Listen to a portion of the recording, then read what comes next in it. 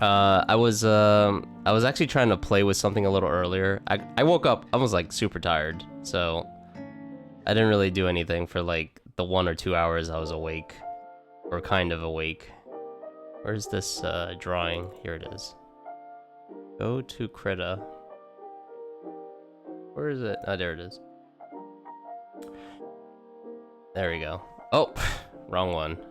Whoops. Let me switch that. There we go.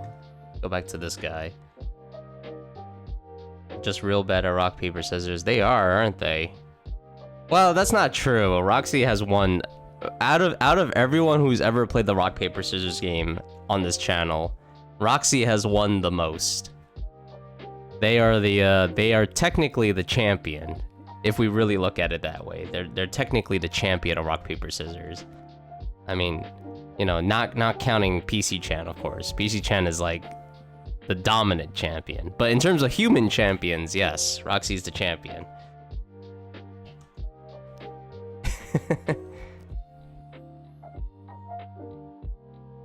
Yeah, see? There we go. Yeah, Roxy has the stats. They have the stats to prove it.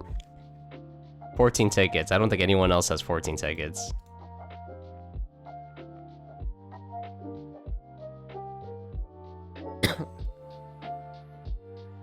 The double pings again. The double ping is my fault. That's like, I have a command. I have like a shortcut in Firebot, so like when I do it, it's supposed to like start streaming and then it pings to the Discord. But if I didn't set it up properly, you know, the stream might not go through, but it'll still ping Discord. So that's my fault. I mean, I must have hit the hotkey twice also.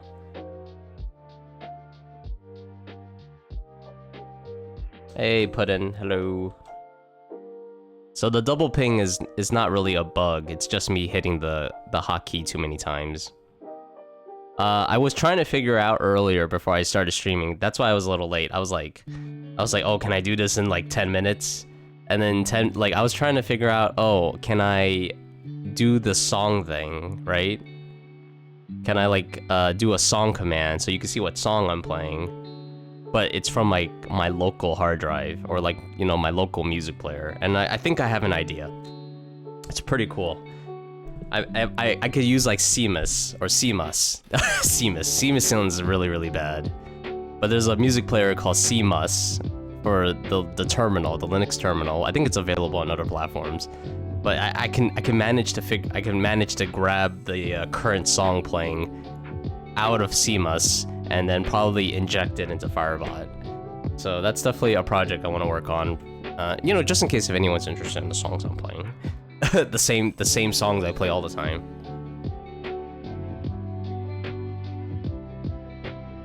Roxy has checked in, has 10 out of 10. How do you still have 10 out of 10?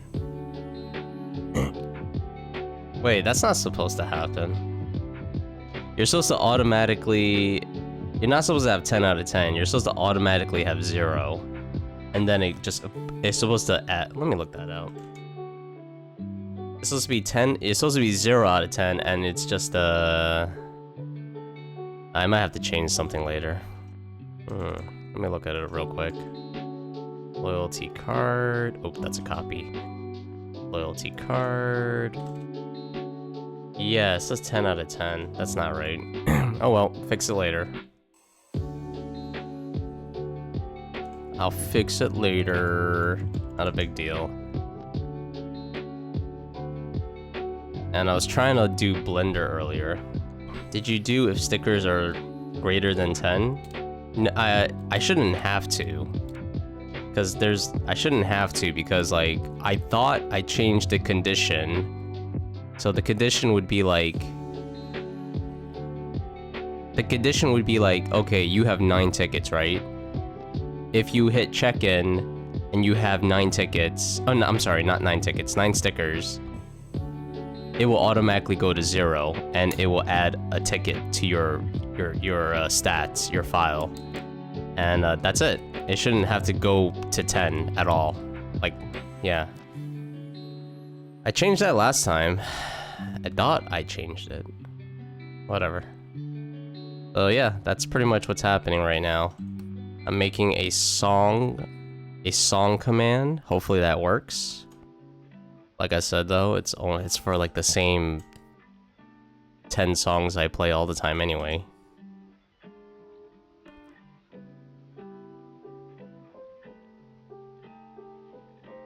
So hopefully that works. Alright.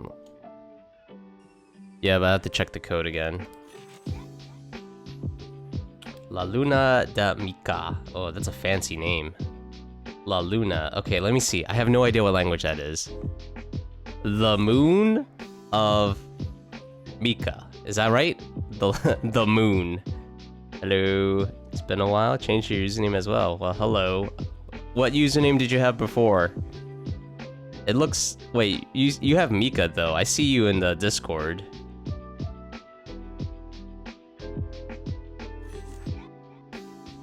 Posting art, which is very cool. Did I see your art? Of course not. I don't have Discord open. That's how come I don't know.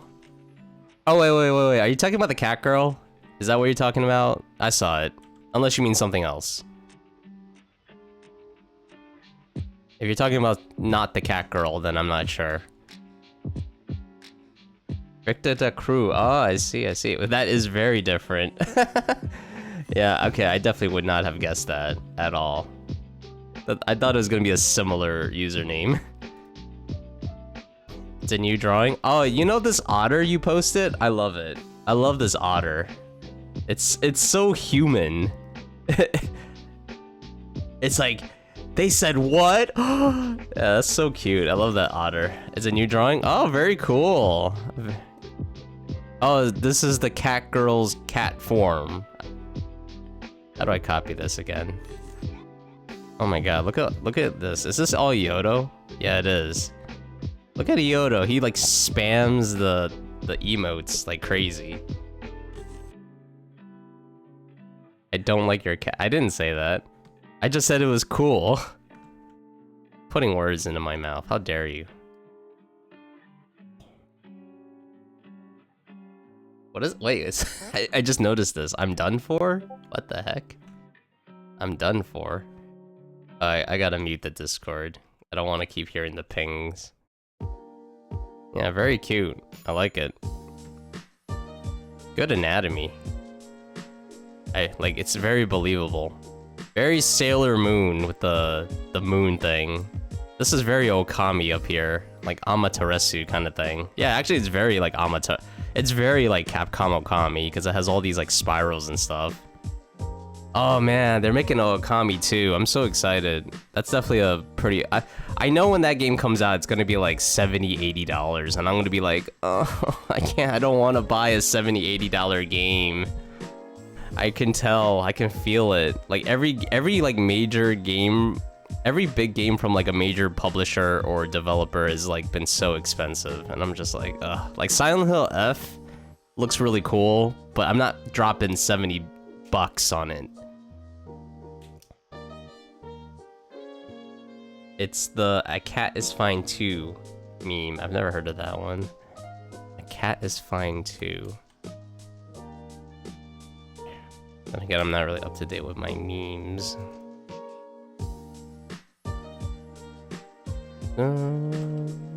Did I just save? Oh wow, whoops.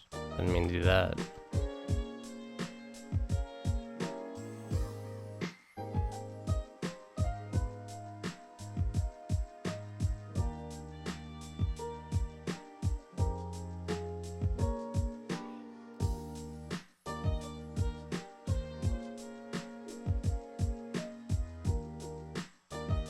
Silksong has sold over 6 million on all platforms, so that's very cool.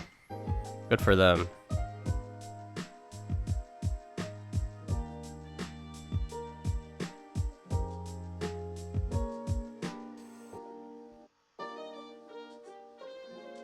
Still have to keep playing Silksong, among other things.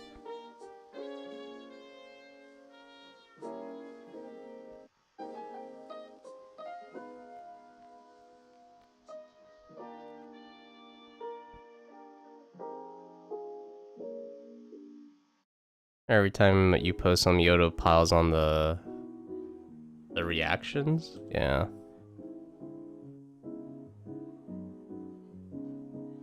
He does not hold back. Even has to spell it out. Oh, yeah. I forgot. So, for those of you who haven't looked at the announcement, I have a birthday command. It's not really a birthday command, it's a birthday date command. And it's specifically designed to enter your birthday. So,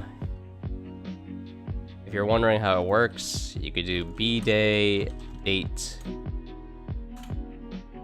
Okay, well, it says that. It says I already have recorded my birthday. So you guys can do it too. And you see that message that just popped up? That's what happens if it successfully enters your birth date. It can accept values from 1 to 12. If you add a 0 in front of the number, it just technically counts as just... It doesn't count as 0, basically. So it doesn't matter if you do that. You could do like 5 zeros and like a 10. And it's just gonna count the 10. So if you guys are interested in putting in your birthday month, it's just your birthday month, not your entire birthday. Go for it. And right now that's all it does. Okay. Input.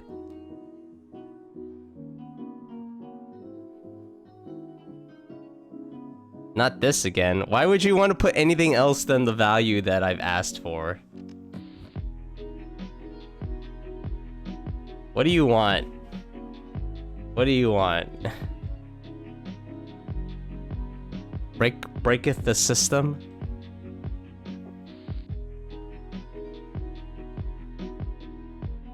You won't do anything anymore? Alright. I mean, if that will get you to behave. You don't want to break it? The birthday command? Well, what do you mean break it? I mean, the birthday... It just says input not accepted. You just have to put in an accepted input. Alright? Right now, it accepts the values 1 to 12.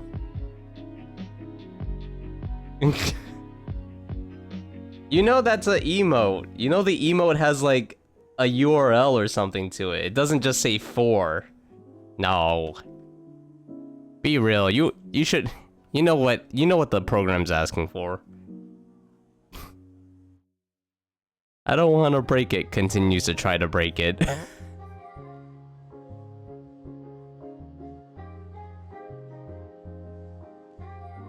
I don't have those kind of systems. I don't have those kind of systems implemented, all right? It's not going to recognize the picture of a 4. Are you crazy? You think I have some kind of like character image recognition software?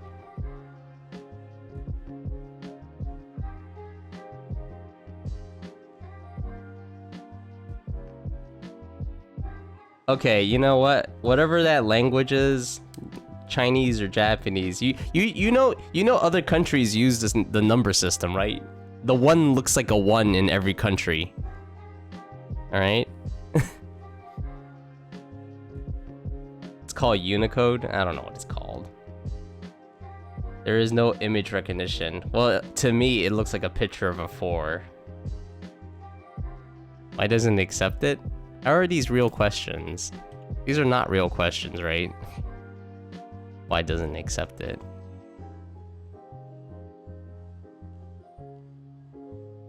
What do you mean why it doesn't accept it? You know why it doesn't accept it. Well, I am a merciful. I'm a merciful person, streamer, whatever. All right, you could keep slapping it with all kinds of inputs. It's the number 9. It's a valid input. No, it has to equal the value. Like the character 9 does not necessarily equal the value of 9 or whatever. It's a picture that is rendered by your device, a Unicode that is then rendered as an emoji. Yeah, okay, well the Unicode probably doesn't actually equal the value 9, does it? Hey, Puglord. Hello, how's it going? That's why different brands have different emoji styles. Alright, well, the Unicode probably still does not equal 9. I'm working on some like Patreon Ko-Fi panel stuff. So you know, on Patreon and Ko-Fi, you can have panel art. So that's what I'm working on right now. I have this one that is, I'm still working on this one, but I think for the most part it's done. Well, you know, you get what I'm saying. It's like, it's mostly there. So that's one of them. This is the other one. And I drew these up, so those are for like Patreon Ko-Fi. I plan to animate it because Patreon can accept animated GIFs in their panels, which I think is pretty cool. But right now, I'm just drawing it. Like, so if you can imagine it, in this one, when it's finished, like finish, I want the pages here to like kind of flip down like he's reading a magazine, and that will be it. It's very simple animation. Yeah. Cool, thank you.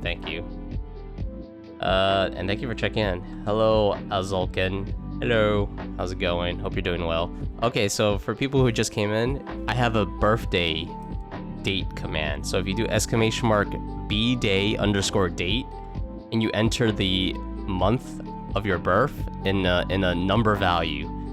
So you have to do, okay, you did something wrong.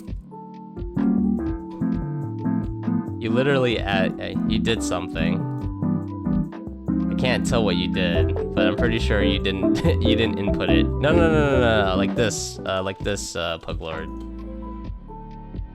That's the format. So you have to spell that entire part out and then put in your number. What the heck is that number? There we go. See, Puglord B-Day-Date successfully recorded. But now you can't change it. You have to do it right the first time, because like I don't really want to go through this whole process of like people changing their birth dates, because it's like haha funny. Right? It records it once. So if you do the same thing again, Puglord, but use a different name, a different number or whatever, it won't record it because you're already recorded. Yeah, so I just don't want to go through the thing. I mean, Iodo doesn't care. He's just gonna keep trying to do the thing.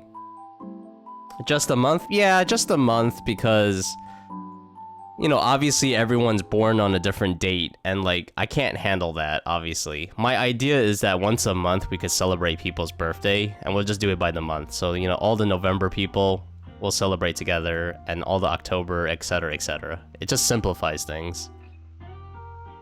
Like, I have an idea of what to do. It's gonna take a while to implement and produce, but yeah. What the hell is this superscript? Superscript to the 4th power? What's this? It's not. What is the superscript for though? It's like superscript of 0. It should just be 1.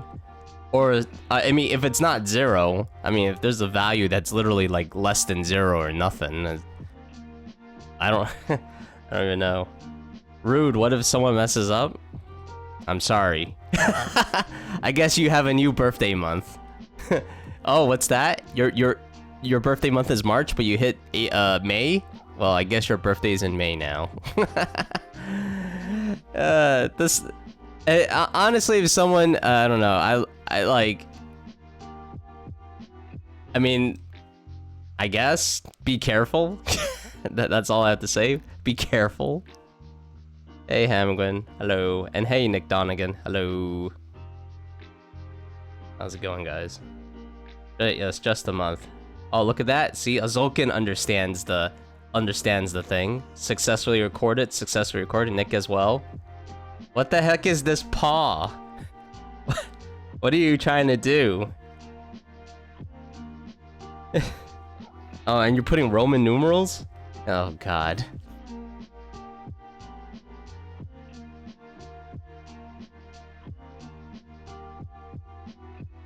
Oh, Oh, Yodo finally recorded his birthday. Finally. Oh my god. It's so difficult. You know what? I just thought of like what do you call it? I just thought of an example in my head of what Yoda does. It's like I have, like, let's say I own an office or a store or whatever, and there's a door, right? And the door says push to enter, and Yoda's like, no, I must pull, and he like just keeps pulling, and he like pulls, and then he tries to slide the door. It's like, well, maybe if I try sliding it, it'll open. And I'll be like, no, it's a formal document, isn't it? What do you mean a formal document? I don't know what you mean by formal document.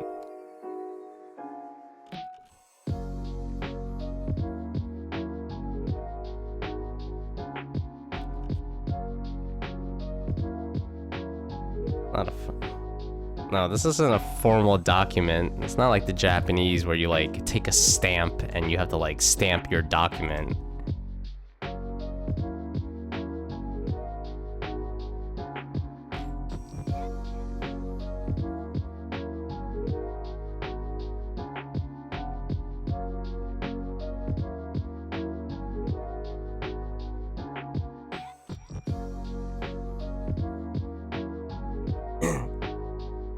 You're being discriminated as a Japanese speaker? What, the Japanese don't have numbers? Huh?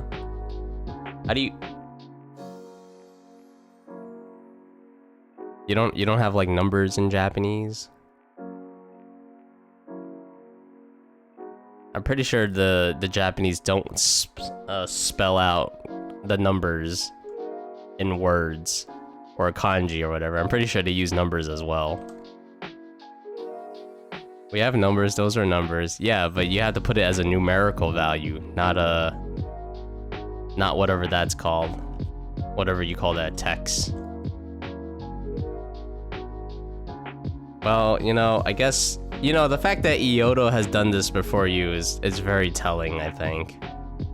At least Iyodo has finally like submitted and was like, okay, I'll add my birthday. You're like, no. You're like telling yourself like, I can't give up. I have to break the system. And I'm just like, why?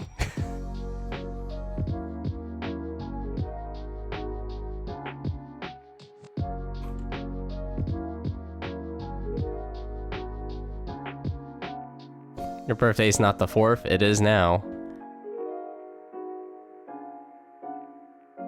We will celebrate your birthday month in your new birthday. We will celebrate your birthday in your new birthday month, the 4th.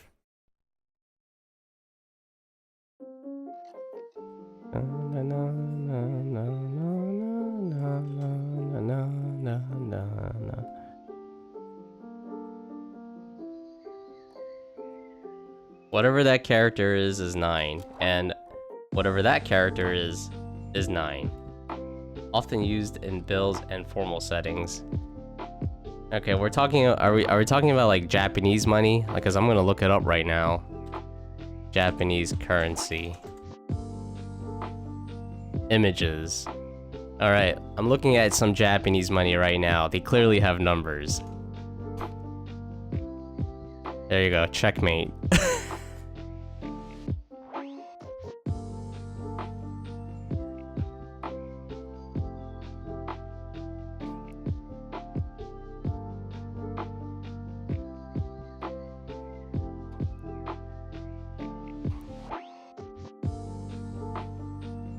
It's like, what have I done? What have I done to deserve this? All I did was try to make cool stuff. And then they were like, what's this? A new thing? We must break and destroy. And I'm just like, damn.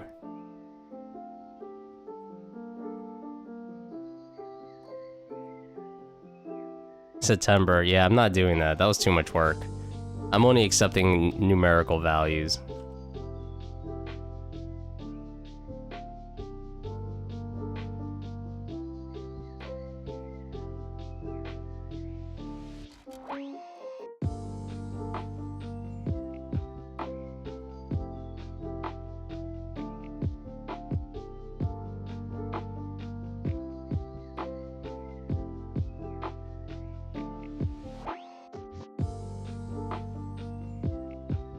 Need to be more pedantic. What does pedantic even mean? I would imagine it means like more annoying or something. Pedantic refers to someone who's overly concerned with minor details. Often in a way that is annoying or tiresome. So that's what AI says, alright? That's not my words.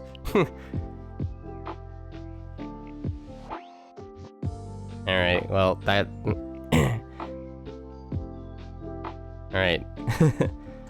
I mean, I'm also not disagreeing with AI. I think AI might be onto something. The AI might be onto something in regards to its definition of pedantic. I mean, you know, you can still play around with it. You're just not gonna have a birthday, I guess.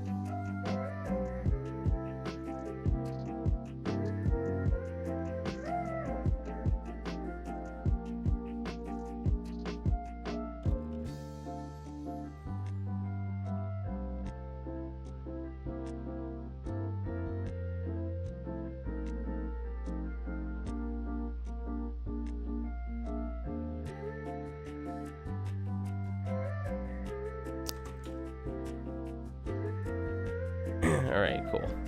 Hey, Azrin. Hello. How's it going? I'm doing alright.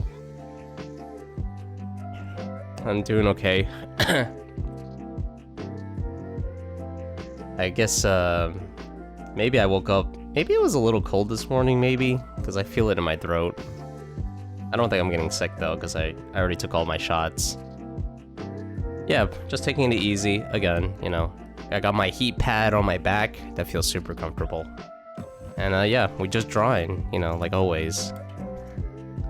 Oh yeah, Azrin, if you haven't seen the update, I'll just let you know. We have a birthday date command. The birthday date command allows you to enter your birthday month. So that's all you need to do. So if you do !bday_date, and you enter the month as a numerical value, you will be entered into, that information will be entered and saved for, like, you know, we could celebrate people's birthday month, that is. We're not celebrating people's actual birthday days, because that's too much work. So if you want to do that, be my guest. You only enter it once. And then we'll figure out in the future how that actually starts working. I'm thinking if I ever get to it, you know, we could have like a little on-screen animation thing. And then, you know, everyone, we just celebrate it, yeah. So yeah, if anyone who hasn't done it yet, if you are okay with sharing your birthday month, !bday_date, and then enter the number. You know, for example, 10 is October. Yes, hello Elbowie, if I didn't say that yet.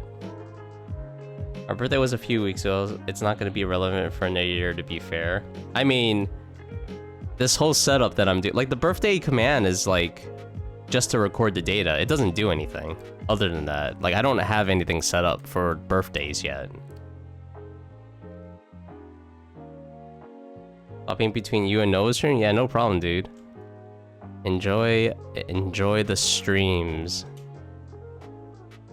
The whole point of the birthday command is just to collect the data now, so that I can use it So now that there's a few people who actually enter their data, I can use that data now instead of using like, you know, fake data, and I can like actually figure out, you know, things to do.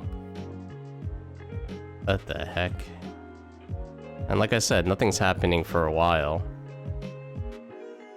so I'm not really concerned.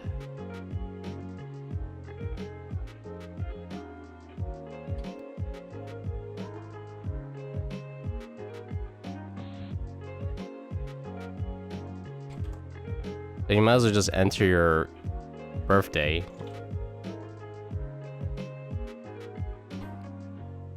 Because I think in my head, I would like the characters to come over. I would like the mascots to come over with like a cake. Like they come over with a cake. There's like some music playing in the background. And then like on screen we can see like all the people's birthdays. I think that'd be cool. Not birthdays, but you can see everyone whose birthday month it is. So the names would like pop up on the screen. And then after it's over, people could blow out the candle. I think that would be cute. They would be able to blow out the candle, and then yeah, it would be fun.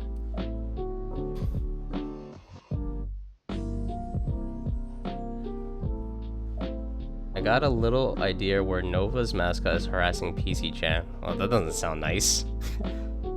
Since he's a little gremlin, it'll be a gift for her since she enjoys your stream. Oh, okay. Oh, yes, yes, the mascot, the little cat demon. Alright, very cool. Let's go for it. Would it only be active users? For the birthday thing?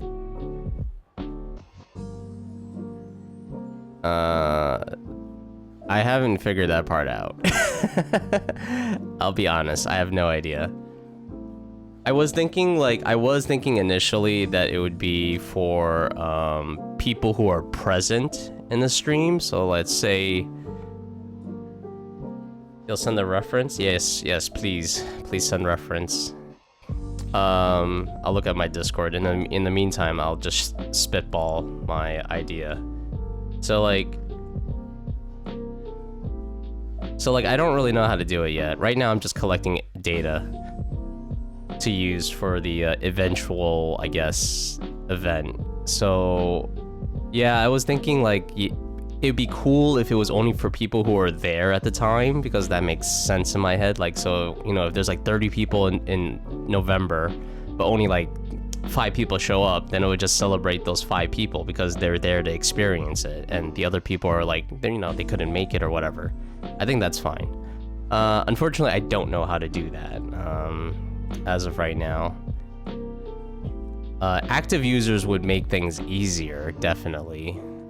I guess I could also do like a separate command. So like if people are there, they can all do a command to say that they're present.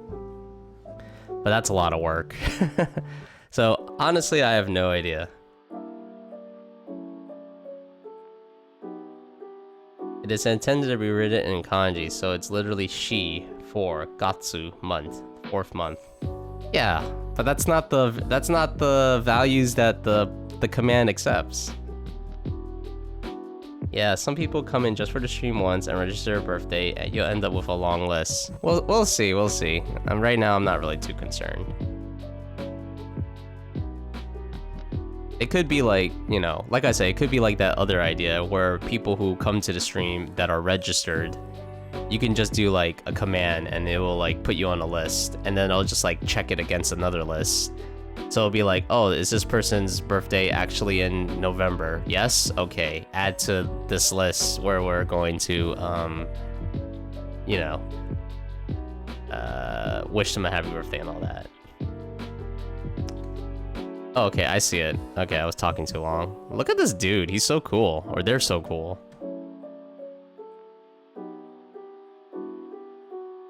Look at this cool dude.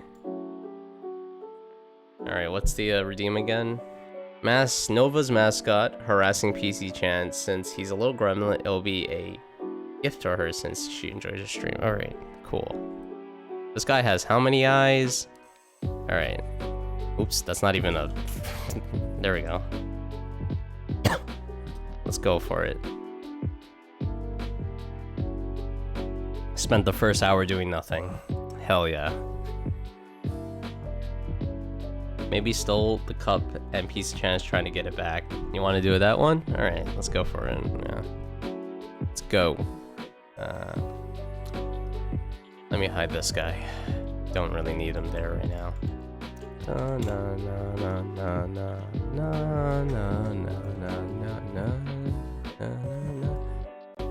So that's in the pipeline right now. I'm trying to design a song command. And if it works, awesome. Possibilities are endless. And yeah, there's definitely a lot of ideas. Just not fast enough. Not fast enough and just don't have enough time.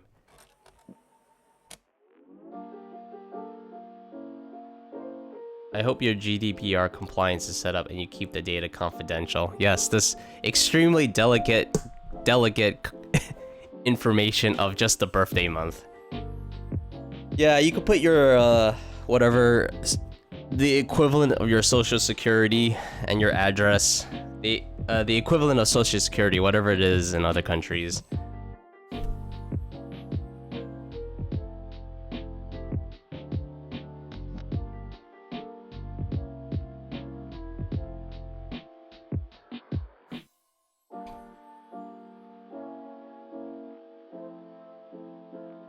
Your personal identifying number, your the what else it is.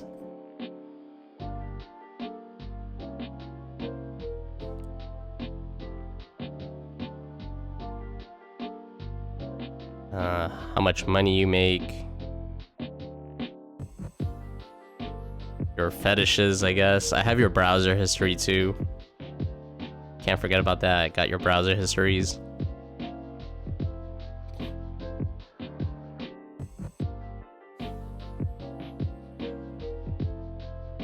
Your PIN? Your PIN. Oh, for your like credit card? Yeah, your credit card. I forgot about that.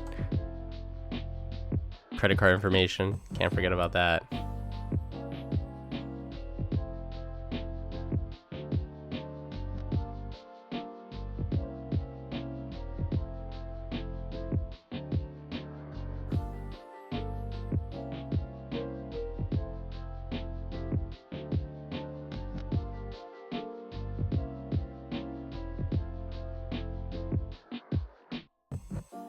Yeah.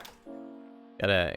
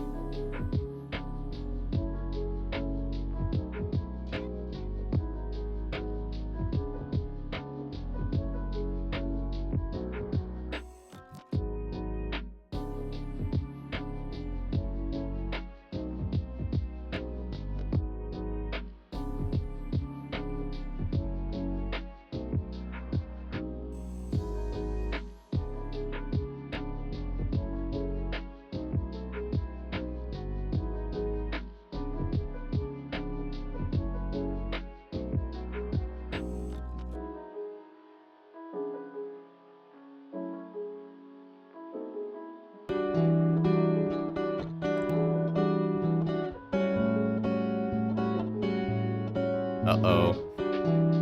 Already, wow. Didn't even like give it time to like sink in. Mushta. Hello, thank you for checking in.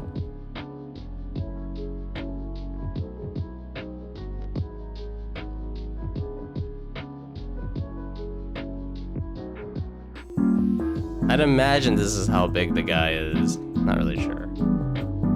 Oh, thank you for the water. Must drink.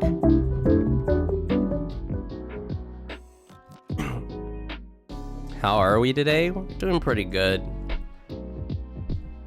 Not too bad. You know, a little tired, but hey. That is the most consistent thing in my life right now, is being tired all the time. But how are you doing today, Mushta? Doing well?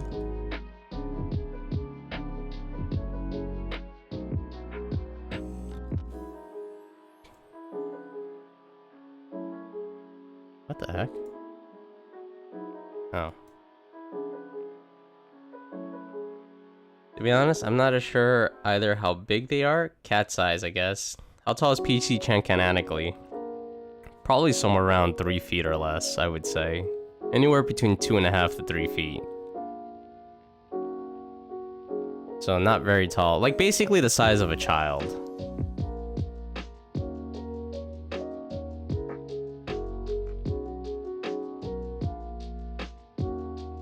But yeah, I made them a little smaller because that's, you know, they're like a critter. I guess I can make them like the size of like, yeah, I mean, this is about the size of a cat, I think.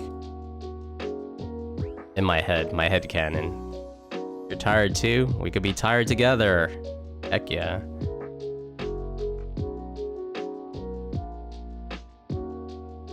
I mean, I took a caffeine pill, but ooh, I do not think it's helping.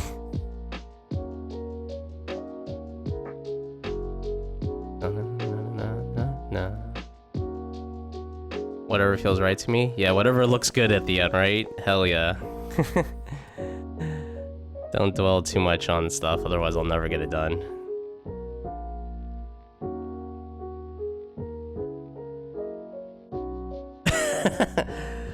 You have played rock, paper, scissors. You have lost at rock, paper, scissors.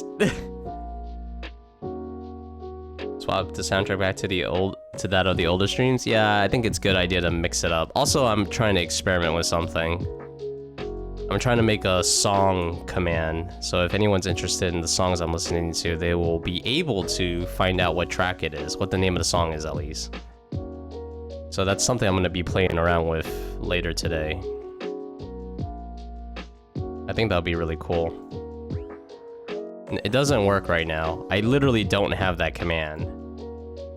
No, I literally don't have that command implemented right now. I'm just saying that's what I'm planning to do. I don't have it working yet, but I think I'm gonna be able to figure it out sometime today. Until then, you guys can ask me what song this is, and I will look at it. You will get real-time, real speech from a real human. What the hell? Watch this, yes. Watch as you continue to defy the rules.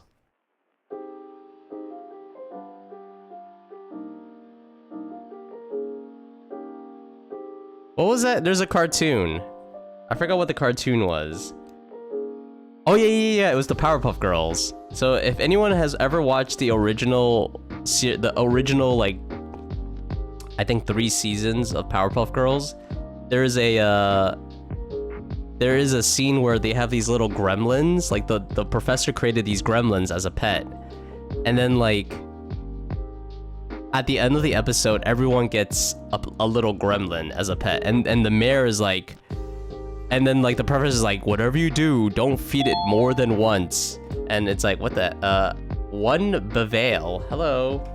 I don't know if I said that right. I'm sorry if it's wrong, but hello. How's it going? Hope you're doing well.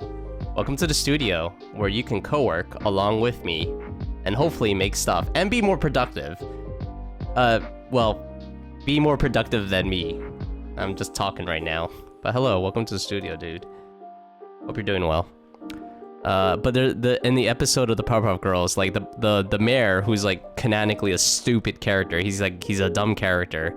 He's like, got it. Don't feed it more than once a day. No, just once. No, once a week. No, once a month. And then the professor takes away the gremlin. Like, you can't have one. That's what Yoda reminds me of. He keeps trying all these things like, you can't have fun. No more fun for you. No options.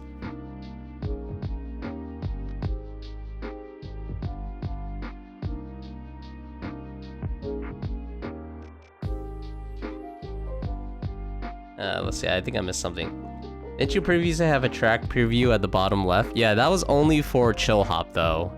Because that was the only way I could figure out how to get music, like music information. So I literally just captured a screen of the web browser. Which is fine, I don't know. Maybe you guys like it. But as of right now, I'm just trying to figure out like other ways to do it that I think are good.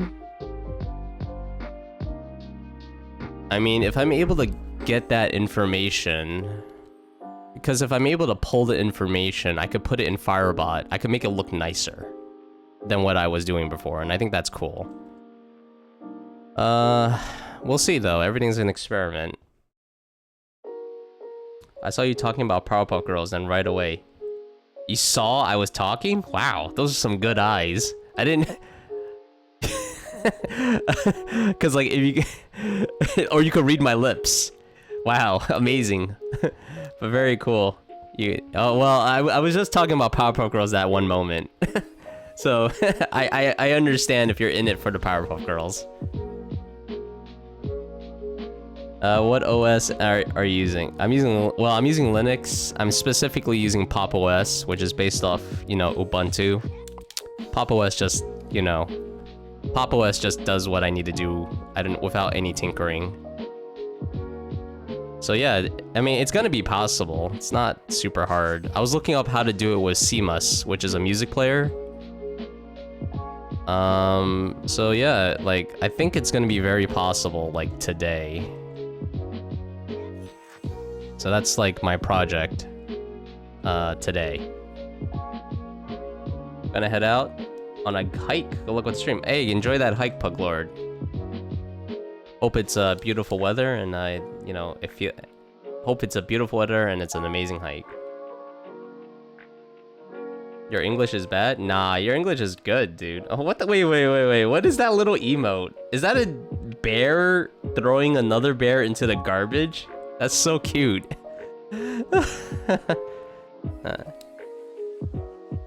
Your English is good, dude.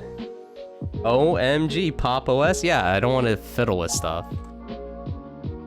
I'm not into... I had a very customized Debian install once upon a time, and it was good. It was good, but I got really tired of customizing, so I was like, screw this. I want something I want an out-of-the-box... I want an out-of-the-box setup, and I chose Pop OS because I have the most experience with Debian-based distributions. Not to say I don't like the other ones, I just... I want something easy.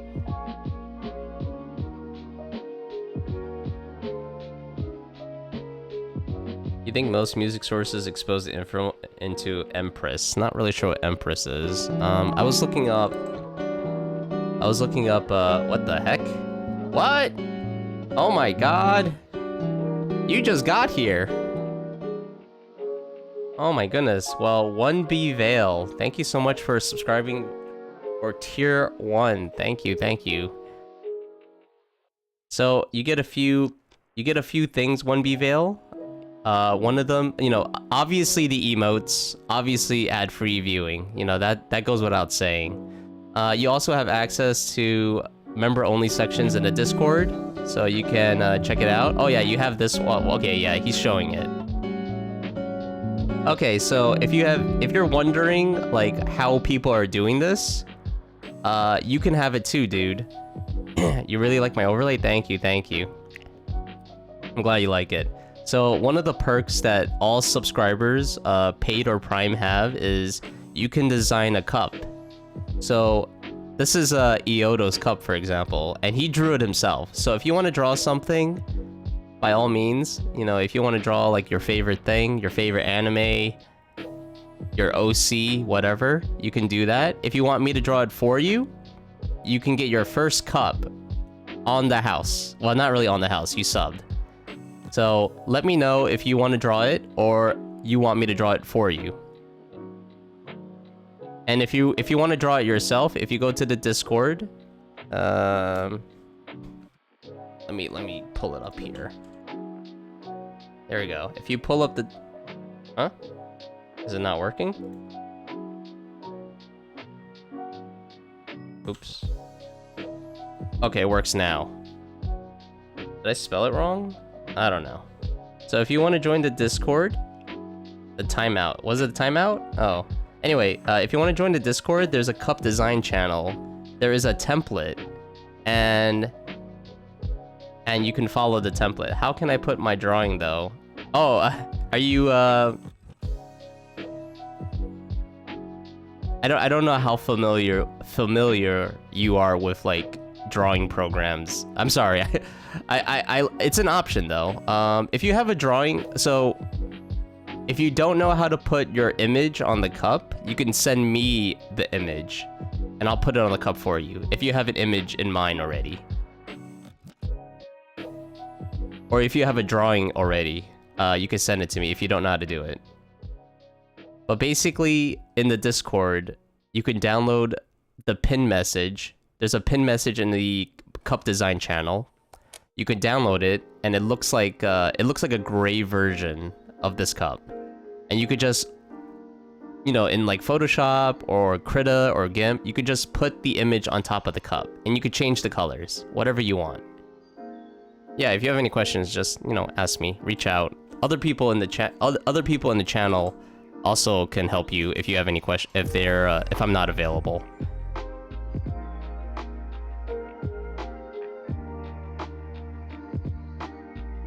Yes, but thank you once again for subscribing. Very nice idea, thank you.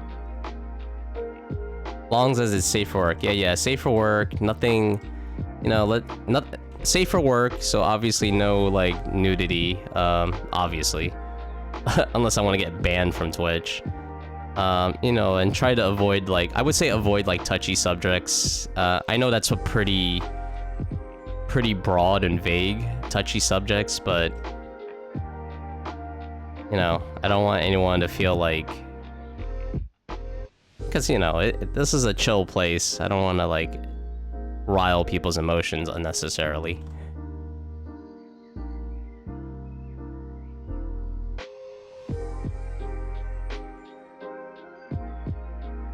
Yours is borderline not safe for work. It's a little risque, but I would say it's like very PG-13 Yodo. I wouldn't say it's like, you know, adult eyes only.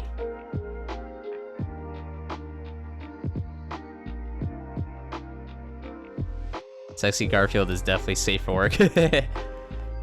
I'm willing to help you if you need it. Oh, okay, cool. Thank you, Elbowie. Thanks for offering them.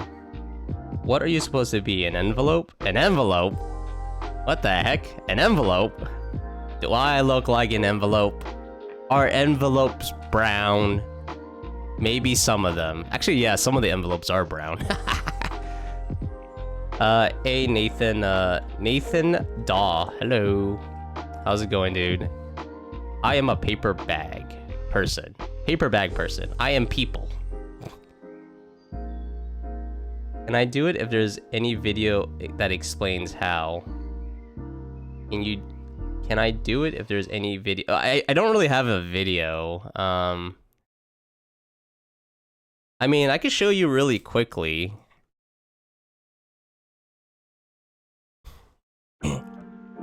Like, I'll show you really quickly, B-Veil. I don't know what program you use too, actually, but I'll show you how to do it in Krita real quick. So, take a small break from the drawing, sorry. So in the cup design channel, there's this file. You can download it. And, you can't see it. Oh, damn it. Yeah, that's right, I don't have this set up. Actually, no, I do have it set up. I'll just do this. There we go. See? This is my layers over here. So all I did was I created a new layer. And then you can start drawing anything you want on it. You can change the colors too. So I make a new layer. I pick a color.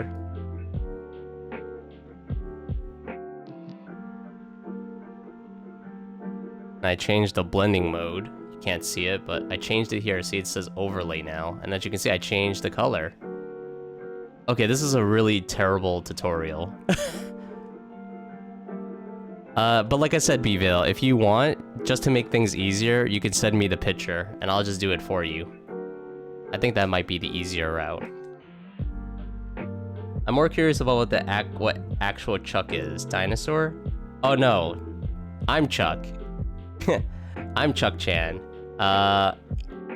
So the dude's over there. So we got Art the Artosaurus. He's the blue guy, and then we have PC Chan, which I think that one's kind of self-explanatory.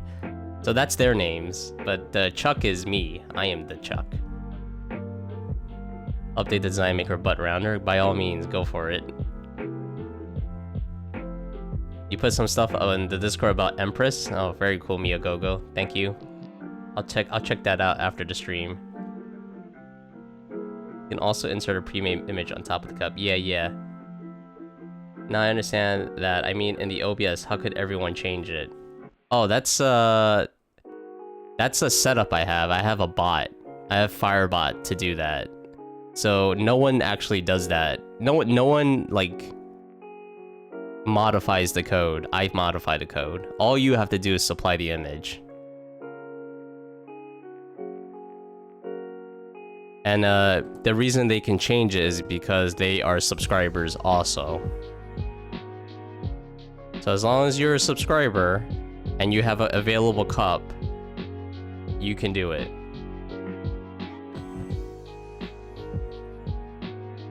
That's how come they could do it.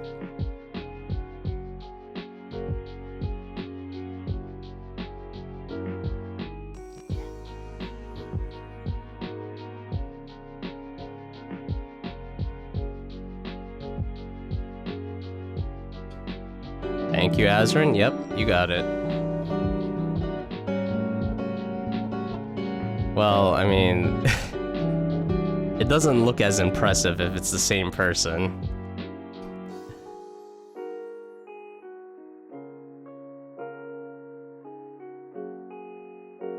You've assumed wrong because the profile pic is a dinosaur. Yeah, I mean there's a reason for that though. Because like he's my like original mascot. He's like my original mascot that I was like really serious about. And you know, he's called Art the Artosaurus. So it makes sense to me that he would be, you know, he's like Snoopy from Charlie Brown. Like when you think of the Peanuts comic or the Peanuts cartoon, you don't really think too much about the kids, like the other characters. You think about Snoopy, because he's like the star. And that's kind of what I want Art to be as well. He's like, I don't know. I just think he's more important, is basically what I'm saying.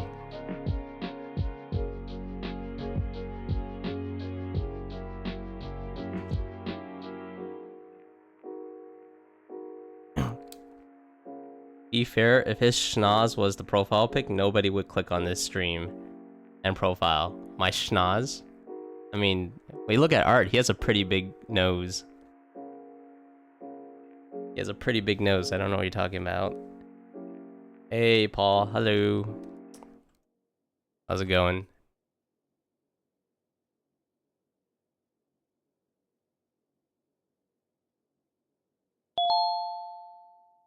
Hey, Nathan Daw. Thank you. Thank you for following. I hope what you see here is, you know, you like it. Oh, wait. I don't think I told it to repeat. No, I did not tell it to repeat. It's repeating and it's on shuffle. Alright, cool. How am I doing? Doing good, dude. Doing good. A little, you know, a little tired, but hey, that's what it is.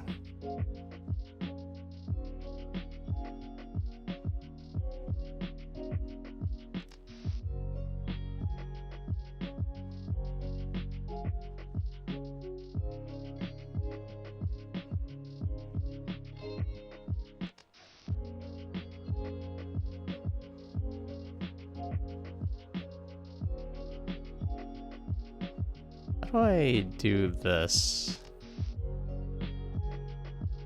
Yeah. There we go. Fast feet. Heck yeah.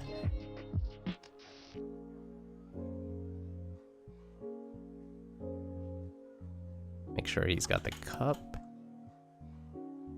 Got the cute smile. And we're just gonna do like little eyes.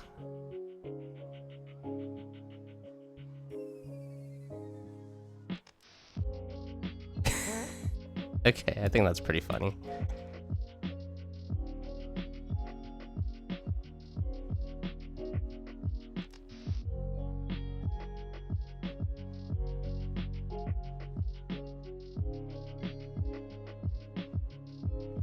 Oh wait, I know a better way for this. Yeah, I think I like yeah, there we go.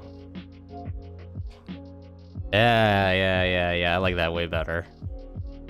Nice.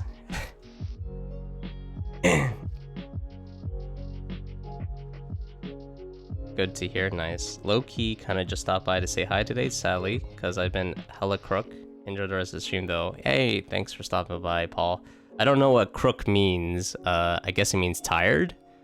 So if it means tired, I hope you get a good rest, dude. See ya. Get a good rest.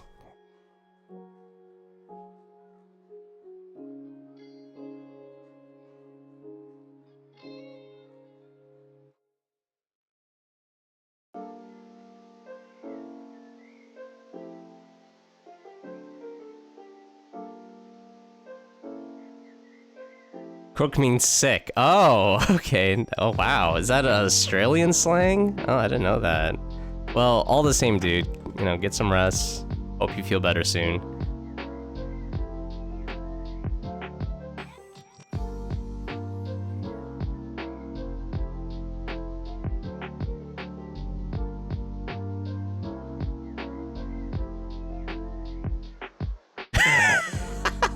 Oh no, PP get well. That sounds so bad. Oh no, PP is sick. Yeah, get well, dude. Oh my god.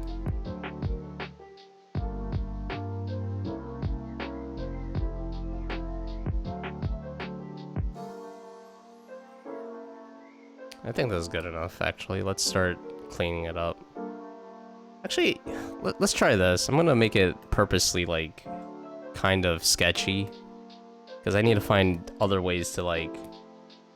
I need to find other ways to, like, speed up this drawing, so it might have to be sketchy then. Other people don't use crook? Well, crook sounds like you stole something. Like you're a criminal.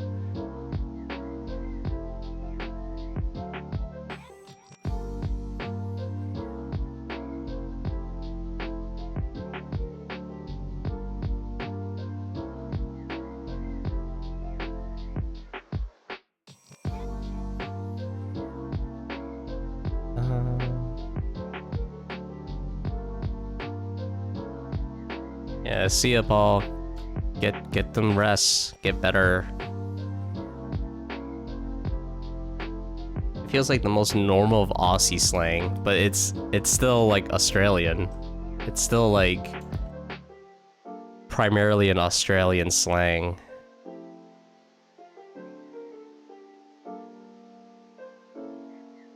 Yeah, I've never heard anyone use that here in America. Well, not America. More like New York.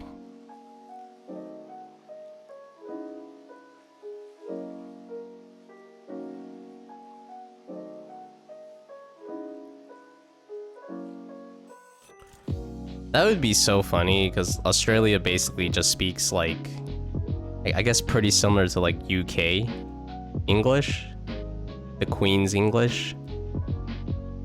And then, like, if I ever visit Australia and I don't understand what people are saying, I'm gonna be like, oh god.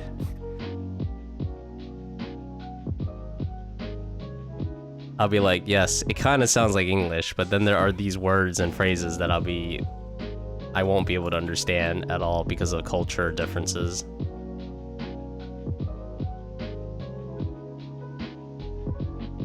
I love that episode. For anyone who's ever watched Codename Kids Next Door, which is a great cartoon. And Codename's Kid Next Door, there's a part where Nigel, agent like number 1, his code name is number 1. So him and his father, they end up going to like Britain or England or whatever, right? And the thing about Nigel and his father is that they have this like English accent. So Nigel, I guess, is born in America, which is where most of it takes place. And like Nigel is telling his father, he's like really nervous about going to England. He's like, what happens if I don't understand the language, father? Like Dad, what happens if I don't speak the language or understand the language? And I'm like, what the hell? Man, Codename's Kid Next Door is so good.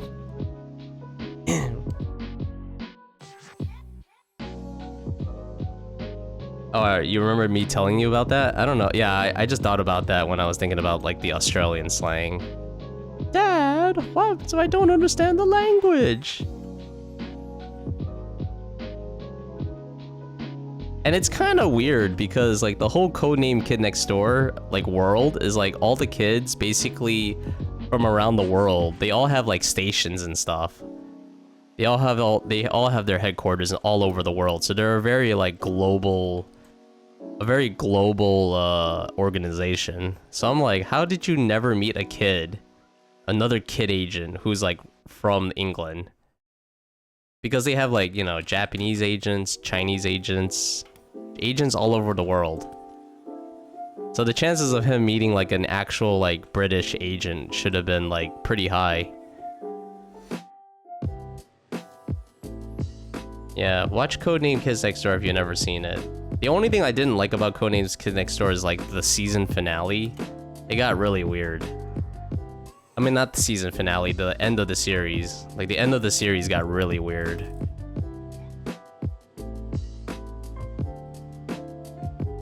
Other than that, awesome cartoon.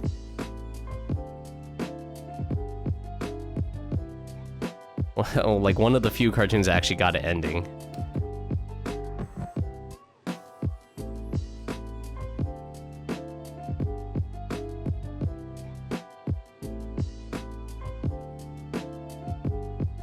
Some of our slang is interesting.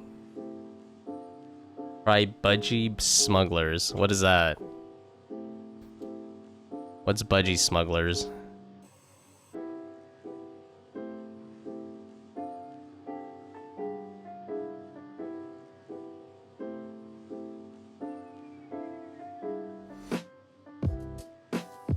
Is that a burger?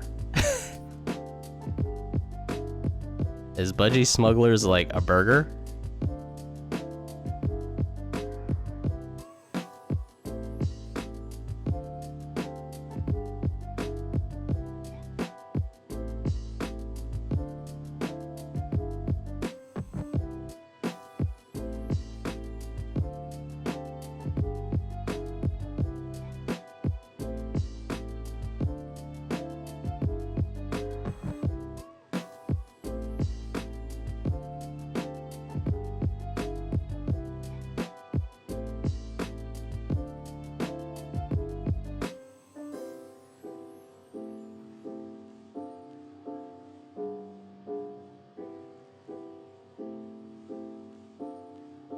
That reminds me of the Amazon show with the furry detective. Detective fully dressed in fursuits trying to uncover illegal pelting industries. What? A furry detective? Let me look that up.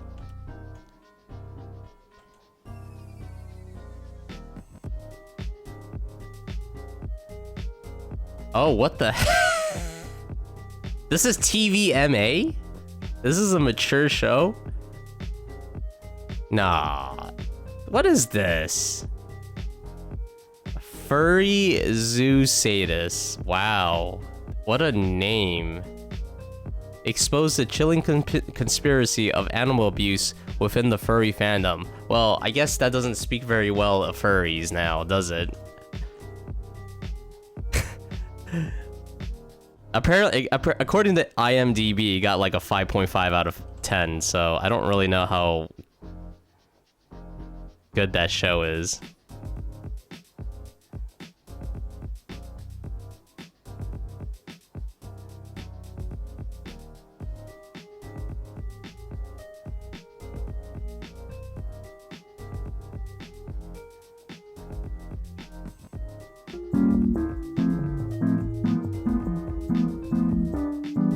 I don't know how to explain it because you still might not understand. That's true. They are Speedos. Oh, I know what a Speedo is. Like a man bikini then. It's so cringe and crazy. Would you recommend it? I mean, I know it says 5.5 out of 10, but... You know, I've watched like shows that are not rated super highly and I still enjoy them. Some of them. It does look ridiculous though. Oh, what happened? Oh, water. Thank you. Thank you, Yodo.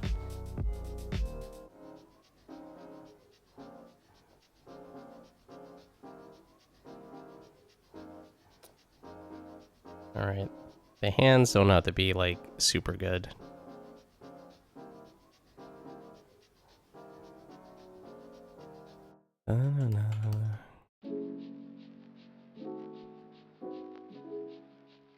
I just have to keep repeating in my head, it's just a sketch. It's just a sketch. It doesn't have to be amazing. Or it doesn't have to be like super clean or whatever.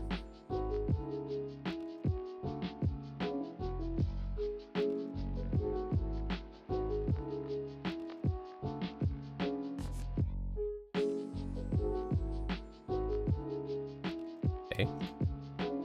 It's alright, it's got good commentary on the whole furdom. Some good, some bad. But it can be great slop to watch when you do something. Oh, I can imagine. It's fictional, right? Like... Or is this actually like an undercover like docu-series about like things that actually happen?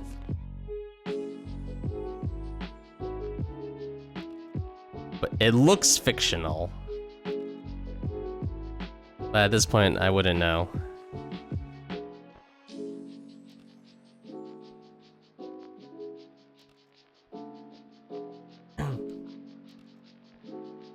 F me dead, I think is Aussie specific. Interesting. Is a different meaning over here.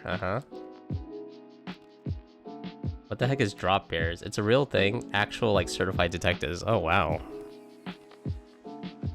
Yeah, I guess that doesn't really like bode well if you are part of the fandom.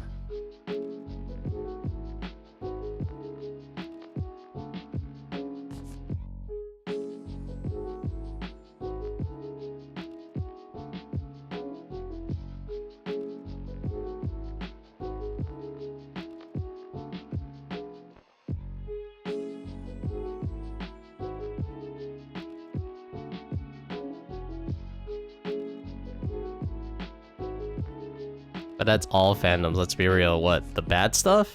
I mean, yeah. There's no like, I mean, it's not even fandom, it's like people. People ruin stuff for other people. Like, I still haven't seen the My Little Pony documentary. I think it's called Bronies or whatever. I remember seeing some clips, and some of the clips were, like, really, really horrible. Well, okay, that's kind of, like, very vague. Some of the clips that I saw were, like, super cringy. Like...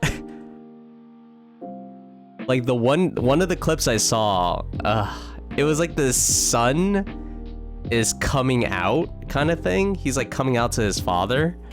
But instead of saying, like, hi, Dad, I'm gay, he's like, hi, Dad, I'm a brony. And the dad is like really confused, like what the hell's that? And it's like, well, you know, I'm into ponies. And then he goes like, and he's like, so you F horses? And I was like, whoa.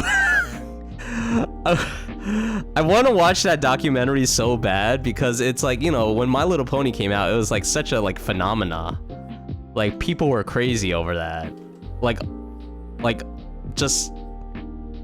I don't know. I don't even know how to explain it. And I haven't even seen it. You know, when it aired, I haven't even watched it. I wanted to too, just to see what the hubbub was about. But man, like the Brony documentary was like, I want to watch it so bad. Like Jesus Camp. I watched Jesus Camp, and Jesus Camp is very intense.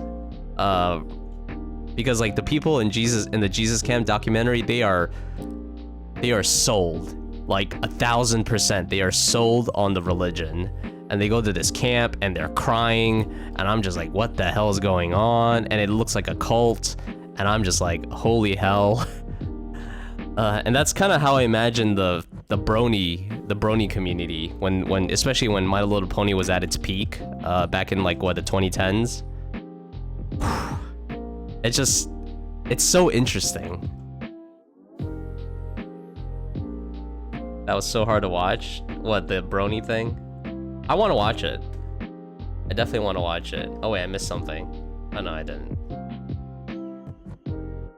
You hate cringe content, so hard to watch? Well, I love cringe content. I love it and hate it.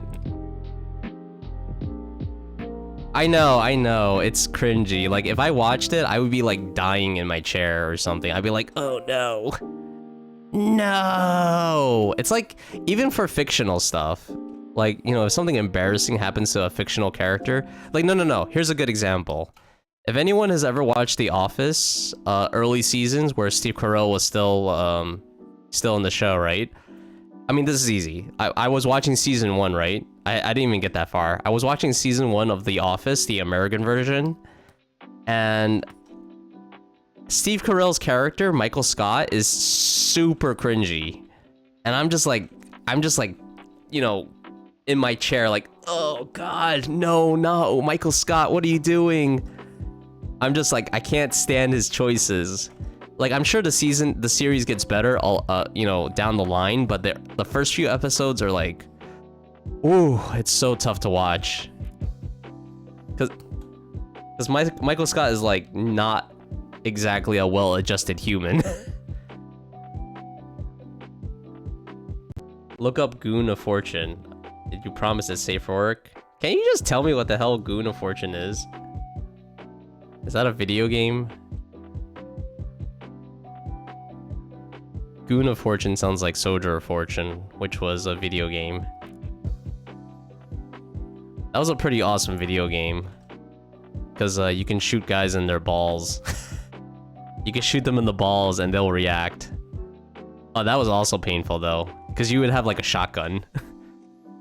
So you would just shoot this guy with a shotgun in the balls and it'd be like, ouch.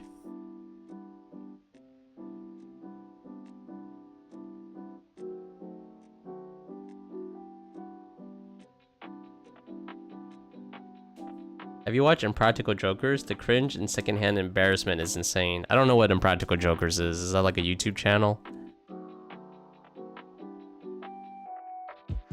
I used to watch a lot of videos of like, I think Public Freakout on Reddit, and it would be like some of the stuff is like not really cringy, but it's definitely rage-inducing. So like you would have these people who think they're making like the best content in the world, and you know what? People probably watch it. So one of them is like they're in a hardware store, right? And they're like pushing this big item, this big heavy item, right? And they would like purposely run into people, and they would like play it off like it's like an accident. And I'm just like, ugh, I hate this person. You know? I'm just like, I hate this person. Why would you just purposely run into this person, this other guy who's minding their business with this heavy ass object?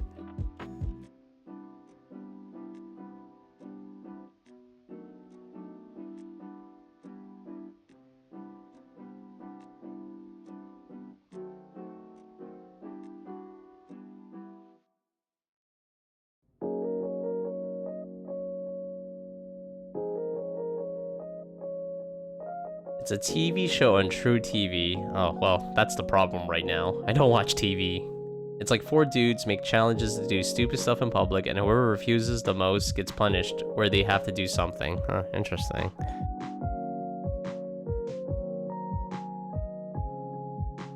Anything for the internet fame, right? Well, that's True TV, so I guess it's more like syndicated television or whatever. Yeah, I don't watch TV much anymore. I don't watch anything anymore. If I'm gonna be completely real.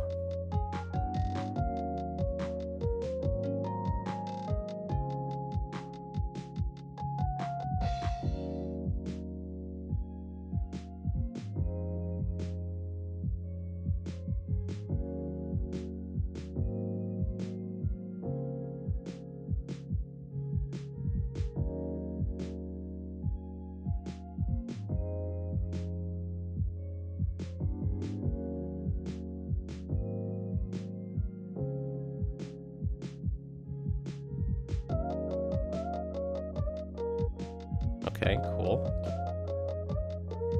It's a new wave of pranks that aren't like actually pranks, and it says just a public nuisance. I think that's been happening for a while though. Like I said, I used to browse those particular subreddits, and it would have a lot of those. I still remember one of the stories, like one of these pranks. I forgot what it was exactly. I think the pranksters pretended to be burglars. They pretended to be like robbers. And the person they were trying to prank shot one of them. And apparently this guy is like, okay. And then I read like a follow-up story. Not really a story, I was reading the comments, so I don't know how true this is, obviously. But according to the comments, the guy who got shot just ended up going back doing it again. And I was like, you didn't learn? You just got shot. You don't learn anything? Oh my goodness. I was chucking some snags on the Barbie by the Billabong near the Botlow when this durry munching drongo comes along and says, "Oi! Something. Us. What? What?" Now that was hard to understand. Completely harmless. Yeah, I don't know why I said new. Yeah, I think the nuisance pranks has been around for a long time. Probably longer than most of us think. It's probably been around like probably like early internet, I bet. It's just that with social media now and how like fast it is to consume content is like, it's just oversaturated with it now. So now there's like a mountain of content like that. And you know, people do it because obviously they see other people doing it and they think it's like easy way to get internet points, maybe to become famous, maybe to make money. Because I like I definitely listen to like some like business podcasts on like how to start businesses. And like some of the ideas that people are talking about, you know, they're really there just to make money. It's like there's not a lot of integrity behind what they do. And like I read this guy's book, which has a very like audacious title. It's called Rich 20-something-year-old or something. And it's about like, you know, becoming financially independent and all that stuff, right? Anyway, I go to his website because that's kind of where he started. Like he made a website, right? And it's filled with like AI like images now because, you know, that's the thing. That's the popular thing to do. Is to like have AI images on your website because it's just easy and fast. And I'm just looking at it, I'm like, oh man, this site looks kind of like ass now. But it's funny because I actually like his book because I feel like it speaks to me, oddly enough. Not that I'm a rich 20-something-year-old myself. I am most definitely not.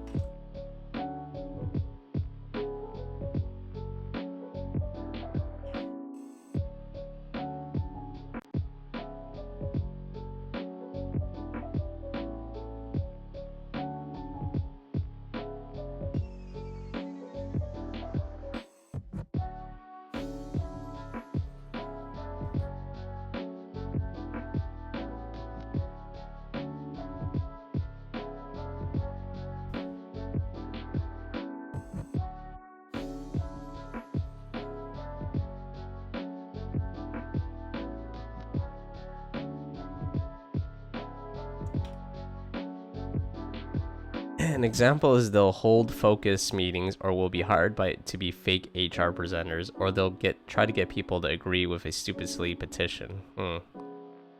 I think tasteful pranks are better. Like a tasteful prank would be like the one I saw is like this guy's carrying like a huge stack of boxes, right? And then he walks by somebody and like he pretends to like trip and the boxes fall over, except the boxes are all empty and they're like tied together. So it's like, I don't know, by a string or something. So when it falls over, it stops. And it'll be like, you know, that's like a pretty harmless prank. But anything that, you know, causes people a lot of stress or like hurt, yeah, I'm not really for. There was a very similar case where they broke into a guy's house and it didn't end well. They broke into a guy's house? Well, at that point you're just, it's not even a prank anymore. You're like literally committing a crime. If I go a true Aussie, I'd get banned off Twitch for sure. Oh, what? The C word is just part of the Aussie everyday vocab. Oh boy.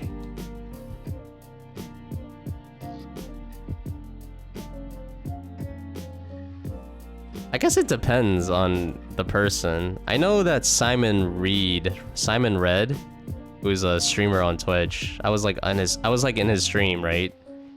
And someone like mentions that and he's like very against that word. Which I was like, oh, okay. And he lives in Australia. He's in Sydney. So I'm like, oh, okay. So not all Australians like use that word. They don't all use that vocab. So I thought that was pretty interesting.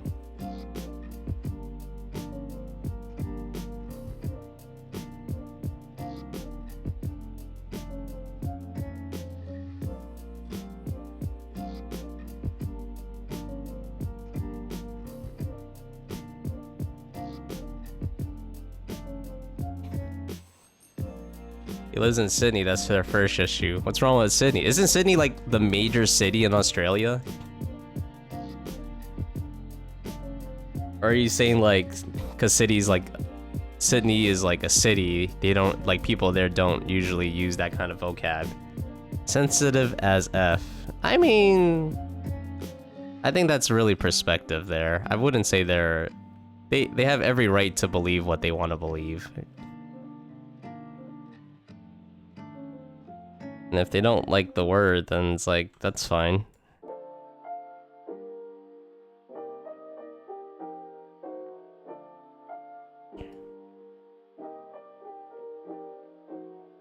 But that kind of just goes to show, I think it's not this like blanket statement. You know, not everyone's gonna do that. Not everyone's gonna agree.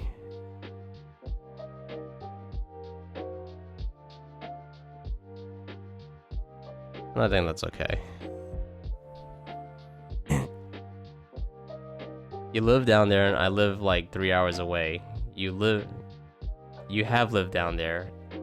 Okay, so you used to live in Sydney and now you live somewhere else. Somewhere else further. I mean, that's kind of like, No, I won't talk about it. I feel like that's going down like somewhat sensitive route. Because, you know, I'm not here to tell anyone that they're right or wrong.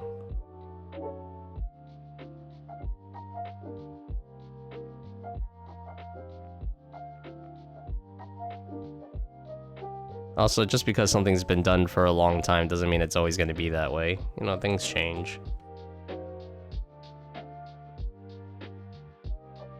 Alright, this looks like something, right? This looks like something.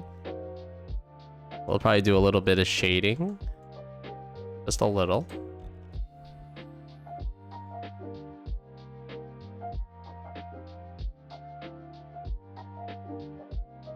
This looks fine. I just want to now, whoops, add a little bit of this guy's oh, he has a tail. Whoops. Dang it. I thought I had my bases covered.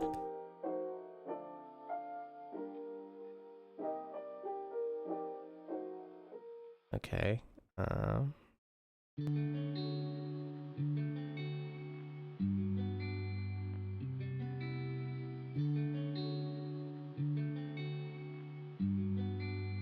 something like that. And then we had to add like eyeballs.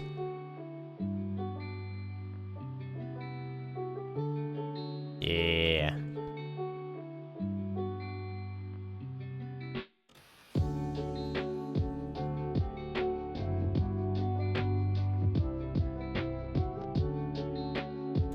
Eyeballs and eyeballs up here? Oh no, these are like the ears kind of look like soda.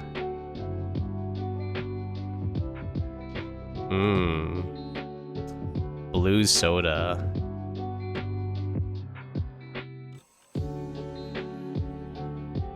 How am I gonna do this now exactly?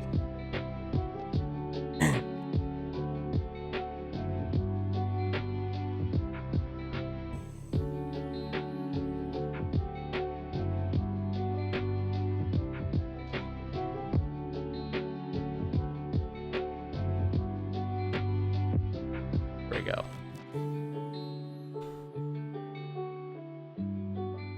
Sydney, I know well. I mean, more than me at least.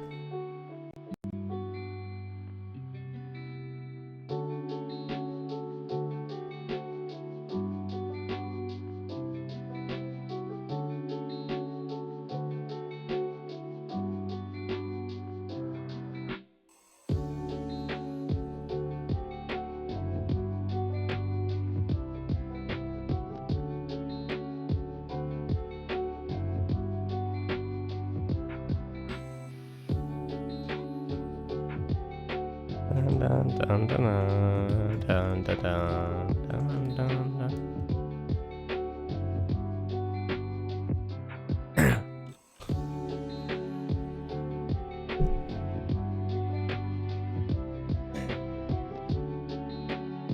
The code is bad? I mean, I don't really know why that's happening.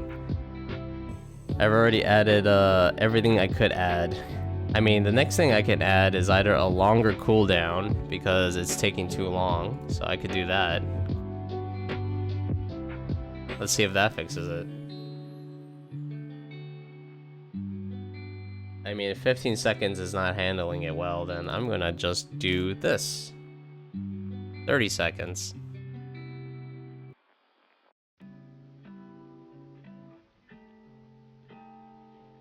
Now it's 30-second wait.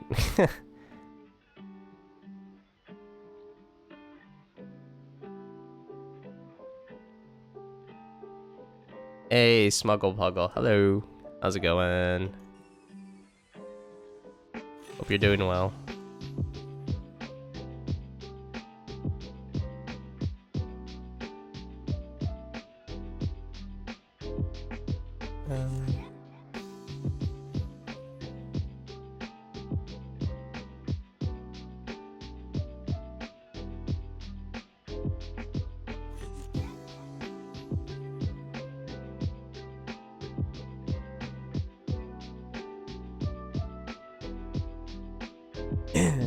Stickers aren't automatically converted to tickets.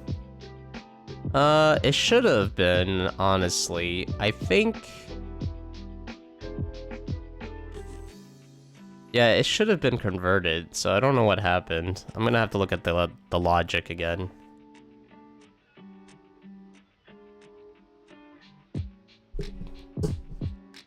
But yeah, it's supposed to convert it. You just woke up? Well, good morning.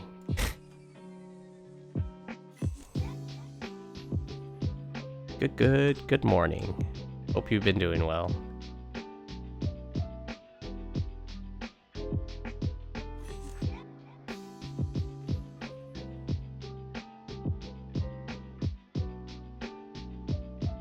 You won again? Oh, wow. Alright. Clearly the 2.5 is not hard enough. So that's something to change as well. I'm gonna change that. I wanna make it more difficult.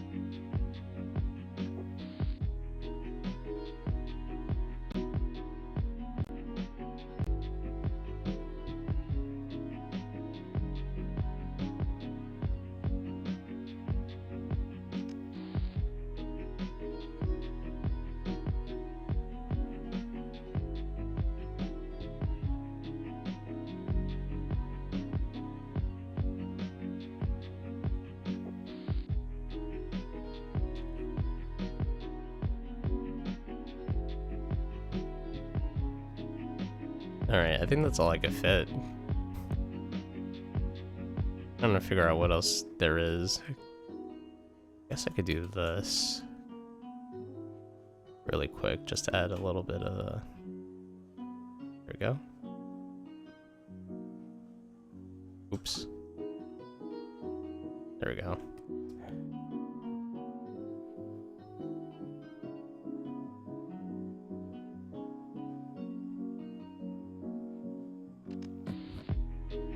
Oh, what? Oh, what's... Okay, I didn't... That was weird. And I guess last thing would be just a little bit darker. It's looking great. Oh, thank you. Almost done. Yeah, I think this is probably the quality of the sketches going forward. It does look more sketchy, I will say that much.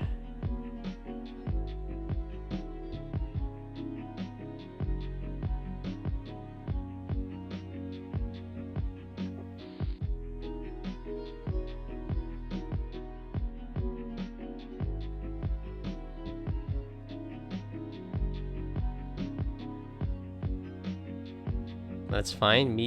With me, my gambling addiction paid for this, so I'm happy. Well, your gambling addiction and also, you know, you just subscribing and also gifting subs, like all of that also gives you tickets. So you don't actually have to, like, you know, gamble. You could also do the check-ins, you know. The check-ins are like free. The check-ins are just, you know, completely free. You just have to be patient.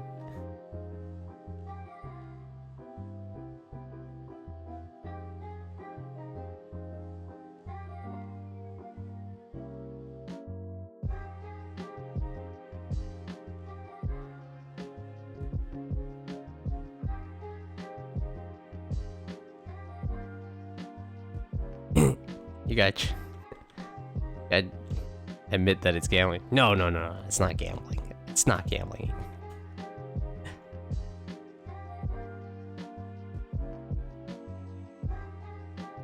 Gambling would mean that there's like actual stakes involved or something.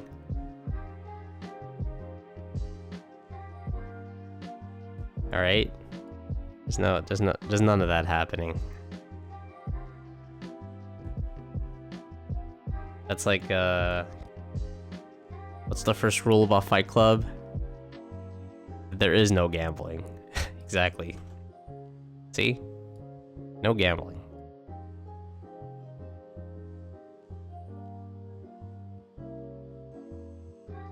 Alright, there you go, Elbowy. Pretty cute.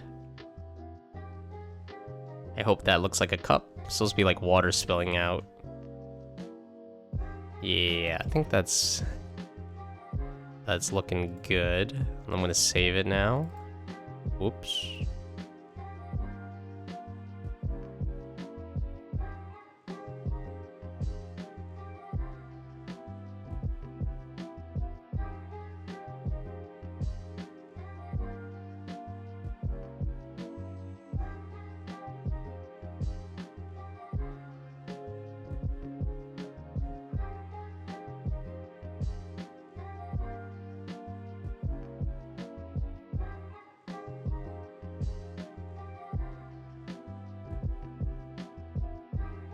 Oh, whoops, typed that wrong.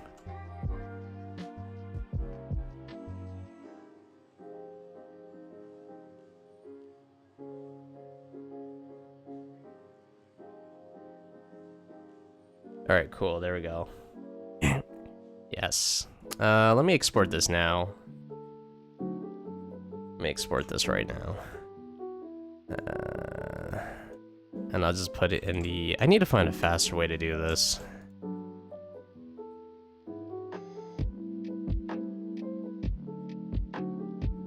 I gotta create like a...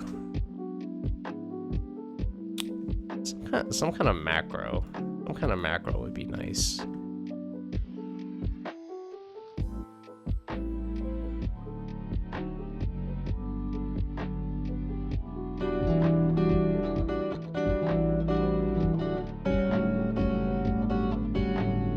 Oh, thank you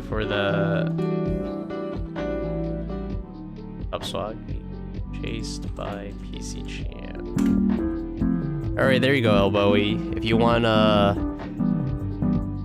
send Nuva Art this, I uploaded the low-res version first. And then later on I'll upload the high-res version. So thank you for the sketch redeem. Oh wait, oh, and thank you for the water hazard.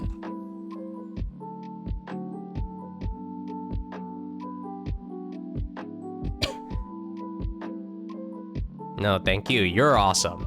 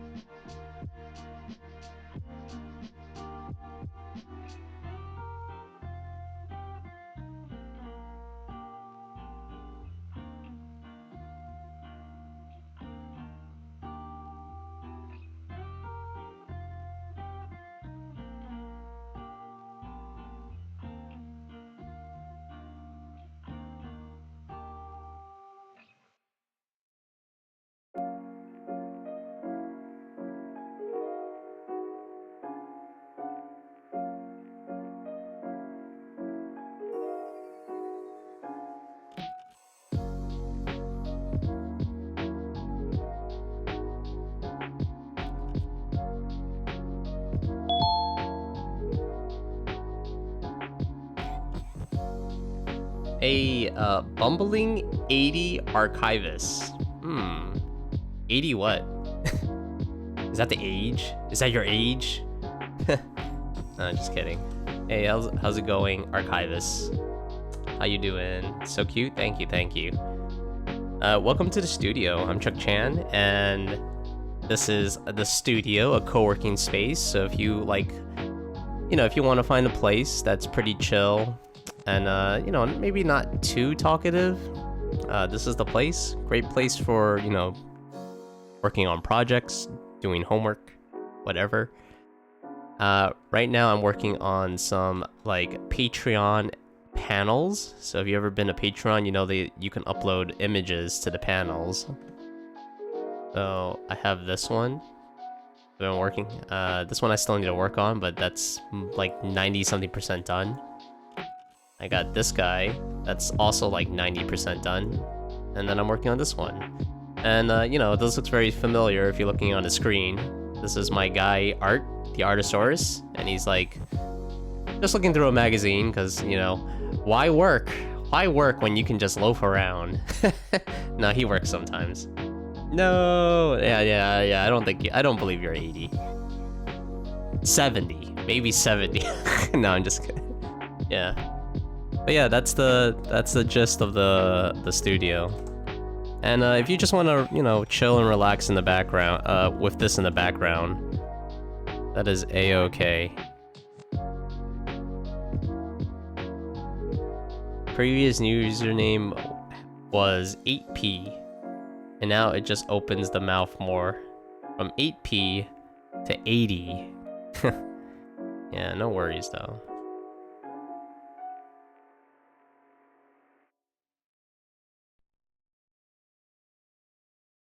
Yeah, and if you're interested, we have a check-in system. Check-in systems, you can get like rewards and stuff.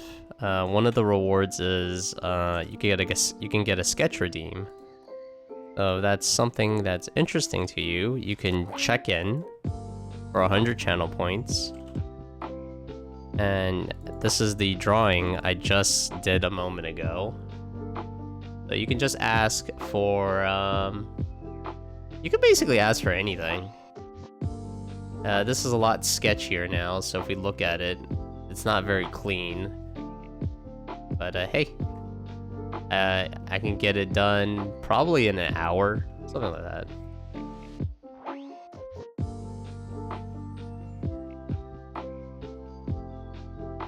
Yeah, I don't know why. Oh, maximum effort. Hello, how's it going?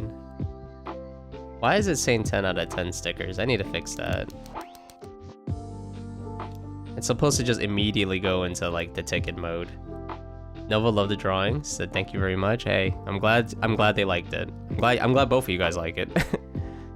Yeah, no problem. Anyway, very funny model. Oh, my dude, yeah. I'm glad you think so. He is meant to be goofy.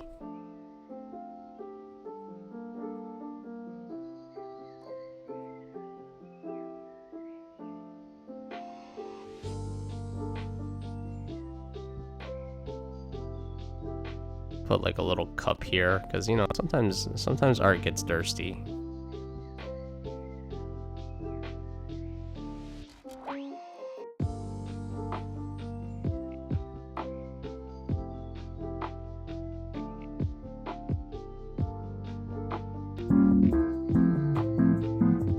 Okay, apparently I get thirsty too. Thank you, Archivist. Thank you for the water. Yes, thank you.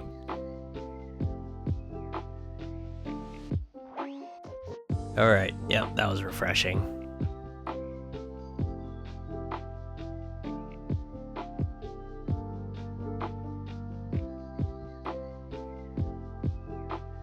Oh yeah, just a reminder for anyone that this applies to, if you are a paid subscriber or Prime subscriber, you are eligible for a cup on the overlay. If you want to design it yourself, you could check out the template in the cup design channel. Or if you want me to design it for you, your first cup, just ask me and we can work on that.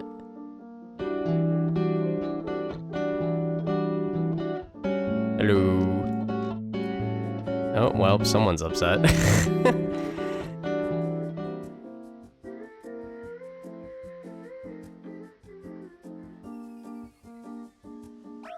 think you know what you want for a sketch, alright? Just let me know. I can also respond to Arc or Bumble as referred nicknames. Ah, okay.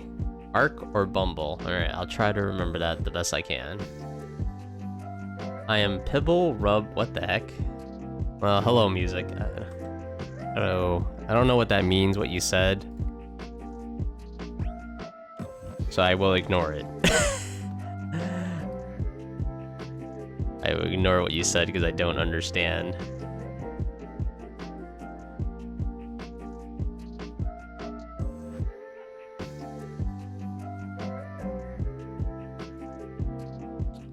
So who's the lucky cup owner? Oh, that one? That is El Bowie. Yeah, no one could tell whose is what. Yeah, but that's El Bowie's.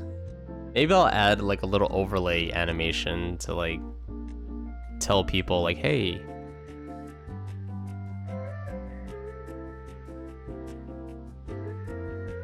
This is so-and-so's cup. I don't know if that would be useful.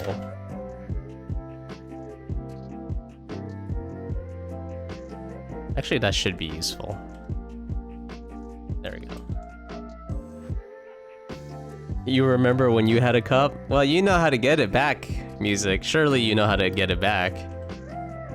Subscriber perk only. For a small monthly payment of $6 a month US, you too can have a cup on this fine channel. There we go. There's my advertisement.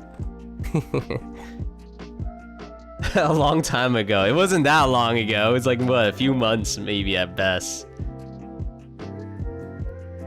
Interesting. Inserts old coin inside. Interesting. There's supposed to be a message for that. Let me just make sure of a few things first. Let me check. Text file, draw this. Okay, it works. So, there's supposed to be a message arc. It didn't pop up, but basically you can't do that. You need a ticket. In order to get a ticket, you need to collect check-ins, or you could play the rock paper scissors game. If you win the rock paper scissors, you get a ticket. And if you want to check how many points you have, you can do this. So you can do that to see how many points you have, which I think you should have 0 points. Yeah, that's a system I have on the channel. Pibble, I think, is a meme about little chubby puppies. Ay. I mean, that word sounds kind of weird, but chubby puppies? Hell yeah. I'd love to like man, I would just like to stare at puppies because they're so cute. Oh my god. I feel like I would love a puppy because they're adorable, but I probably wouldn't be able to handle a puppy because, you know, a puppy is basically like a baby with like, or not even a baby, like a toddler. Like a toddler with unlimited energy. But god, I would love to, I would at least like to take care of it for a little while. You feel so brittle and old? Me and you both, dude. Would you be able to do Rita flying through the sky with a cat on her back along for the ride? Well, that's asking for a lot, but yeah, I mean, I don't have any limits on the sketch redeem right now, unlike the art raffle. So if you want to do it, go for it. On my deathbed. Wow. You're on your deathbed right now? And this is how you choose to spend the last moments of your life? Here? In this stream? Wow.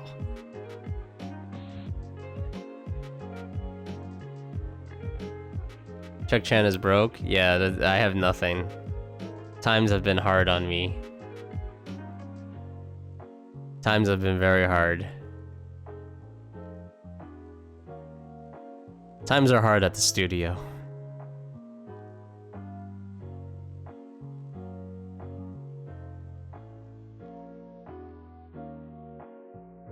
So bad at coming up with cool sub and viewer rewards like you got. I just got a sketch redeem for 10k and that's it. A sketch for 10k? I have check-in points, but I don't know what to do with them. Oh, okay. If you mean like that sketch I did before, I mean, I don't think it's even 10k. I think it's like 1,000. It's like 1,000 points, really. It's cheap. But the only catch is that you have to like come in every day and like check in. I mean, it's pretty easy though. The check-in points only get you tickets. That's their only purpose. So when you get a ticket, you can do a sketch redeem. If you're interested, I have like other things in the pipeline. Like right now, you can either redeem a sketch redeem for 1 ticket, or you can save that ticket and do an art raffle. And you know, I'll try to draw something to the best of my ability. So if you want to see, I only had 1 art raffle right now, but if you're interested, this is the previous winner. So we got maximum efforts. Actually, I'll just do it that way. That's fine. So, you know, I'll do my best to draw the thing. You know, and like the background has to be simple. But yeah, it's just like a character drawing. You meant yours is 10k. Ah, I see. 10k seems fair. I don't know. I just like brainstorm, honestly. Like, you know, if I have an idea all of a sudden, I'll just like write it down really quickly. And then like, you know, in the beginning, creating some of these things is kind of hard because like, I don't know, I guess like I try to be a perfectionist. Or I don't know, I have a perfectionist mentality, but that doesn't mean I could do it. But like, if I have an idea, I just do it. And you know, if it works and people are using it, awesome, success. If not, all right, garbage, whatever, move on to the next project. I'm killing someone and stealing their sub. Could you roll a d20 for that? No. No killing in this channel. I should do something with the check-in points on my channel. Yeah, I took the check-in idea from other channels.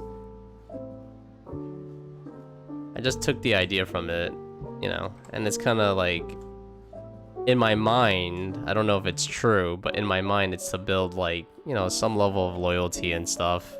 Which, you know, maybe some people don't like that idea, but I'm just trying to think of it from like, almost like a businessy perspective. Because like, I think people like collecting stuff, right? So if people like collecting stuff, perhaps, you know, if I make like a check-in system where you collect points, maybe that will do something to their brain or something, like psychologically they want to collect stuff. And like at the end of the year, I have a cup design contest that I want to do. And the cup design contest, like once that's over and people vote, like my plan is to put the winning design on an actual cup. And whoever wants it can spend their ticket points. So they'll spend a certain amount of ticket points to redeem this free cup. And you know, if they do that, it shows me that they've been, you know, that they've been coming to the stream, that they've been checking in, and all that jazz. And like, if they need more points, they have to like watch the stream, of course. So like, those are some ideas I do. Also, the tickets are used for the art raffles. So like, you know, if you're doing like a higher quality illustration, you could do that like once in a while, you know, once every few months. And if they want to win, you know, the way I do it is that they can enter as many times as they do have tickets. So if they have 10 tickets and they want to enter 10 times, they can. And by doing so, it increases their chances of winning because their name pops up more than once. So, you know, and then I try to sweeten the deal as best as I can. Chuck the manipulator. It's true. Marketing and sales is a very emotional, psychological thing. Is, you know, all the books I'm reading is basically saying, it's saying something along the lines of that. It can get very emotional. It's very interesting though to learn that stuff. I didn't go to school for marketing, so it's not really something I know too much of. But it is interesting to read it. And by reading it, you also come up with like new ideas. So that's cool. Well, now that you redeem sketches with tickets, that you can easily get at least one per stream, you can instantly get one on... What? On the only stream you come to. Wait, well, now that you redeem sketches with tickets, that you can easily get at least one per stream. You can't get a ticket once per stream, I guess. Oh, you mean from the, like, rock, paper, scissors. Well, I mean, if it really is that easy, I could just make the game harder.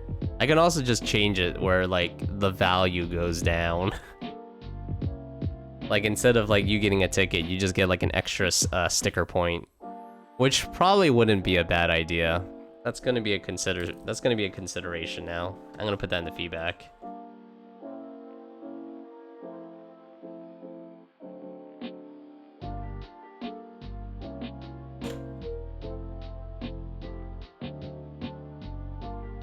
This is how EA got worse over time.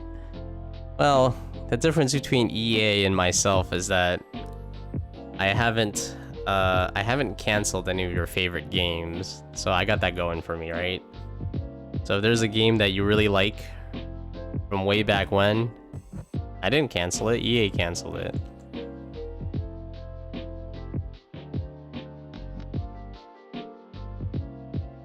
Also, like, I don't want to be, like, overwhelmed with all these, like, choices. The chances of you winning in the RPS was never meant to be easy. It was meant to be difficult, but clearly, like, it's too good. It's too generous.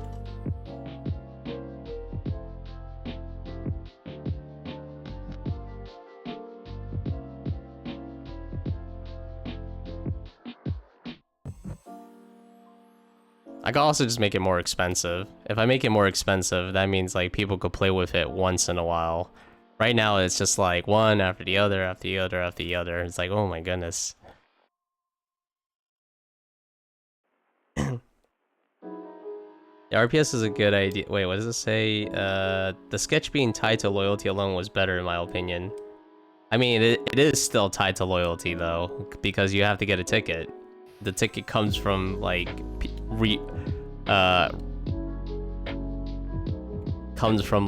visitors that come back. So it's still tied to loyalty. RPS is a good idea because it makes people stay instead of just checking in and leaving. Does it? I guess it's like, cause like, I feel like the RPS is like a toy at this point. People play it and it gives them, like, you know, the slot machine feeling. It's like, oh, am I gonna win? No. You know, I have other ideas that could be cool. I really want to implement them, like, soonish. Like, another idea I was thinking of, you know, I'm just gonna share it because, like, whatever. It's like, it's not like I hide anything. The other idea I have is, like, so the points I have are called stickers, right? So I was thinking, like, maybe I should create a digital sticker sheet. Not sticker sheet. Sticker, like a reward card, and you could put stickers on it. Yeah, there we go. That's a better way to phrase it. So like a reward card for, like, so if a user comes in and checks in, they'll have their own, like, custom reward card, and then there'll be, like, a random sticker that gets applied on it. So people can, like, kind of sort of collect that, which might be cool.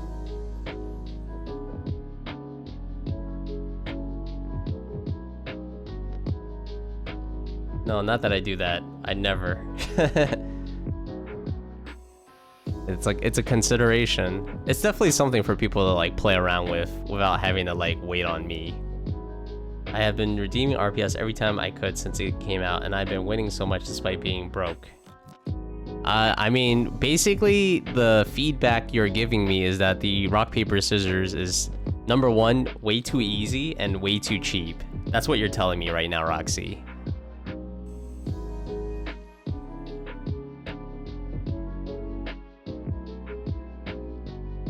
So, in order to rectify it, in order to rebalance it, to make it more challenging and probably fair, I should, number one, make it more difficult. Number two, I should probably increase the price of the channel points.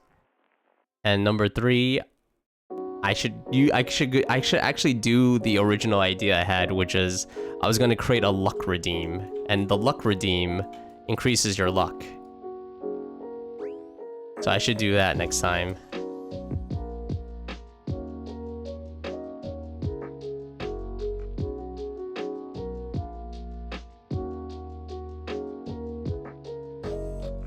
You're taking the wrong things away from this. Am I? Am I? I definitely don't want people to have so many points that it becomes like hard to deal with. I mean, wrong is subjective.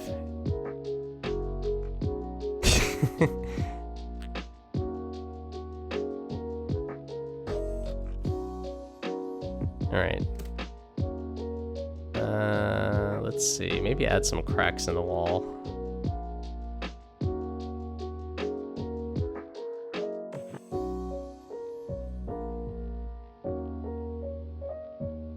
Yeah, that's pretty good. A little bit of cracks and a little bit of like... We'll see. Everything's an experiment. Maybe I'll do it, maybe I won't do it.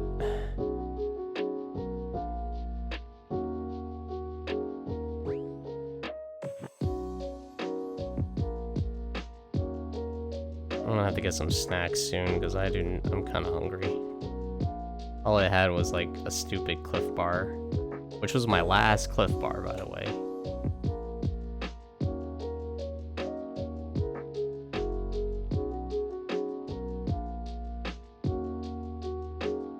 All right, how big is this? This brush. Okay, it's about like 13.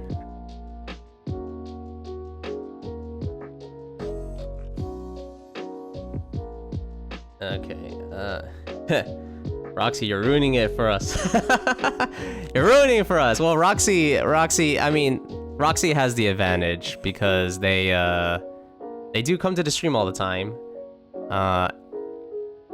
And they apparently they do watch it, and I think they also stick around for all the extra stuff like the raids and stuff, which gives them a bonus. So this gives them a advantage in terms of how many points they have, so they can spend it. It's so hard, man. Getting tickets is the hardest thing I've ever done in my life. Well, it's the instant gratification, like to instantly get a ticket is difficult. But if you wait like 10 streams, it's easy. It's really easy. Trying to convey that the checking in isn't as valuable as RPS. Not that the RPS is too valuable. I mean, that's not what I got though. Like, wait, isn't as valuable as the RPS. The check-in is a pretty much guarantee though.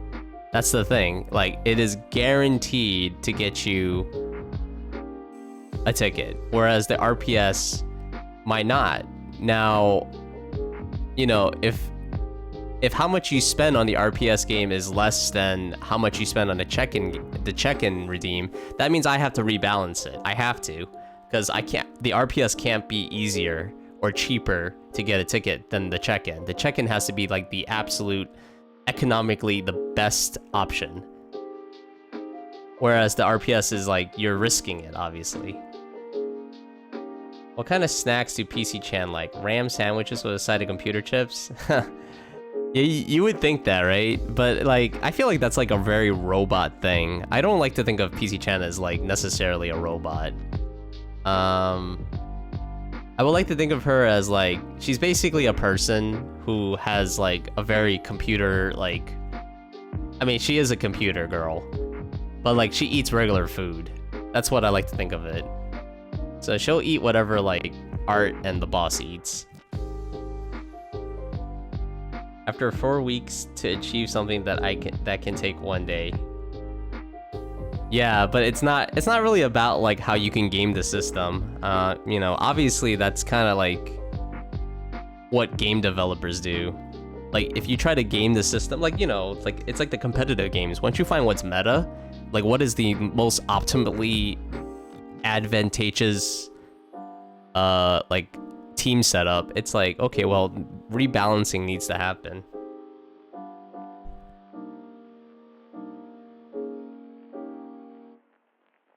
And, you know, in the end of the day, it's not real, like, I didn't design it so that people can like accumulate points quickly. It's really designed to just entertain people, and there's like a small reward for it, which I thought was a cool thing.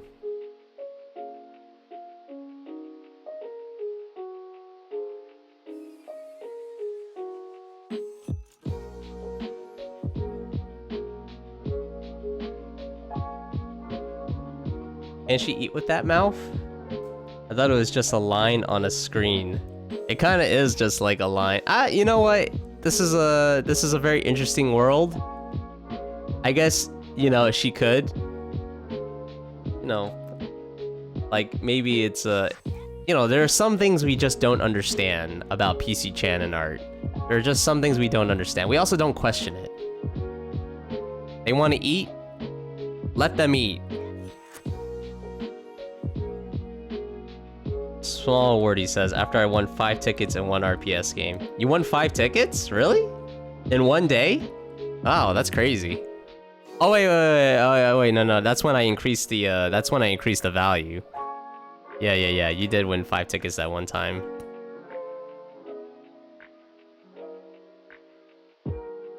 Yeah, that was still early on. Because like no one was winning, and I was like, huh, maybe I should sweeten the pot. And then people started winning, and I was like, uh-oh, what have I done? What have I done? That one was on me. That was my fault.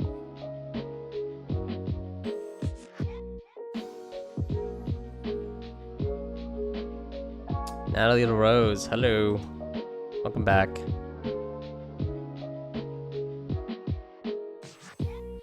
Wait. Oh, you won. Holy crap. First game. Jesus. See, Nick? That's all you have to do. You just have to leave the stream and come back. And then you'll have a ticket. What the heck? What the heck?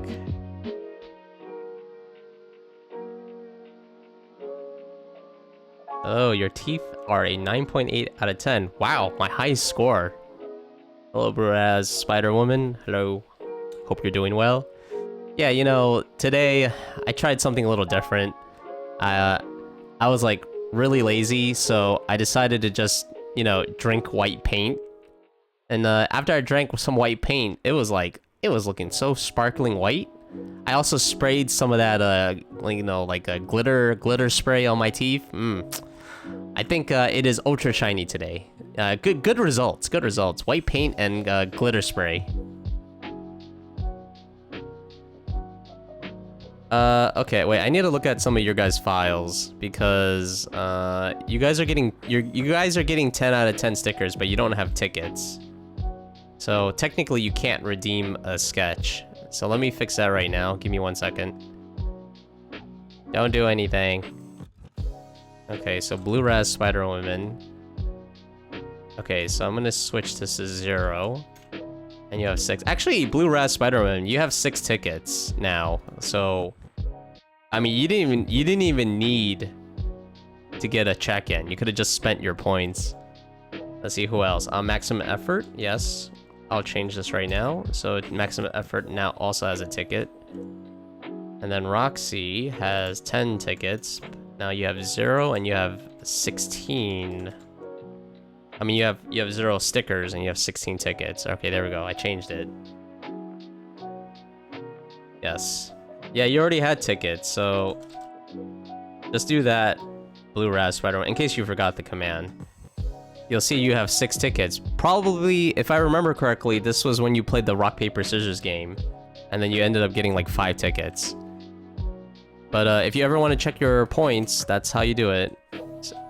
So if you want to redeem anything, just redeem it now.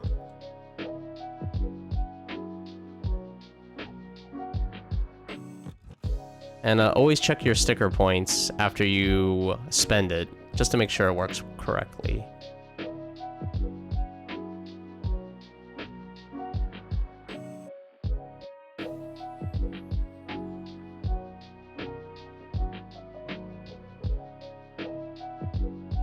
And you can redeem the sketch whenever you want.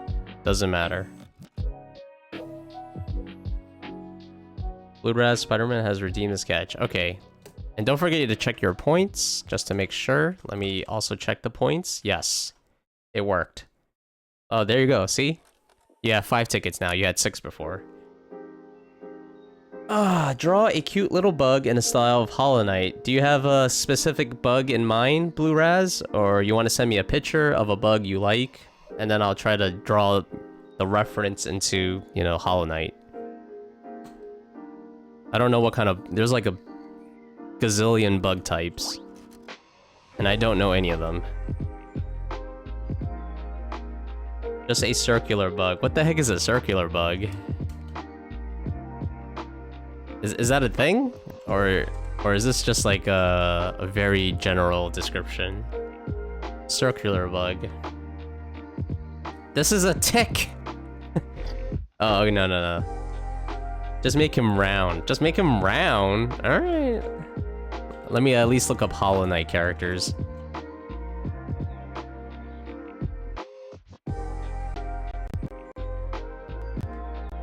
Oh, wow. This is, Huh. That's an interesting one. Okay, this is like official art right here. Copy official art.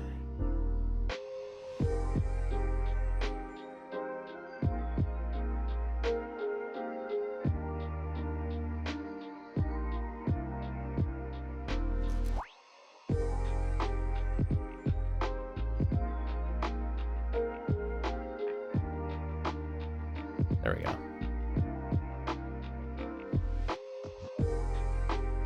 Roxy also redeemed the sketch. Draw Rita flying through the sky with a cat on her back, going for a ride. Okay. Not the bosses, just the little guys. Well, yeah. I just pulled up this picture because I want to like refresh myself on what they look like, because I don't really remember. You know, that now that this is from the first game, and now that I'm looking at it, there's so many characters that don't have masks on. Like, a lot of them have no masks. Oh man, I don't even remember some of these characters. Like this one? I don't remember that one. These guys are called Sibling Violence. That's a cool name. This one's called Poisoning. Wait, are these actually... Oh no, wait, these are not their actual names. It's just Tax Evasion, Mass Murder. Oh... Killing gods. Well, yeah. Hollow Knight does kill the gods, doesn't it? Alright, a round bug. I will try. You're in the middle of playing Hollow Knight? The first one? Or Silk Song? I love the first one.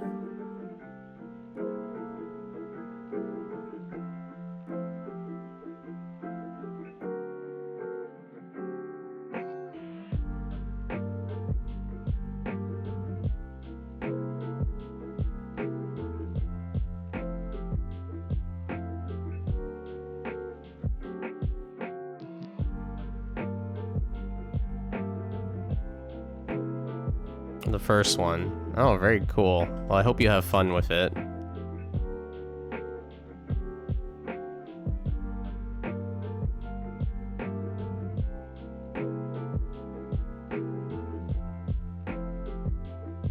Hope you have fun playing Hollow Knight. It's a long game. I guess be prepared for that as well.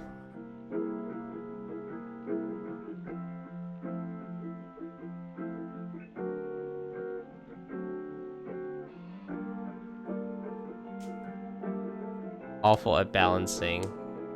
He will be a AAA game dev at this rate. Oh. I do have ideas. Hopefully the ideas happen. Well, hopefully it'll be a little bit more balanced.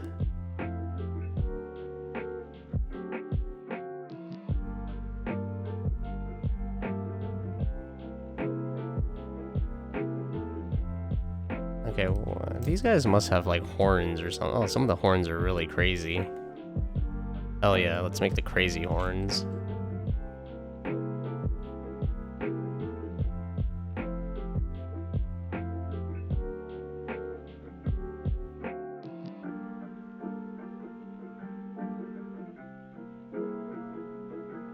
There we go.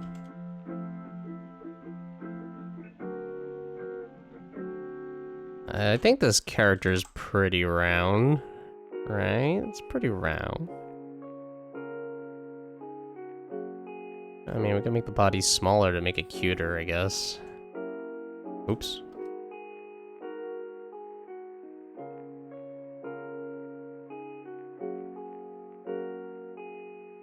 It's long and fairly difficult. I was gonna say it's long and hard. Yeah, I catch myself when to try to describe stuff like that too. I'm like, need to rephrase this sentence. Yeah, I remember the first Hollow Knight being like 40 hours. I do remember that. Actually, no, this person's... Okay, the head is big, but... maybe not as crazy. Oh, actually, if I look at Hornet's head is like huge, but their body is also like pretty long. Yeah, but highly recommend Hollow Knight. Super fun.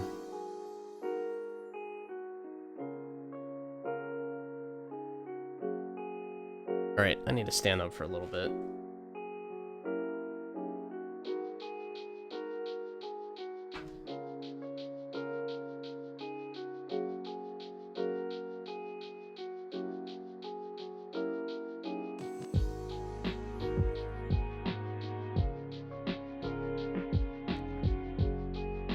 Okay, alright, we're back. Oh, sitting down doesn't always help. My butt kind of hurts a little bit. He's so short? Yes. That is because I don't know what else I'm doing. Hey, Kimiko Bean. Hello. How's it going? Thank you for checking in. Just doing a sketch redeem.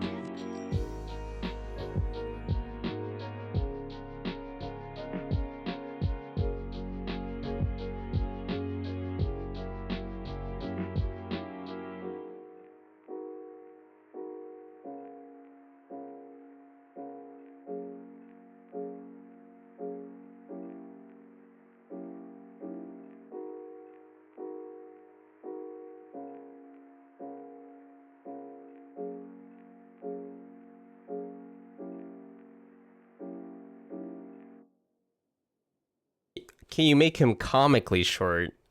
Comically short? Okay.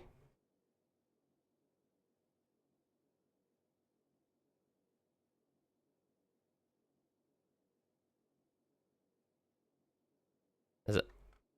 I mean, now he's basically like a chibi.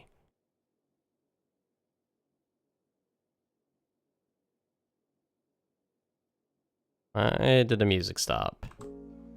There we go. Okay, I guess there's just a pause for some reason.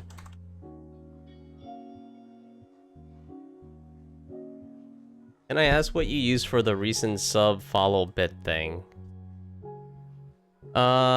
So everything I do is basically through a program called Firebot. I'm not sure if you use a bot for your streams. You know, the popular one is StreamerBot. I think that's probably like the most popular one, which I'm sure can do it.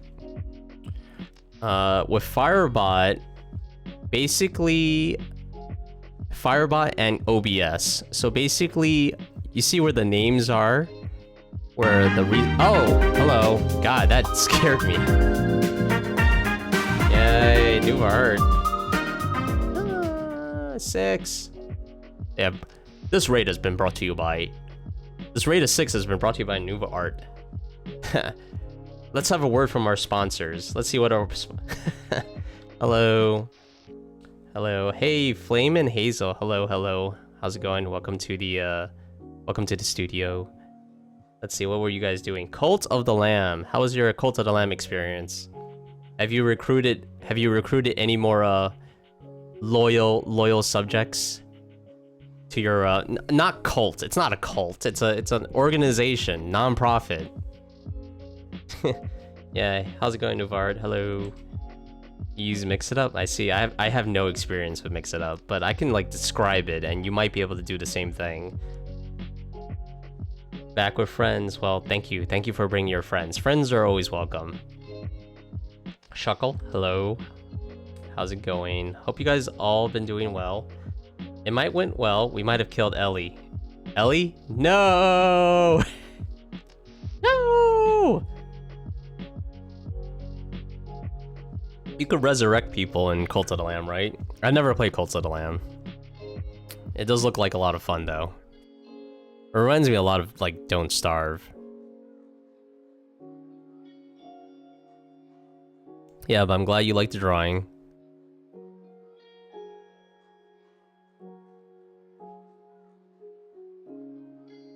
He's so stubby, I love it. No, I'm glad you like it. You can resurrect them. Oh, then it's not a big deal. I mean, like, if someone dies and you can just, like, you know, resurrect them, it's like, is death really a problem? I don't think so.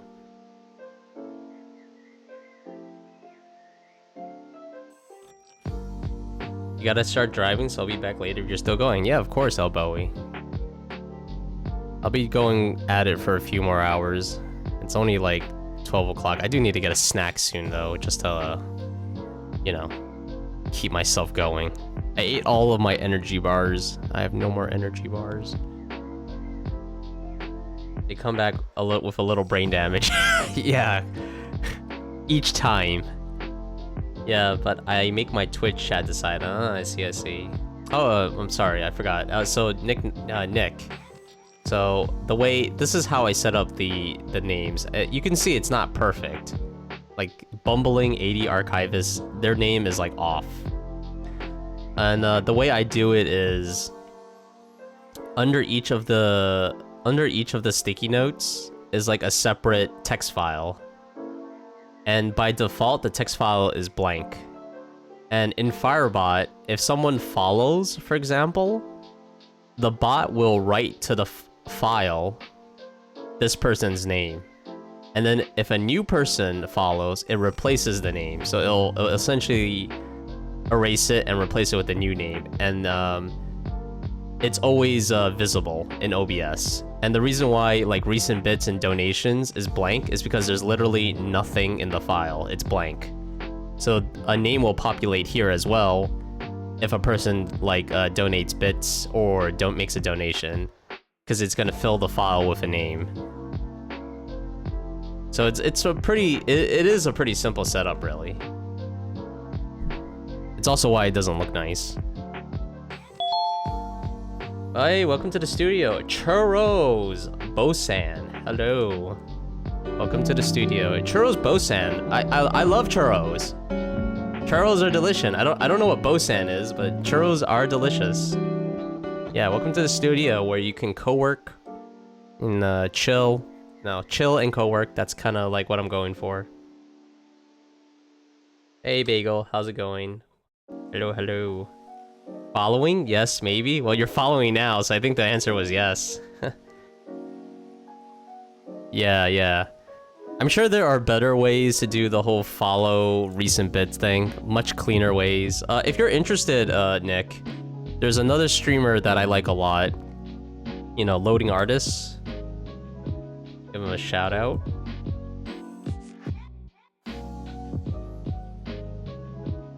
So if you've never seen Loading Artists, like, he makes a webcomic online, but if you look at his stream, he has a really crisp, good-looking UI that also takes into account of people following, gifting subs, etc., etc.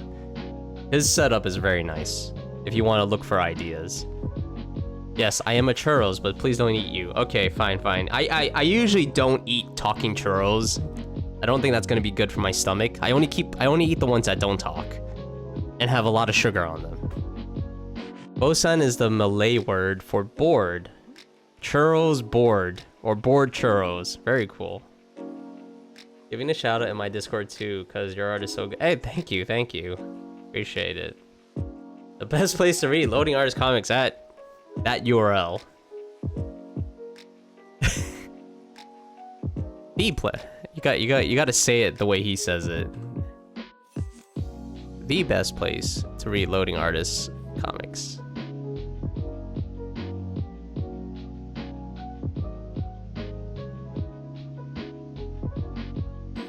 Yeah, but his UI setup is very good. That's also where I got some of my ideas that I've liberated. I have liberally taken some of those ideas. Liberally. Not stolen.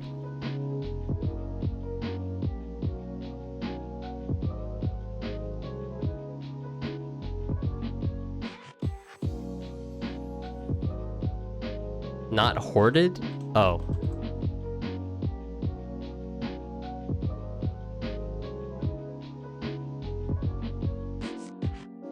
How do I make this character hold this sword? Let me draw the sword first.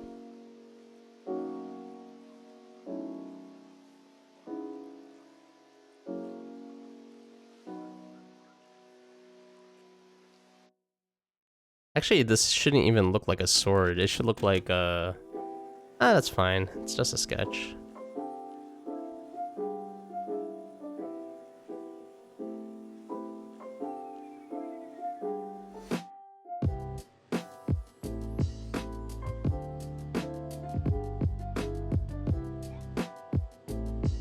Something like that.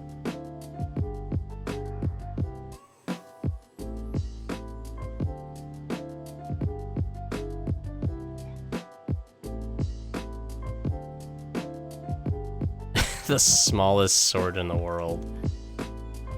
This is like the type of thing you like pick food out of your mouth. Hello, thank you. Thank you, Nuvart. Water. Oh, has redeemed stretch break. Okay, we're gonna do that too. I'm gonna stretch now.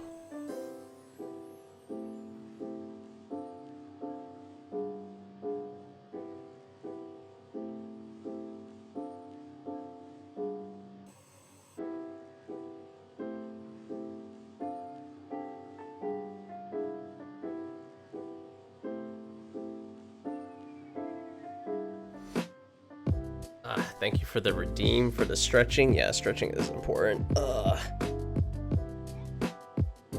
Yeah, I still need to exercise though. I know some people have those like kind of silly, oh, stretch break was over. Oop, I barely stretched. I did the whole like torso twist thing.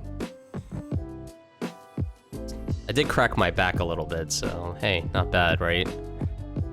Crack my back a little, feels good. I love it when I crack my back. I remember one time, a bunch of college friends and I, we went to one of our college friends' house to hang out and like play video games. And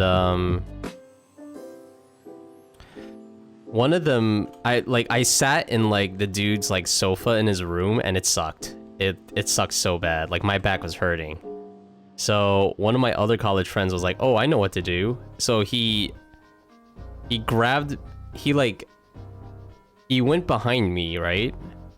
And then he like lifted me and kind of like bent my back like in an arc. So like he like lifted me like he was doing a wrestling move. And he just like my spine basically went backwards. And like, you know, it's like fully extended and everything. And like you can just hear all the cracks that happened. It was so loud. Everyone in the room heard it. I was just like, oh, it was like thunder.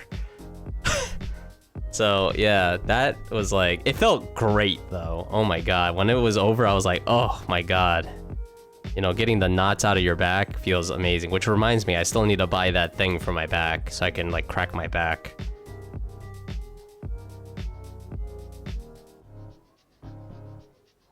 My back has started hurting. You complained so much about that I started getting pain.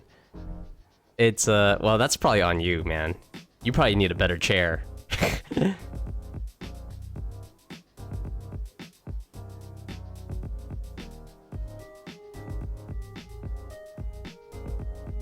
Alright, it's not my fault you have a bad back. Don't sit in your chair all day. Sounded so sus. That's what they did. That's like I would imagine that's what chiropractors do. Not that I wanna know. Cause, I don't know, supposedly chiropractors aren't real doctors or whatever. Is what I've read.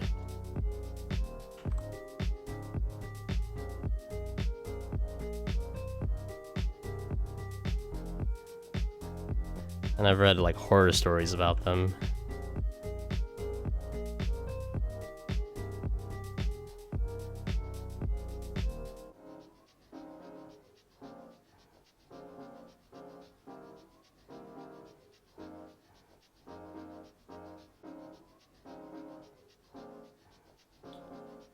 It's 3 a.m.? Oh yeah, it's like nighttime in Australia right now. Jesus.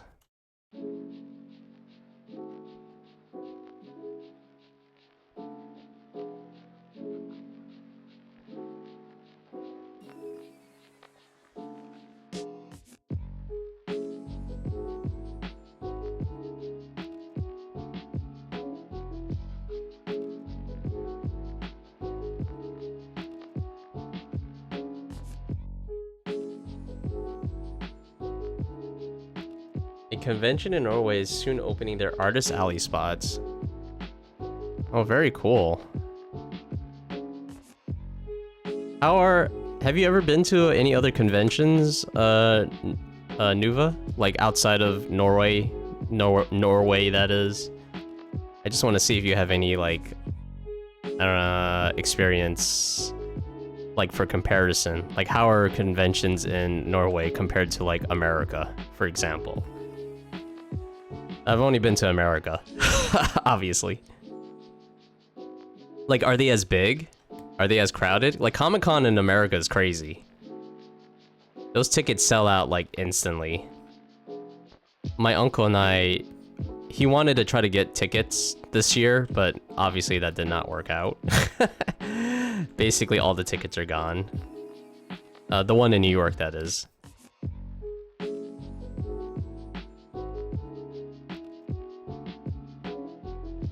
It's better for a few days, but it gets worse than when you get started. And when you start... Oh, I have no idea what you're talking about. But... probably talking about something else. Chiropractors feel like the most divisive topic ever, because... I'll hear people be like, don't go to a chiropractor, they'll break your spine in half. But also know people who swear they got amazing results. Yeah, I guess it's like a mixed bag. My opinion is secondhand opinion that comes from like Reddit. So obviously, massive grain of salt. You know, but like, you know, based on some of the stories, it's like, oh yes, it is possible that like they can potentially like kill you or something because they do something to like maybe your neck area and it causes you to die or whatever. I'm not sure how, but like I've seen, okay, so I saw one of the videos, so I forgot his name, but there's a video, and this chiropractor, he's a pretty buff big guy, right? But he's doing a chiropractor practice on one of the strongmen. I forgot his name. He's a strongman though. And this dude is like 7 feet tall almost. So in the video, the chiropractor takes his neck and kind of does a really fast like jerk motion. And you can he cracked his neck basically. But the way he did it was like, okay, first and foremost, I don't want that to ever happen to me because it looks like he's trying to snap his neck. Like that's literally what it looks like. He does it like, nah, that's kind of scary. Like you don't want to have like damage, but I guess it's like the same thing as like any other type of practice where there are people who can do a good job and then there are times where like they do something bad or they don't really know enough. I don't know, I'm very wary. Like I don't want to end up like hurt or anything.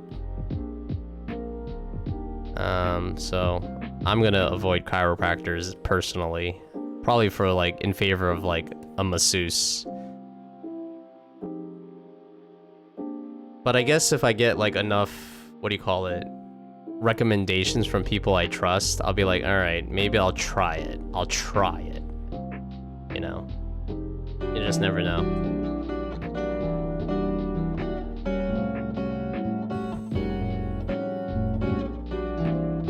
I've been in another convention in Norway, but not the ones in America. They aren't big, but I earned 920 bucks. Oh, very cool. How expensive is it? So like how expensive is a convention in Norway to be an artist alley? I just want to compare because I've heard some stories about how much it costs in America, and in America it's very expensive. Just not to be a visitor, but to be an attendee. Any medical intervention, almost any, has a chance to kill you. Yeah, but that's like a very broad brush that you're painting. It's like, technically, there's all there's all these ways to die, all of them. Have I seen the ring dinger? No, I don't even know what that is.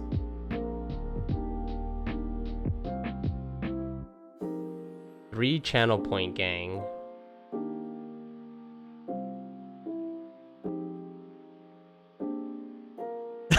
Get wrecked. Oh man.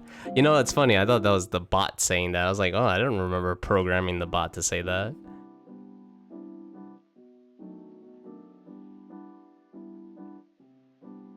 The ring dinger is such a scary thing to witness a chiropractor do. Oh, it's a chiropractor thing? Oh, interesting. It sounds like a prank.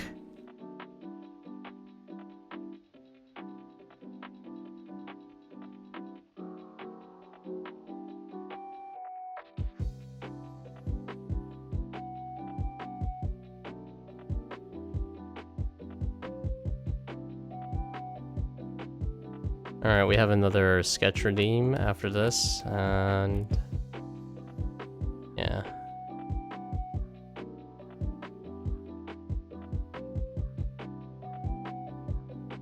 And it sounds like a difficult one.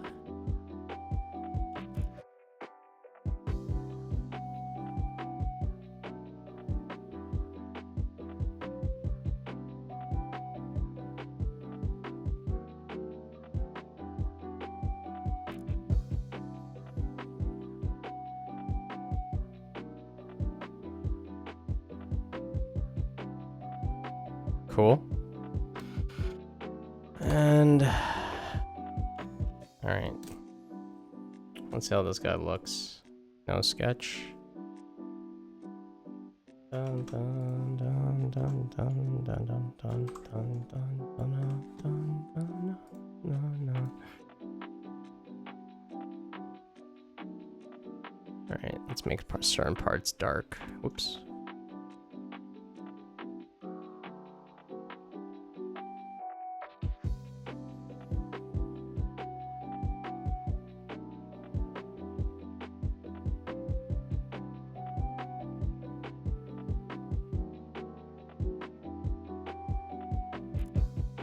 Actually, let's just see if this works. I don't really use this very often. Beautiful. It actually worked for once. No, I want to circle this thing. Why the heck are you doing that? I want this part. Yes, there we go.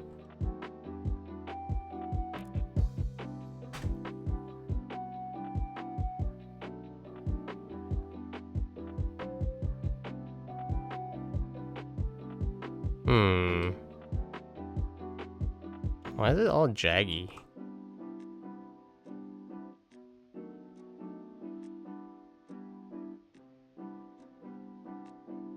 You know what? It's probably a little too big, that's why.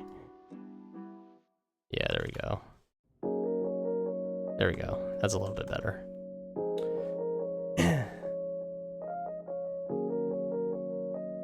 Chuck, what if the sketch redeem something, something, something?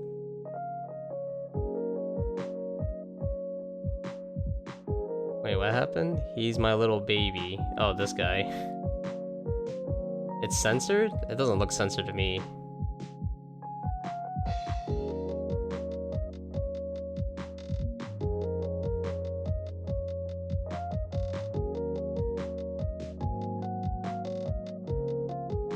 Give me some Bira. Bira was a sketch with no line art, because technically that's what sketch means.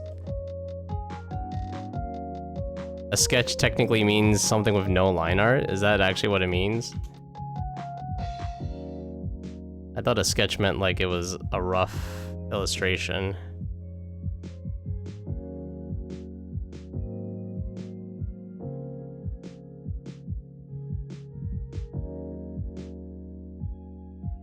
Alright, last thing. Let me see that. I have questions about that definition of sketch. Define sketch. According to American Heritage Dictionary, A hasty or under-detailed drawing or painting often made as a preliminary study, a brief general account of presentation. Okay, that first one was basically it. Yeah. So I don't think I am wrong in terms of what I'm doing, of what I call a sketch. I don't think I am wrong.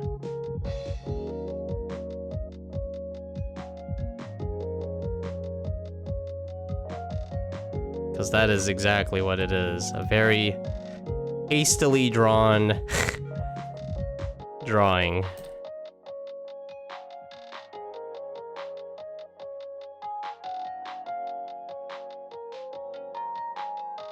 Alright.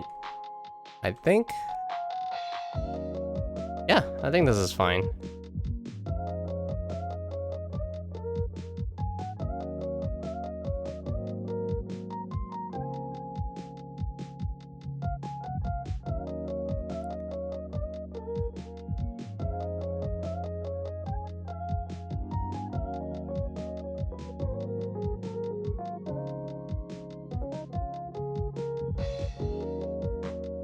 Alright, that's a really long name. Let me just put it down here. There you go.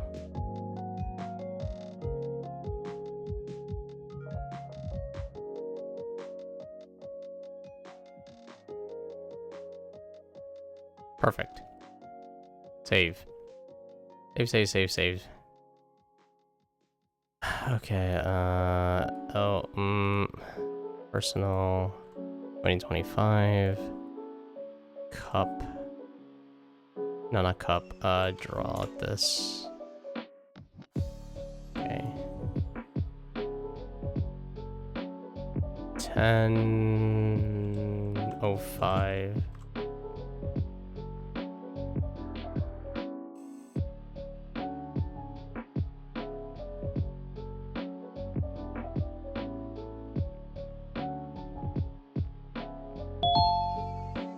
Hey, oh, I don't know how to spell, I don't know how to pronounce that. Schmoke. Hello, thank you for following. We just did a sketch redeem. I'm just saving it right now, but I hope you're doing well, and you know, welcome to the studio, a place where you can co-work and all that jazz.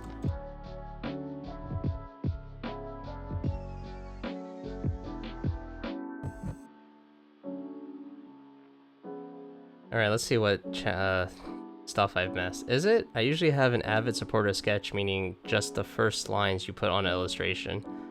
I mean, I just read the definition of it. I guess it just depends on how you interpret it. To me, it's just a sketch. To me is just like a kind of a messy drawing that's it's not super detailed and fairly unpolished. You love him? I'm glad. Blue Ras Spider-Woman, if you're not in the Discord, it's free to join. I'm gonna put up an image on this later today in the Discord. And you could get yourself a copy, is what I'm saying. Actually, wait, I forgot, someone else redeemed it. Oh, my back. Setup is so unique and cute. Thank you. I'm glad you I think so. Yes. This is what the studio looks like. We don't have much here. You know, we use old hardware. The space is very small, but you know what? It's cozy. And, you know, anyone's welcome to stick around and hang out.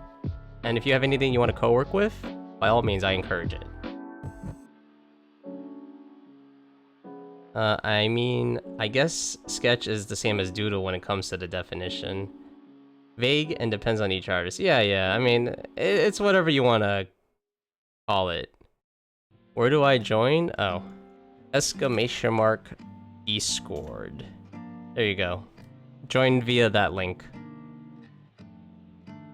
I would usually sketch in a notebook, so I never had line art as an option to begin with. You never have line art? You don't make line art? I think by default, the moment you draw like an outline of a character, that's kind of like the line art. Anyway, there's another redeem. Let me look at it. I almost forgot about it. Okay, I hope... Where is it? Okay, I can't find it. Let me look at my file. I Luckily, I have a text file that saves it. Draw Rita flying through the sky with a cat on her back for a ride. Okay, that's what it says. Back to the work mines with you. Exactly. There's no rest here. I don't care. Like, okay, look, you're gonna go to the mine? You're gonna go to the mine to... You know what you get? You get nothing. You have to dig with your hands, and you don't get the canary. You don't get a bird to go down with the mines. If you're feeling unwell, you know, just drink some water. Painter Lee Saren. Hello. How's it going? Hope you're doing well. Welcome to the studio, a place where you can co-work and chill and hopefully be productive. If you have anything you want to if you have anything to co-work with, by all means, I encourage it. Or if you just want to hang out and chill for a while, that's cool too. Thank you for the water, Yodo. Okay, wait 1 second. I need to turn on the fan. All right, there we go. It's kind of getting a little hot today. I consider it a sketch until you go through with the purposeful definition. Yeah, I mean, that sounds good too. Anyway, next one. So you said Rita. Rita is... Oops, that was wrong. Rita is the moth, right?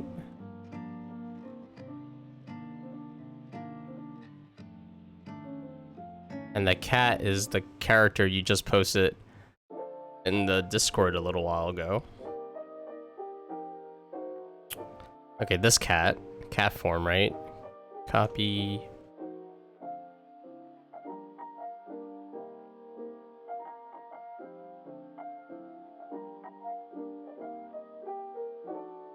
There you go, cat. You were really quick on it? Excellent. Yeah, jump on that train. And where's this moth girl? Actually, I drew the moth girl. Let's just look at her. There we go. I'll just look at this as a... Actually, no, you sent an image of the moth girl. Right? Right? No, I can't find it. You made this. Moth girl, moth girl, moth girl. Wait, who's Rita again? Is this Rita?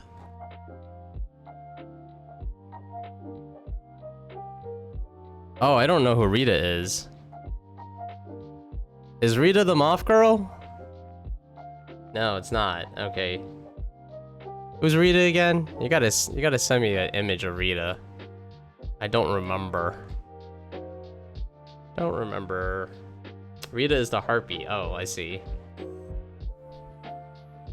You might not be chosen, but you will hope. Yes, I will hope for you as well. Hope you get in. How far you progress on the Silk song? Not far at all, dude. The last time I played was the only time I played. I wanted to... It's fun, and I'm definitely gonna play it. I don't know if I'm gonna stream it again. Still thinking about it. As of right now, I'm playing RoboCop, which I like. I like RoboCop. That game is fun. Okay, Rita is the harpy. Alright. No, sorry. I definitely don't remember your characters.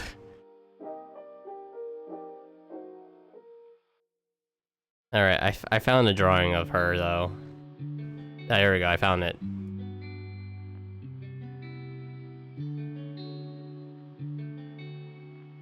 Here's the drawing.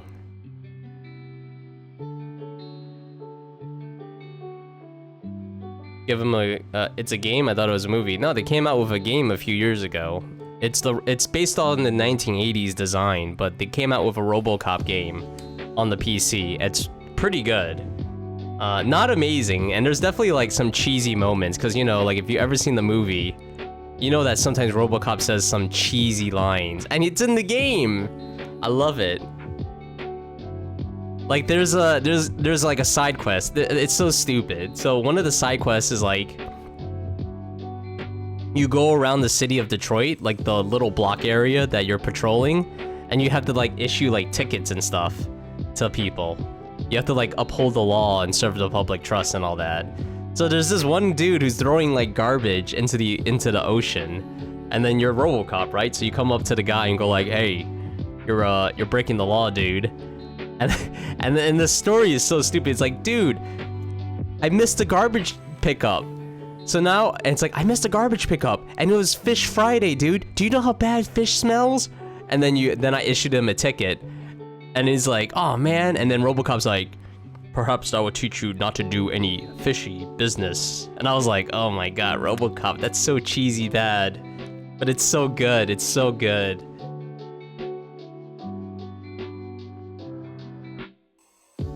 Popular movies used to get games based on them all the time. That's true, but this is like, this is OG RoboCop. OG. And they decided to make a game off of this one and not the other RoboCop, the black one with the black armor. Yeah. That sounds fun. It is fun because you get to do RoboCop stuff, which is shoot bad guys. You're basically killing like drug lords and stuff as RoboCop, and it feels like you're a RoboCop, dude. You're like walking down the corridor and they're shooting at you. Yeah, you lose health because it's a video game, but you know what? You can take it. You can take the damage. So you're like RoboCop. You're taking all the bullets. You're just blasting people in the face. So it's like, oh, so good. And if they get close to you, you can like pick them up. You like, because you're like a, you know, you're like a walking tank. You pick up a dude, and you could throw them against walls and stuff. Ah, it's so good. You're really strong in this game too. You could pick up a lot of stuff and like just chuck them at enemies. Yeah, it's super fun. All right, what was the prompt for this again? Flying through the sky with a cat on her back for a ride. I will try. I will try. What the heck? This, oh, they have like robot arms. Yeah, I'll try. This is gonna be hard.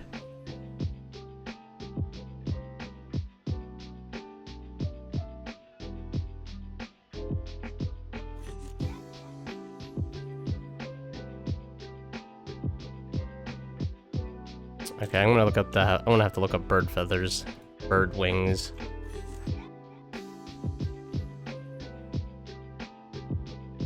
Yeah. Oh, this one's good.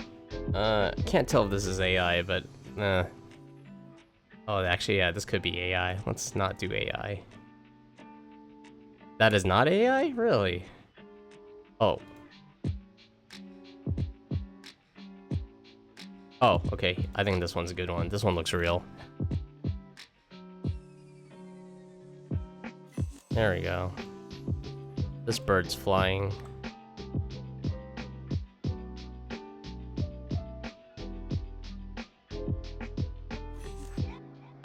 What?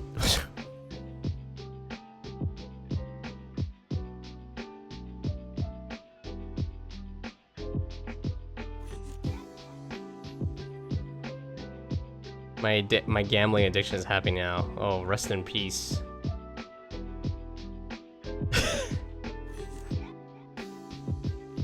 There should be an image of the wings extended.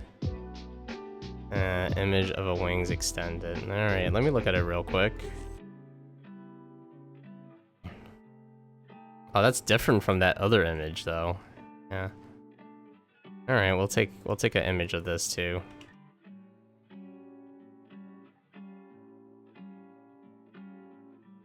So I think the real bird is good too.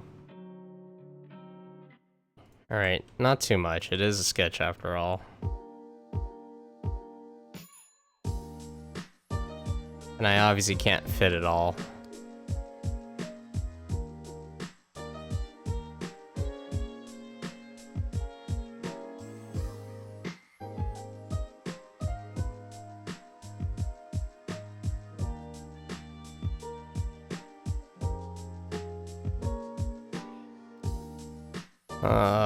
Perspective, of course, yes.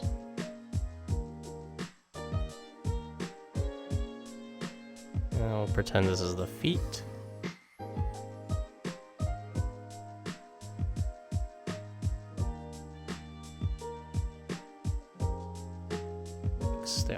a bit.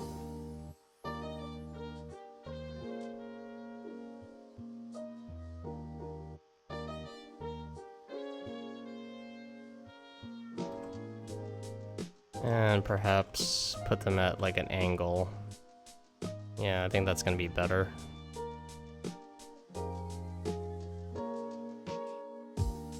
Something like that. Angle, larger. Okay, I think that's interesting.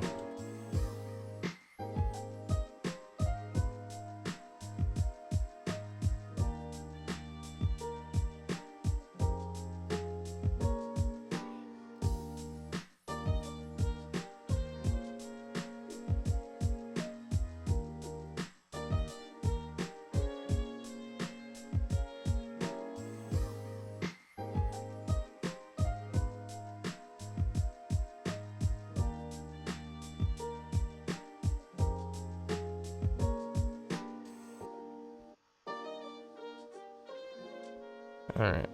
This, I'm not good at all. This.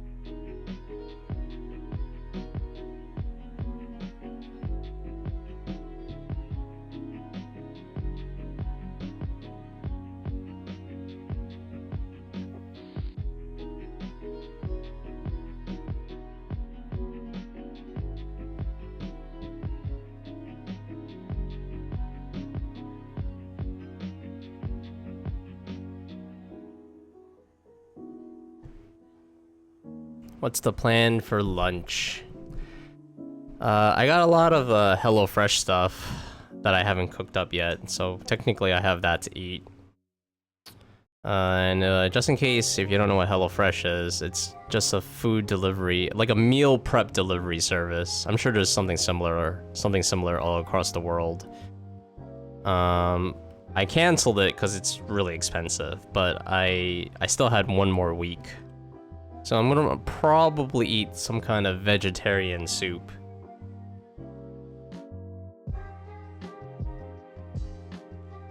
Salad wrap. You have a HelloFresh subscription? I had a HelloFresh subscription. I have canceled it. I've only used it for 2 weeks. It's too much money. Yeah, I went for HelloFresh, but yeah. Got tired of salad wraps. I thought it would be good, the HelloFresh thing. But like I said, it's just too expensive. I love the idea. I love the concept. Okay, I need a picture of a guy looking up. Person looking up.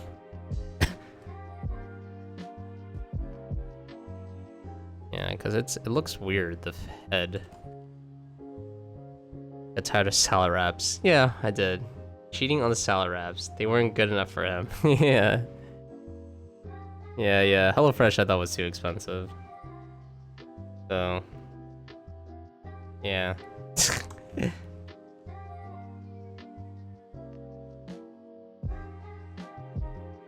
But yeah, I still have some sitting around in the refrigerator.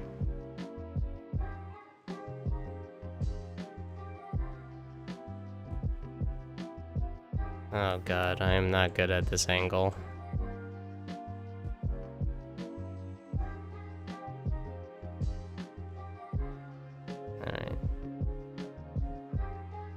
Alright, I'm trying to like also do things a little quicker, so I'm gonna try to like imply things a little bit better if I can.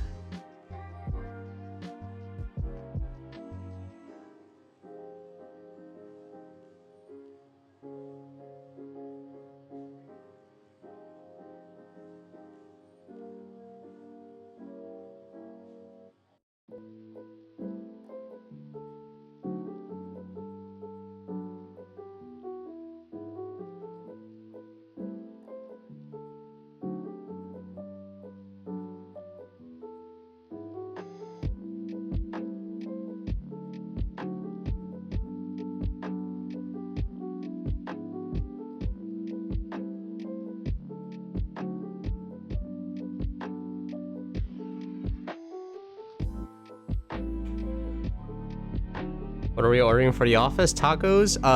No. You guys get to eat instant noodle ramens, alright? You know why? Because instant noodle ramen is cheap. Ish. Cheap and fast.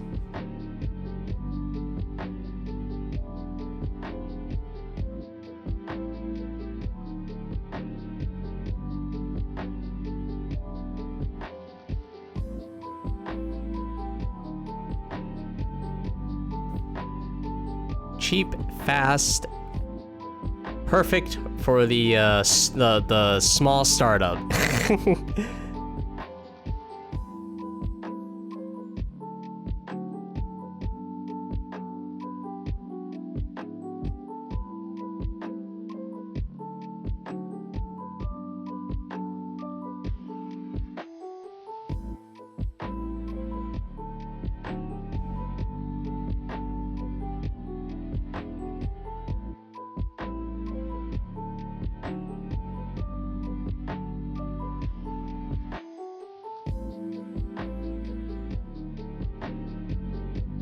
You'll pay for the tacos? Excellent.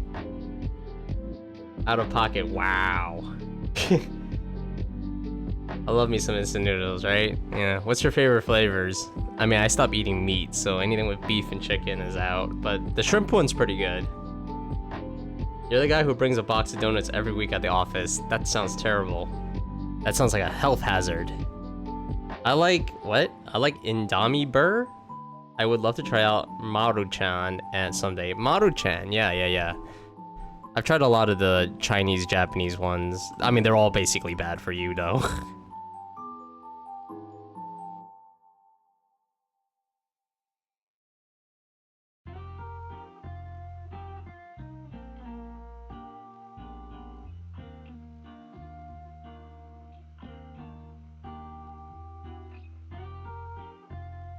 Indomie butt. Oh my god, Chuck Chan is drawing this so nice. Oh. A compliment from a Yodo? And not a troll? Amazing. I should record that. I should make a bot that records all the nice things Yoda says and then have all the bad things Yoda says. It's a brand of noodles. Oh, very cool. Carbonaro Baldac. Not sure about that one. Yeah, but instant noodles aren't very good for you, unfortunately, because of like the massive amount of sodium.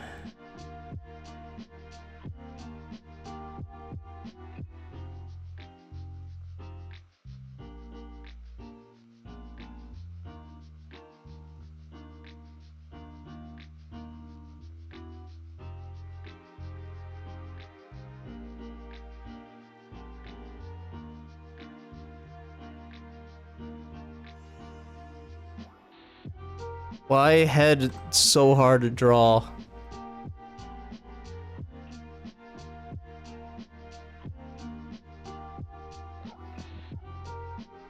Why perspective hard? Why perspective no be easy? Ah, God. Definitely not good at this perspective business.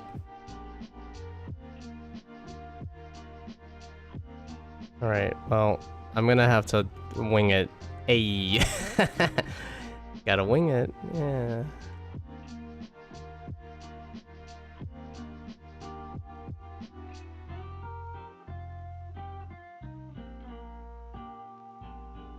Oh my god. Let me take a quick break. Cat on shoulder, wing spread, yep. He did 2 Scarcher jeans with a Chuck Chan pose, but the other one didn't? I don't remember.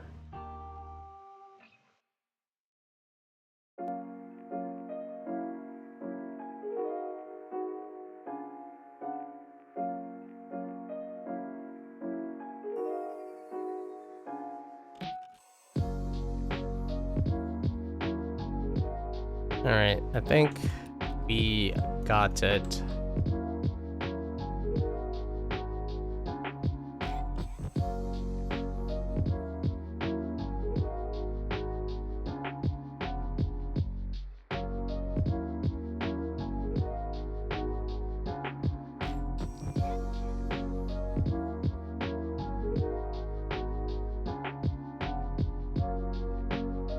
I guess this is a good exercise to just learn how to draw faster.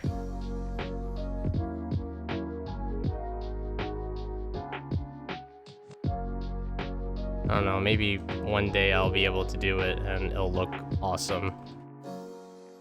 Today's not that day though.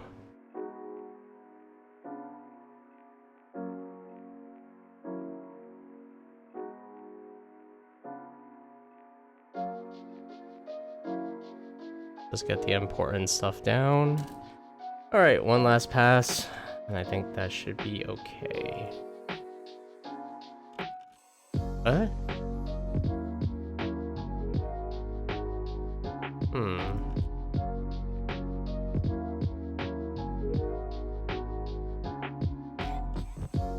Yeah, I guess so.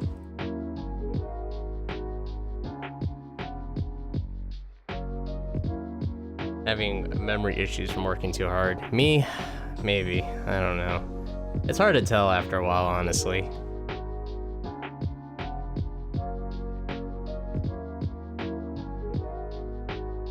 After a while, like, everything starts to blur together.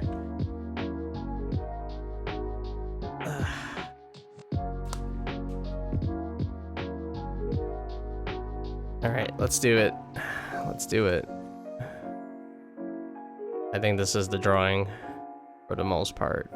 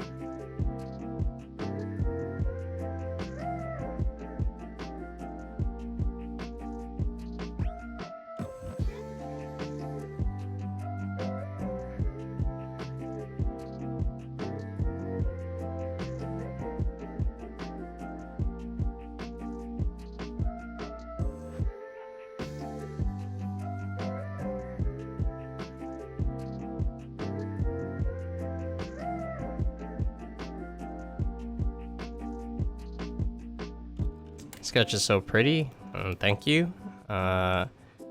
This is Roxy's OC. Rita the Arpy. Well, we'll see if it actually looks good still after I hide some of the lines.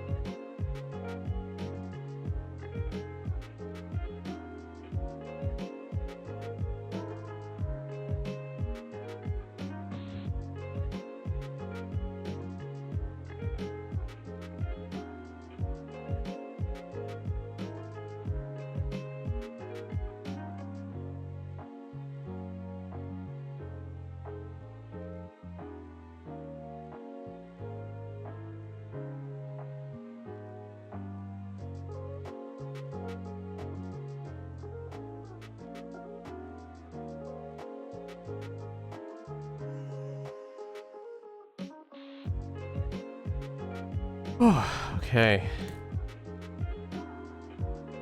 One more thing. The cat.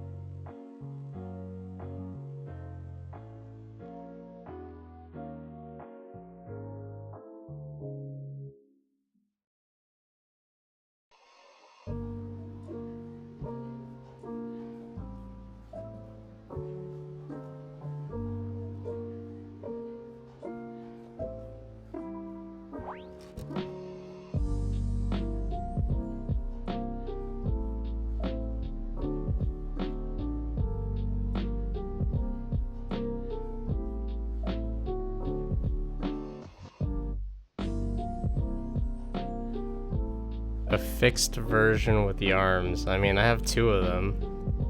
There's one with like bird arms, and there's the other one with like robot arms.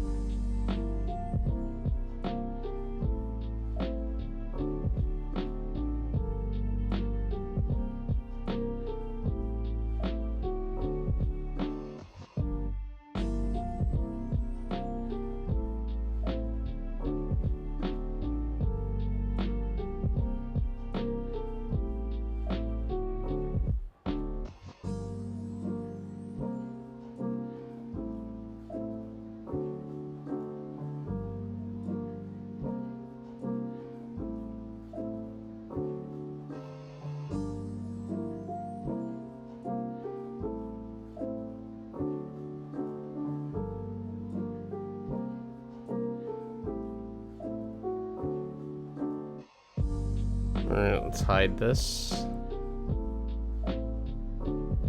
Clean it up a little bit.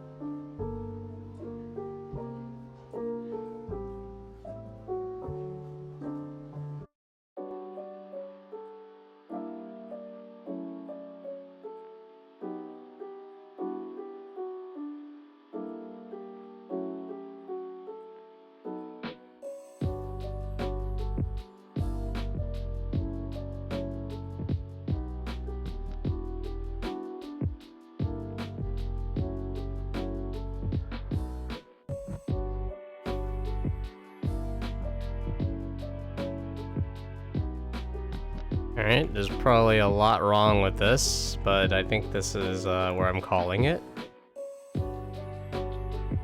I could definitely see some issues with this this drawing. Probably a lot of like perspective stuff. And well, live and learn. Alright, there you go.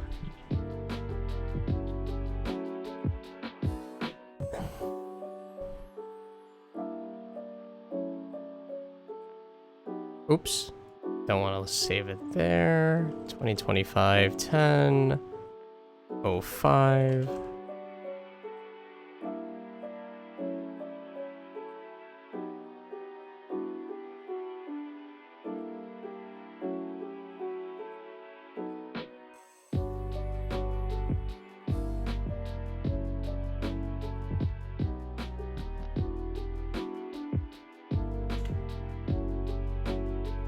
You see 0 issues? Well, you know, you got bad eyes, I think. I think that's why you see 0 issues. Your eyes are not trained. You're fine with having bad eyes. Fair enough. Alright, well, that is Roxy's sketch redeem. I don't think anyone else has redeemed anything, so back to drawing what I was drawing. If everything is beautiful, then I am happy. What happens if it's ugly? What happens if it's ugly, huh? Are you happy when it's ugly?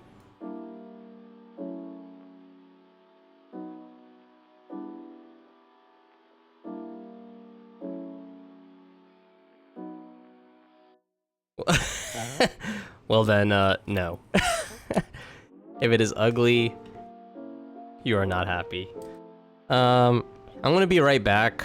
I am gonna get more water and something to munch on.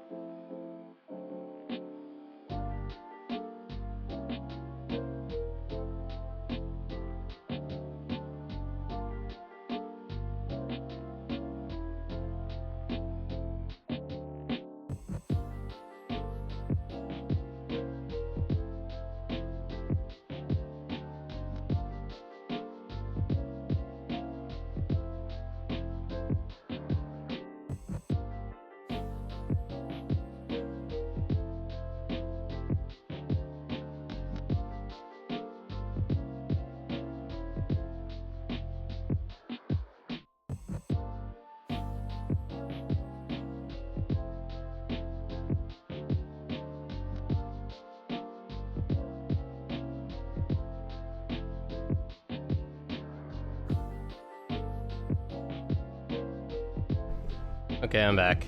The proportion of ugly to beautiful things is skewed, as my eyes are bad. That's like that that movie. I'm gonna eat some nuts right now. I'm hungry. There's like that movie with Jack Black. So like, I think it's Jack Black. So and this is an old movie. So this is like young Jack Black. But there's a movie with Jack Black where he's very judgmental about people's appearances. Like even the slightest thing he thinks is imperfect is like bothers him. But then, you know, one day he gets cursed and then everything looks beautiful to him. The one with the fat girl.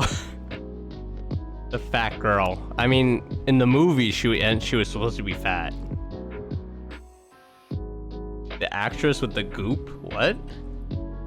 With the goop? What is that? Sorry, I'm munching on some nuts right now.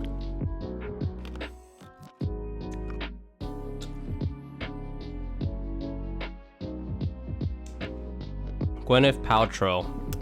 I've heard of her name, but I don't know what she's in. Her company's called Goop. What the heck?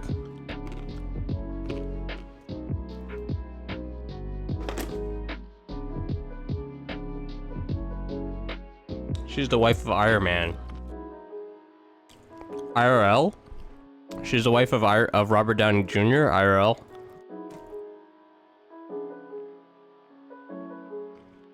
In the film. Oh. You're talking about like Avengers Endgame or something, right? With Thanos?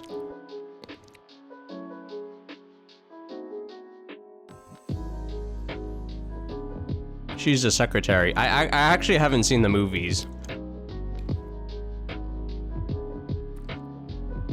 I haven't seen the movies, so I guess he ends up having a kid with what's her name? Penny. In the movie, she's called Penny. That's Gwyneth Paltrow? Really? Let me look her up.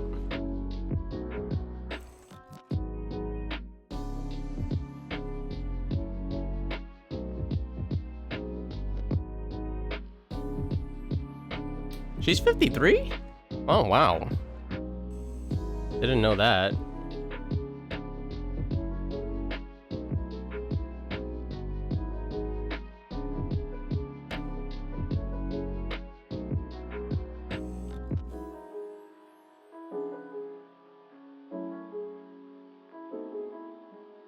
Yeah, I don't know people by their names, really. I'm just like, yeah, they're that person who played that character in this movie.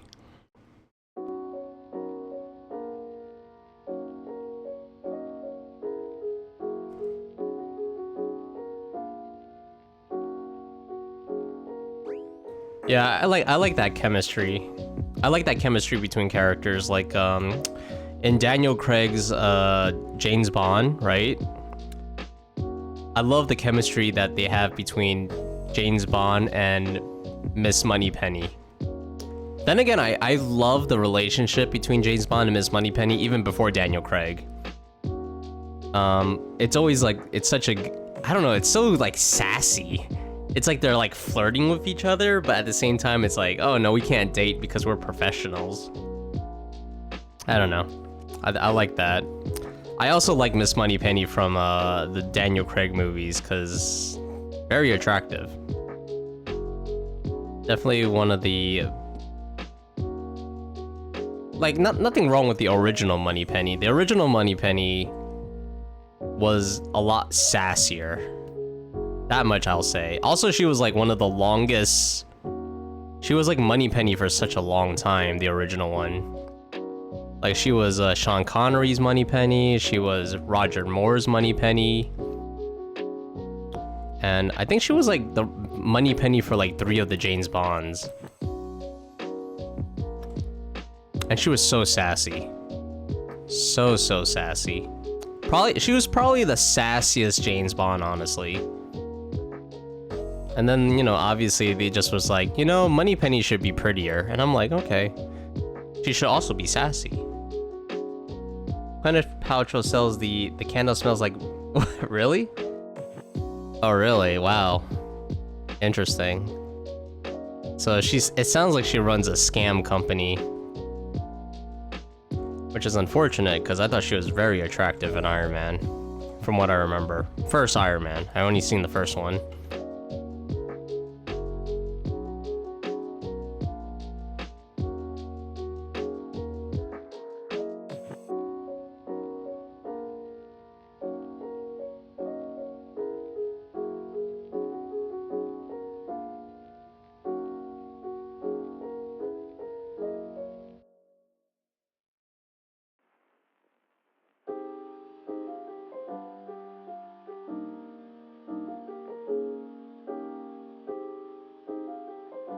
She sells stickers that turn to cosmic frequencies and are supposed to help you feel better.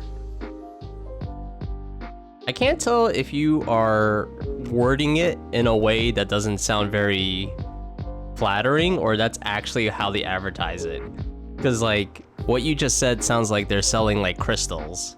You know, those like psychic crystals that I don't know, tune into your energies. Which, I remember I saw that in my town, and I was like, what the heck? This is actually here? I mean, it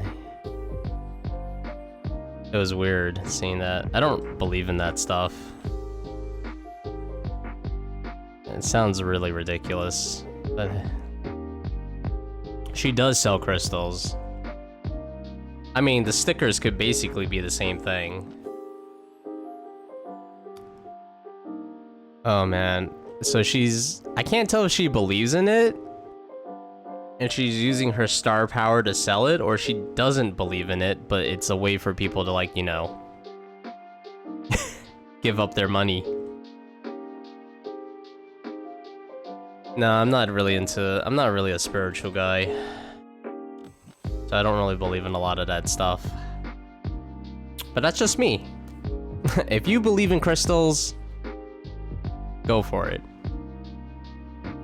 How much does the crystals cost, by the way? Do you know? If it's like several $100s, I'll be like, okay, she's like straight up just stealing money from people. It kind of sucks too. It's always the people who have money and they look pretty and they turn out to be like a con artist. You believe in yourself. Well, that's a good one. I like that. I like that.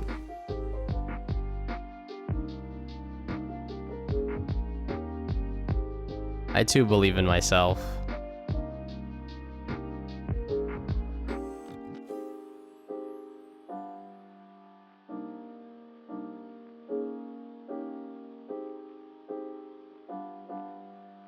Because if I don't believe in myself, who's gonna believe in me?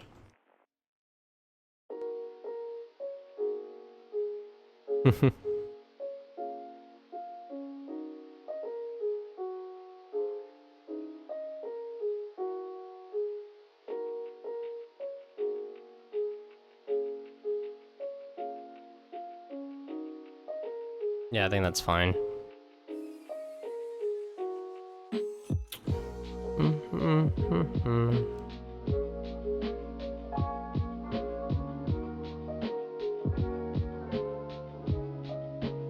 I'm trying to imagine where his arm is. Probably has to go a little closer, actually.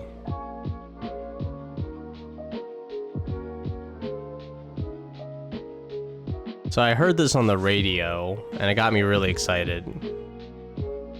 This was on the radio when we were going to the family gathering last time. So apparently, they're bringing back the Muppet Show, and it's being produced by Seth Rogen, which is very interesting. I would never make that connection with Seth Rogen.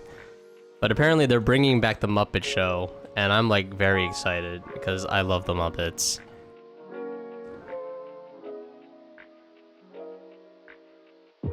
I'm excited. Hopefully it's good.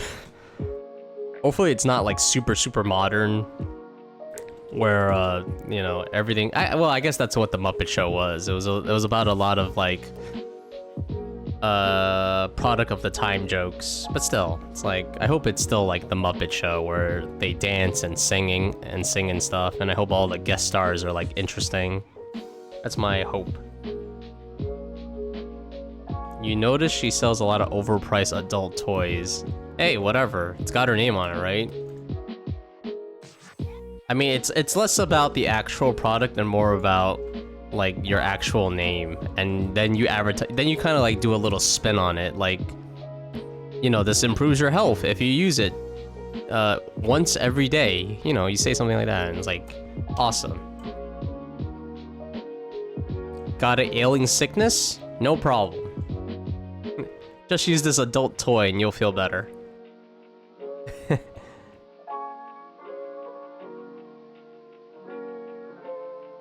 Nah. Stay away from the crazy people.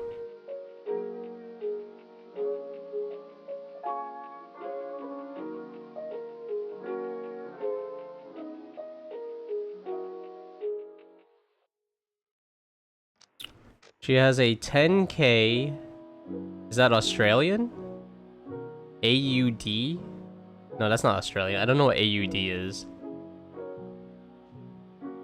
Gold necklace. 10k gold necklace. That, I think, might just be normal. Also, like... Yeah, I think that just might be normal.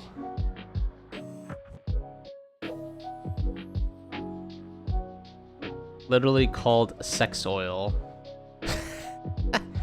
Is it called sex oil? You mean like a lubricant? Is it just a lubricant? You know, sometimes for marketing purposes, a ridiculous name is really good. I was reading one of those marketing books. Apparently, like one of the marketing ploys, like methods, is to subvert expectations, which basically sounds like clickbait. But in the book, the guy was like, "This is not clickbait," and I'm like, "It kind of sounds like clickbait." So you're supposed to write like, you know,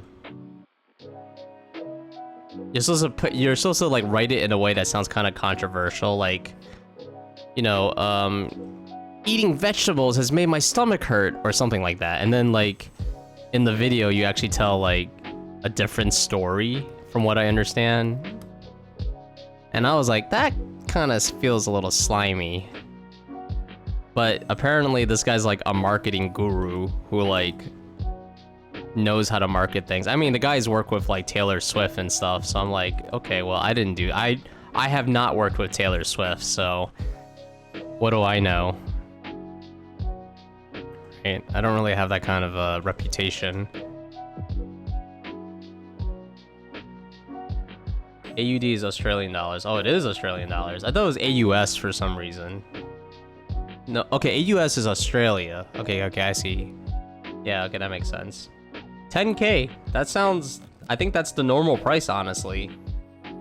Especially, like, in today's economy. For some reason, I confused Seth Rogen with Joe Rogan in my head, and I was like, interesting. Oh, God. I have not heard good things about Joe Rogan. I also have not listened to his podcast, so... You know, I don't really have an opinion of him.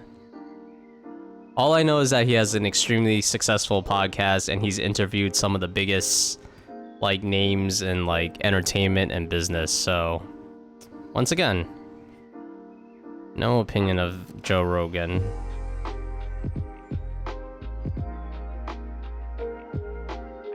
It's probably best not to have opinions of these, like, mega rich people anyway.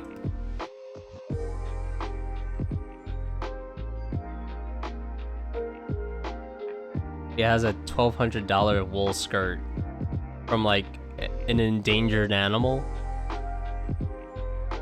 Better come with pockets at that price point. Just because you're not outright lying doesn't mean it's not clickbait. That's what I thought when I was reading that book or listening to the book. I was listening to an audiobook. Yeah, I mean, like I said, it felt a little slimy, but at the same time, it's like, this guy's job is literally to market a brand, right? Their job is literally to market the brand in the sense that they need to get as many eyes on it as possible to get a ROI of some sort. And you know, thinking it as purely a like system of things, like you know, like a mathematical equation. You usually don't have a lot of like emotional ties with like a math equation or an algorithm.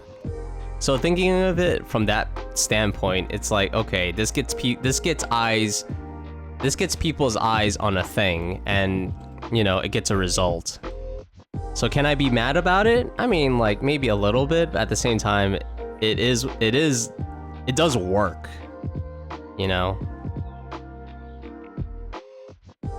I guess if you can find a way to make it tasteful, that'd be cool. Like make it in a way where once people realize the video or the content is not exactly what the title says, you know, it may not be bad. I don't know. Like I said, I'm just like, right now, I'm just like, consuming all this like content, all these like books on marketing so I can improve myself. And some of it is definitely very interesting. course. I always confuse Seth Rogen with Joe Rogan. I mean, I don't know how. One of them is an actor and the other guy is like just an internet personality. It's 10K in USD. That's, I mean, it depends on how much gold it is. If it's like a lot of gold, then I would say, yeah, it's probably worth 10K then. And also because of the economy, because I think gold is expensive now. All I've seen of Joe Rogan is some unintentionally and intentionally funny clips, and some pseudoscience spreading. Pseudoscience, yeah. I don't know.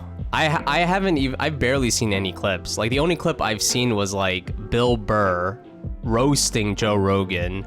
Because, like, this was during, like, COVID time. So, like, Joe Rogan was, like, I guess he brought up the whole, like, when COVID was still new, he was talking about, like, I guess, the science or whatever of preventing COVID. And then Bill Burr, like, cuts him off. He's like, look, I'm not gonna add, like, I'm a person with no medical experience, and you're a person with no medical experience. And he was basically, like, roasting him, like, you know, obviously, he was just saying, like, I'm not gonna listen to you for medical advice.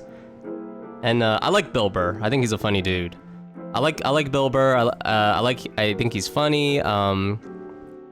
And I like how he kind of sort of basically speaks his mind. Like, I saw him with he did like a talk with Conan O'Brien, and they seem to be like friends, and it was really funny. Really funny. That was good stuff. Yeah, but his job isn't to not be slimy, so it's not like you're wrong just because you're not for thinking that. His job isn't to not be slimy. Joe Rogan? Oh no, you mean the guy's book? Yeah, I think everyone's gonna have different opinions of it. I get it. I think the real like, okay, so as I just said, I'm just reading all these books, right?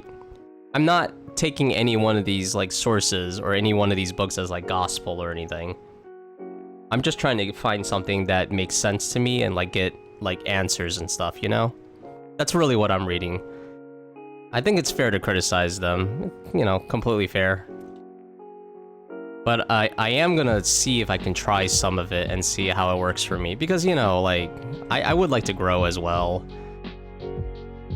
Especially like on the various social media platforms, because I feel like growth is really hard, and like it's only gonna get harder because of AI and stuff. So, you know, trying to find some kind of like advantage is, you know, kind of nice. And plus, everything is like an experiment. That's what I say a lot. Everything's an experiment. So like, really just try it, you know, just try the method, see if it works. And if you can tweak it so that it's something that better suits your preferences, I think that's fine. Hey, Massilio, hello. How's it going?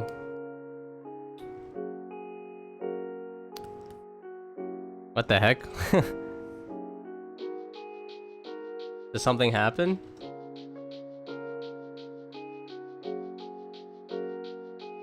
Or is it because I mentioned AI?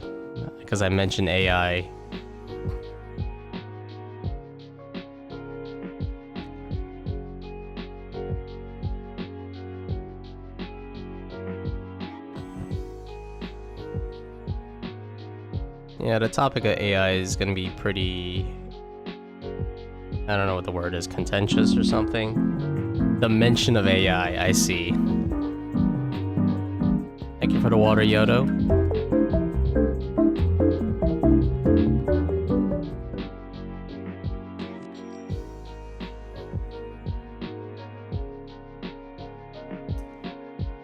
Hey, JC Gaming, hello.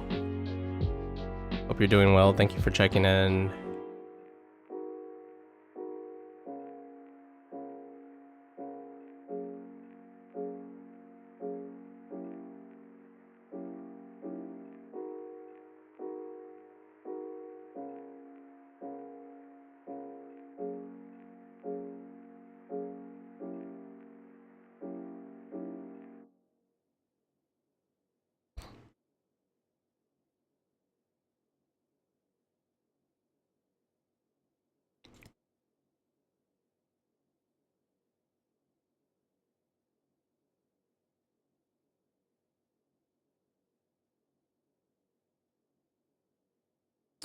I think after the stream, I'm going to... What did I say I was going to do? Oh yeah, I was going to do like a...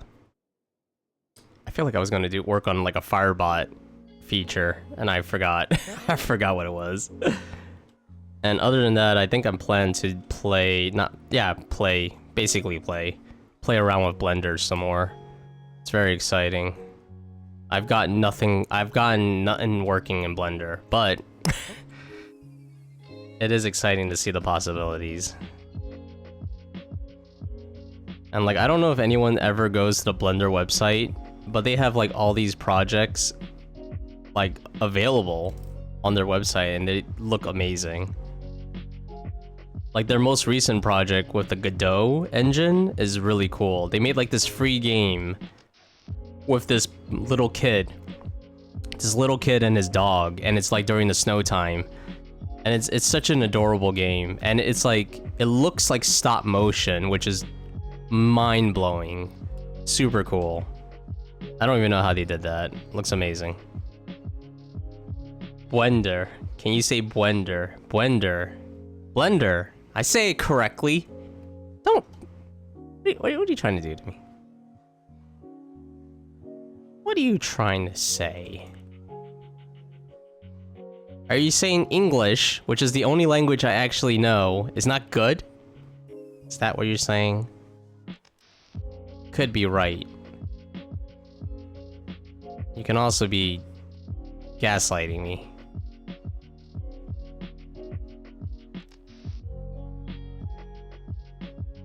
I just wanted you to say Blender. Damn right. All the words that come out of this mouth is always cute. Always.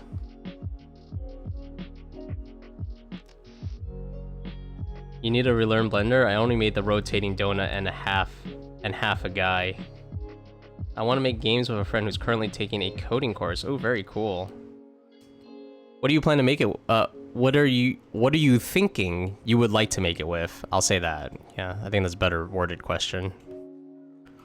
And yeah, I also want to learn Blender. I want to use Blender right now for like 2D animation, because it has the 2D.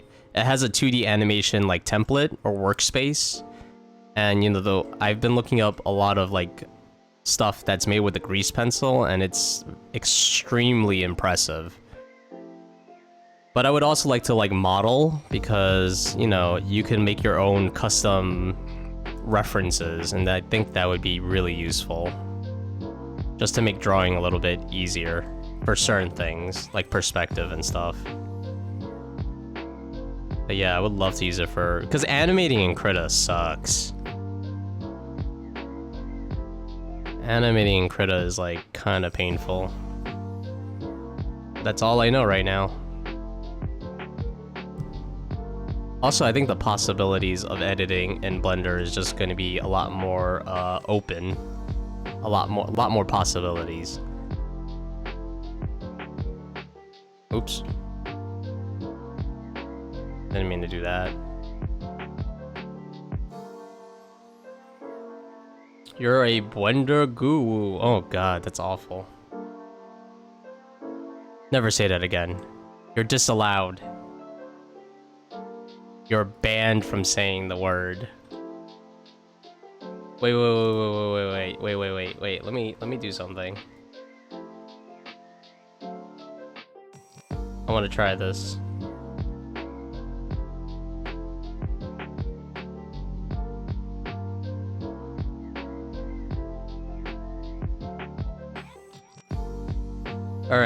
All right. Say, write out Blender. Write out Blender. I want to see.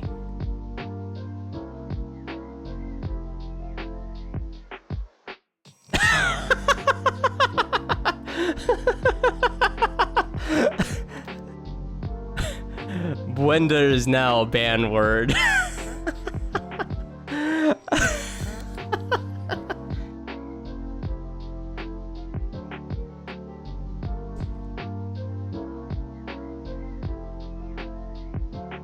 We're planning on using Godot. Oh, very cool. Yeah, open source, dude. No licensing fees. And it's good. It's a good engine, apparently. Very cool. Well, whenever you get started on that, love to see it, dude. Love to see, like, the progress and, like, the concept and, like... Yeah, basically those two things. Concept and progress. How many things are in this? Here's the pencil case. Pencil holder, I mean. Pencil holder.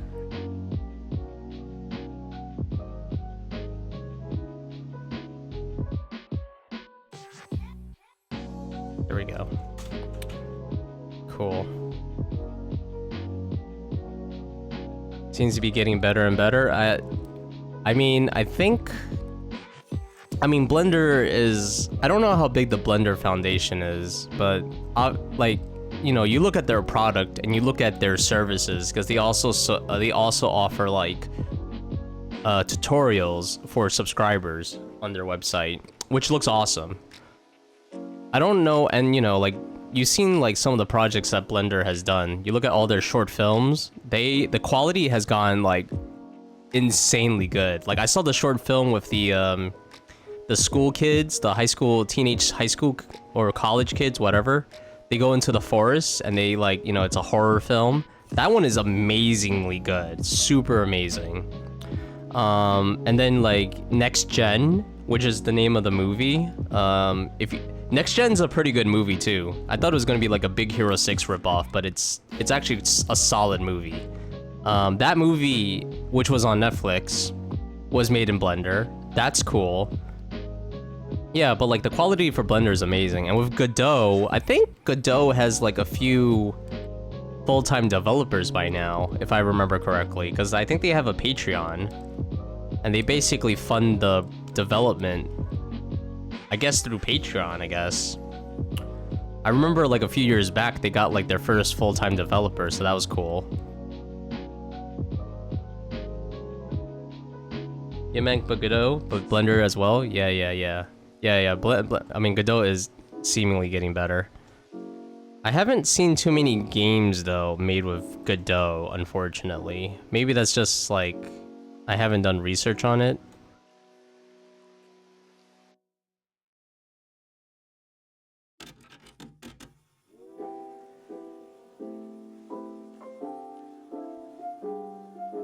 Yeah, I don't really know too many books. I mean, not books. Too many projects that use Godot.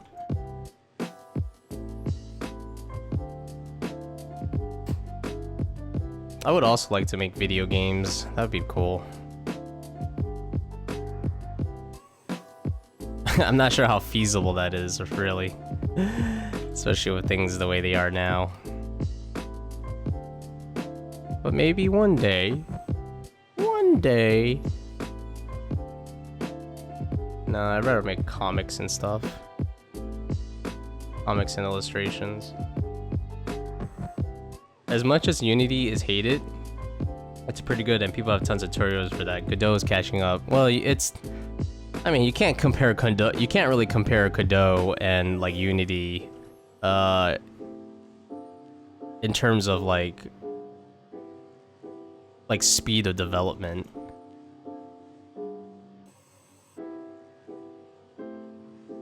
Like, Unity should be a lot faster at developing stuff. Because they have, like, the money for it, right? And Godot is just, like, you know, it's a much smaller project by comparison.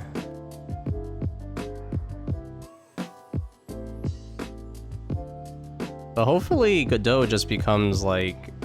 Hopefully Godot just catches up and then, you know, people will have an actual alternative.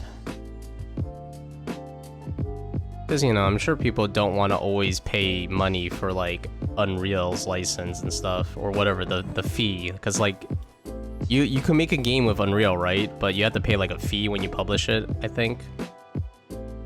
And maybe people don't want to do that.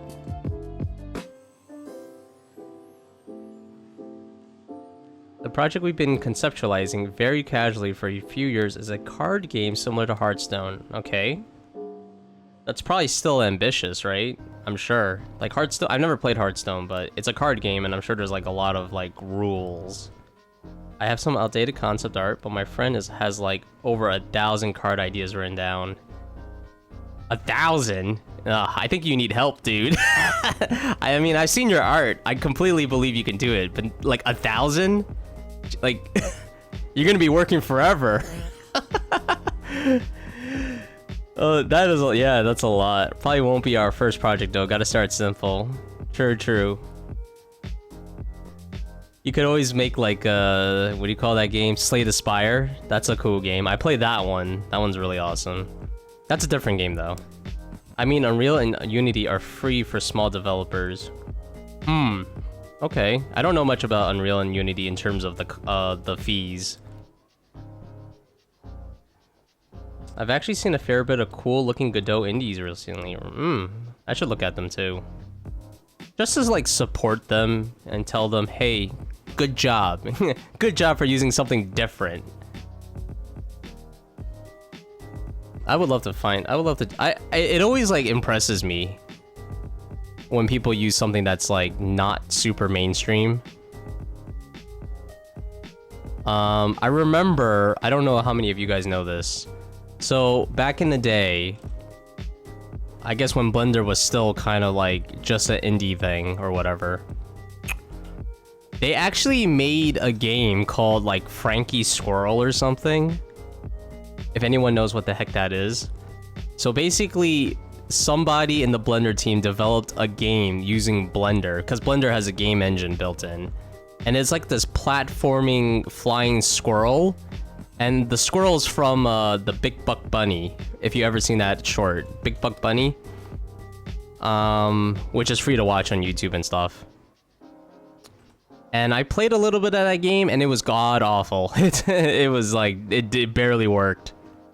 I think it was more like a tech demo, like, oh, this is what you could do with Blender. And then, well, it was not a good game, so... Yeah, you can make games with Blender, but they're not good. At the time. It's the big guys who have to pay. They don't care about the words. Money is what speaks. Okay, yeah, I know that. They're just ideas. It's not like we need to have 1 million cards in the game at release. Yeah, it's gonna be a big project, which is why we'll probably start smaller. Right on. Very cool though. Well, hopefully it becomes a super awesome indie phenomena. Hopefully you will be the next, what's that game called? Baltaro, right? I don't even know what Baltaro is, other than it's a card game. It's like, poker, right? Baltaro's poker, right? Anyway, you get what I'm saying. Hopefully you be like the next Baltaro, make millions, retire from your job, and just work on stuff you like all forever. Or Undertale. Be the next Undertale.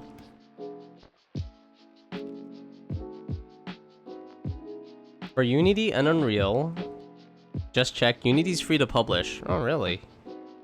Only once you pass 200k in revenue, then you have to upgrade to the Pro license, which is $2,200 a year per seat. What the heck is per seat? Per developer? Unreal's free to use. You only owe royalty after the game passes 1 million lifetime gross revenue. 5% on the amount over 1 million. Wait, 1 million lifetime gross revenue? That kind of sucks though. I mean, if you're a really small developer and you don't really make a lot of money, then 1 million might be really, really far off. But if you hit a successful thing and it makes 1 million, then every game you publish after that, you owe 5%. Based on what I'm reading. That's what it sounds like. Balatro. Oh, Balatro. Oh. It's a poker roguelike. Oh, I see. Well, hopefully you have their success. And then when you're rich and famous, don't forget that Chuck believed in you. We at the studio. Oh, it's per game, I suppose. Oh, is that what it means? Per seat? Yeah, I'm not really familiar with that phrase.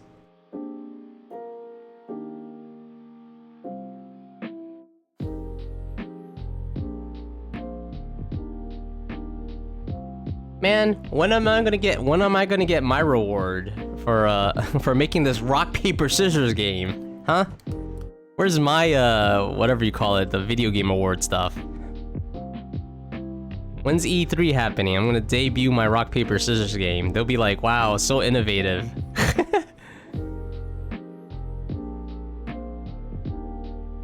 So innovative, so smart. The 1 million is per game. Alright. I read it as lifetime gross, so I was reading like... I read it as like, if you make $1 million altogether from all your games, you will have to pay 5% after every game. Not really innovative, I could code it in my sleep. I dare you. We're gonna check to make sure you're sleeping.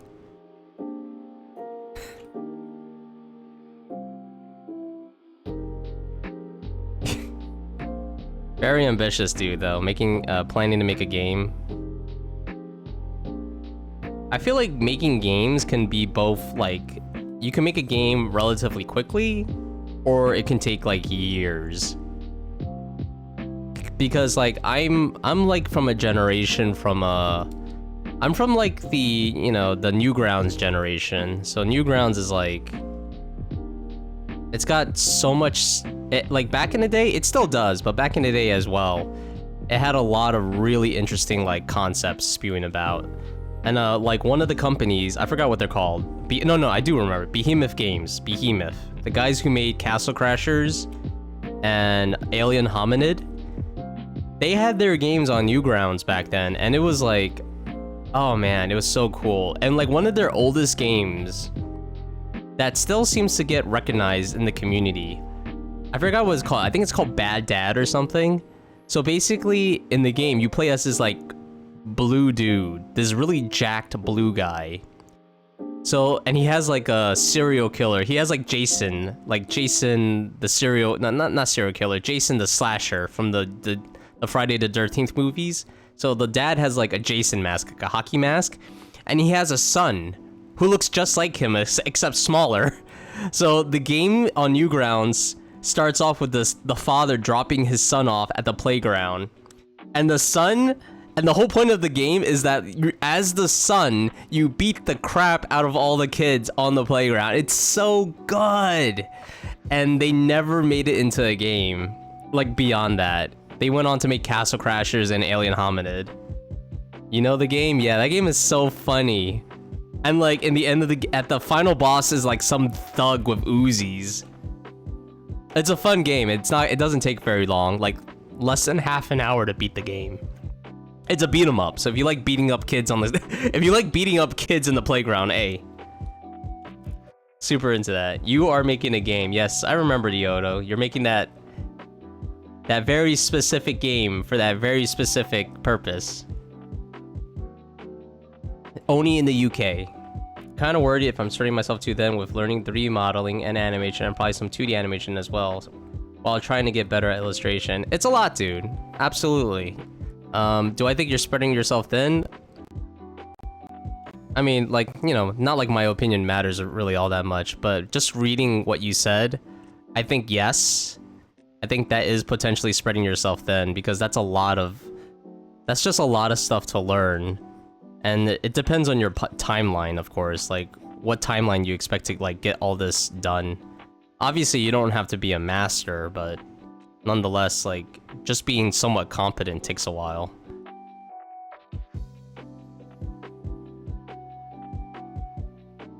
It's a lot, dude. But you know what? Maybe you're I don't know, maybe you're a savant.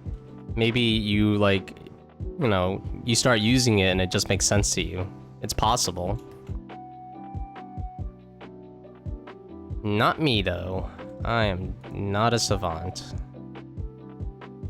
I'm the kind of person who has to fail a lot repetitively.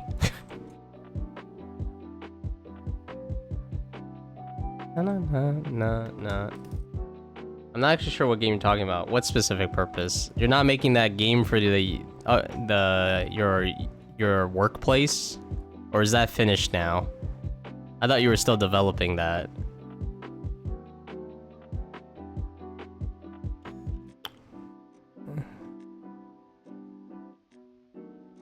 That is a work thing, yes. You also said it was a game, though.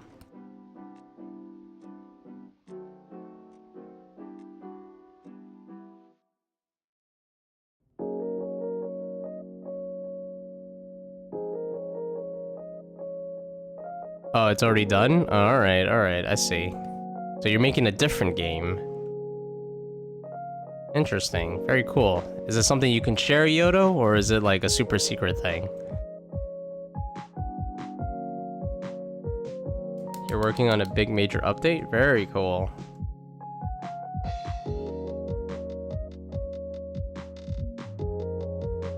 In secret, and no work has been done on the actual game. I see. Alright.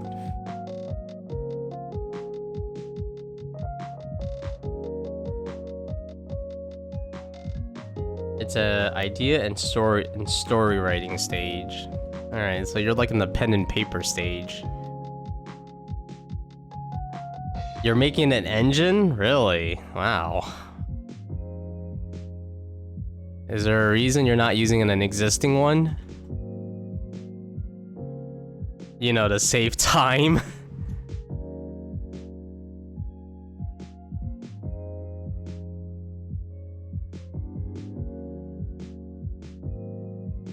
Nah. If I wanted to make a game, I'm definitely using a pre-existing engine.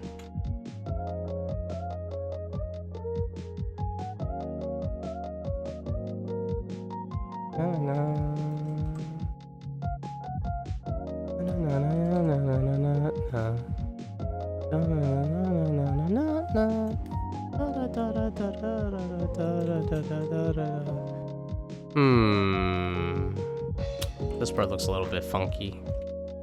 Gonna have to fix that, I think.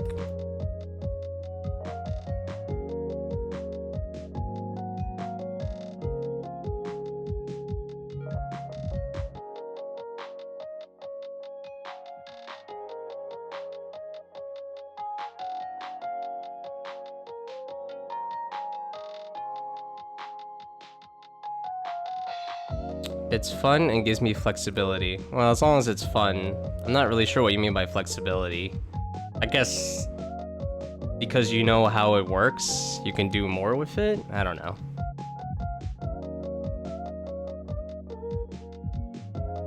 I'll at least try to limit what I need to learn in each field. Like 3D is... in 3D, I only need to do relatively low poly fidelity stuff, okay? And nothing crazy regarding animation. For 2D, I think I'd only need some pixel art and animation and sound effects. Alright, right on, dude. I don't know, it sounds like a lot. I mean, like... illustrating by itself and making things look... like, if you're like a representative artist and you want things to look like how they look like in mythology or like in the real world, that alone is hard, you know? And then you add in stuff like making them move.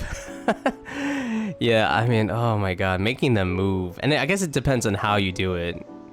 Actually, I would imagine 3D rigging and 2D... I mean, I already know 2D animation's hard. I would imagine 3D rigging is probably pretty hard too. And it's all the magic of animation. You gotta like make it look believable and stuff. So if you know how to like exaggerate stuff, that's cool. If you know how to make it look super, super realistic. Like there's a new anime coming out. I don't know if it came out yet. It's an animated movie from Japan. It's about like people who like run in competitions. I forgot what it's called, like 100 meter, I think it's called 100 meter. And there's a lot of rotoscoping in that anime movie. It's a lot of rotoscoping, but it looks damn good. It looks super good. Like they rotoscope a lot of like people sprinting and stuff. So it looks awesome. But yeah, I guess it depends on like what kind of animation you're into. You have very specific additions that I need for the game engine to tick. Interesting. One good thing is that all these fields have a lot of skill sets in common. Yeah, I think so too. Very true. Not sound effects. Wait, what? Oh. What's the abbreviation for special effects? Yeah, Yoda's got it. VFX. Video effects. I think video effects... Actually, SFX might be good. Special effects, right? Oh no, sound... Oh no. SFX is also sound effects. Alright. I get what you mean. I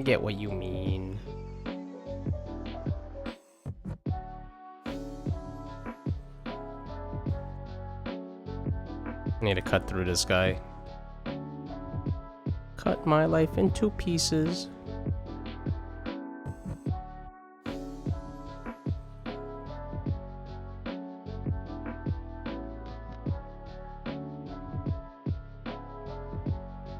Alright, let's look at it from afar. I'm gonna have to fix this line. Cool. And bring it down a little bit. Just a little bit. There we go. This is my plastic fork. Yes. The famous lyric from that famous song back in the day.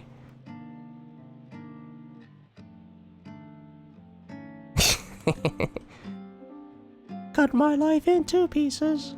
This is my plastic fork. You need a plastic fork sometimes.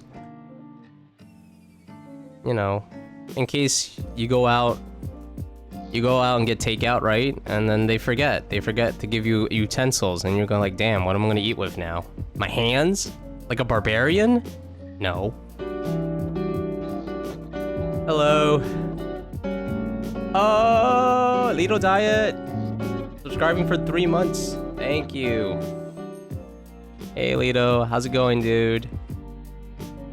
Hi Chuck Nation. Yes, the nation of Chuck. Very small. We are currently accepting immigration because as a nation, we need to grow.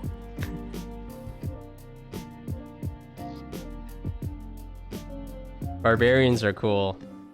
Cut my slice into pieces. This is my plastic fork. Oh, that's way better. Not even cut my life into pieces. Oh, nice.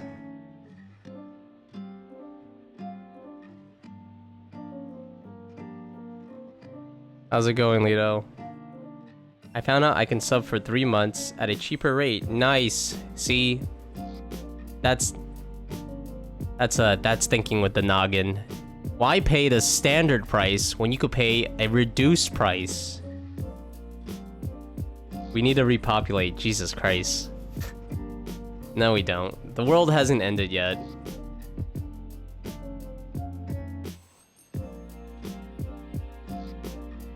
Yeah, I hope you're doing well, Lido. And I will do my my regular reminder. If you want to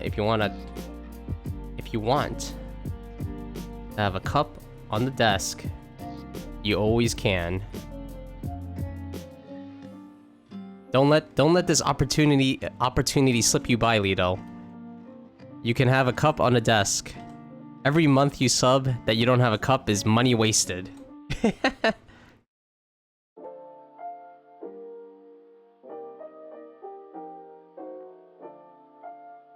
I feel like there's way too many people in this world already. Yes, but I mean, Iodo wasn't saying that because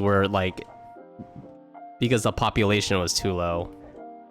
He's saying it because of the other thing. The other implication. You need to design your cup. Design your cup, yeah. Or you can ask me to design it for you, dude, because I know you're busy.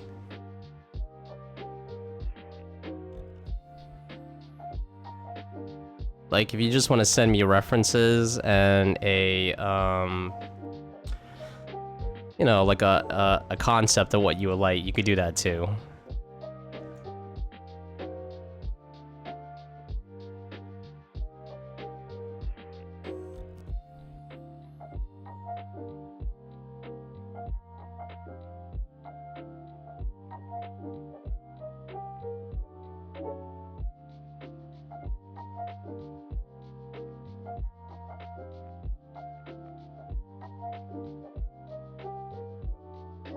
You will consider. Yeah, no pressure, dude.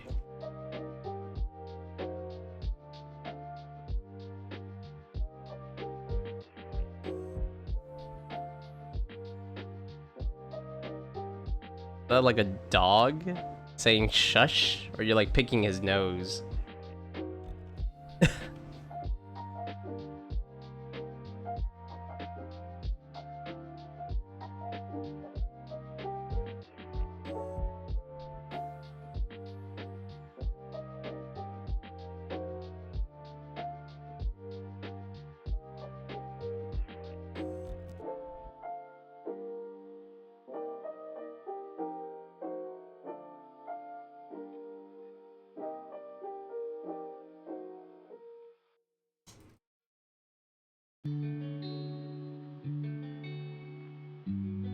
You know, I actually have a question, and this is for anyone that I guess does it.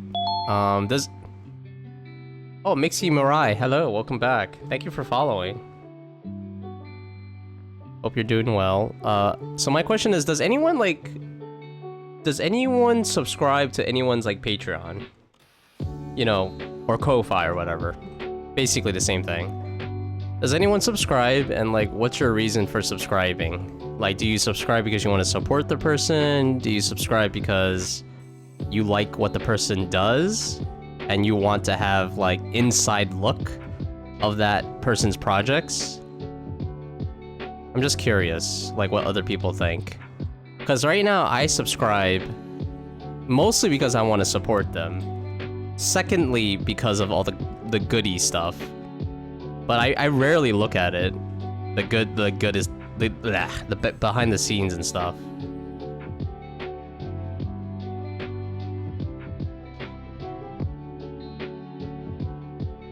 You have never made a Patreon. I would sub because I want to support. That's fair. That's what I do right now. I was just curious if anyone's like interested in like, you know, interested in the membership stuff. Because I was gonna, my next follow-up question was like, you know, what would be something that you would like to, like, what would be the thing or things that would make you want to go like, yes, I would like to subscribe to this person because they have this thing in their membership thing. Like behind the scenes drawings, podcasts, maybe they have like a podcast that's only for members only. I guess the other one, which is really obvious, is if you have like a not safe for work channel, which, you know, obviously is very limiting in terms of where you're gonna post that. But I was just curious. Right now I sub to like maybe 3 different places and I never look at their stuff. Or I rarely look at their stuff. Rarely.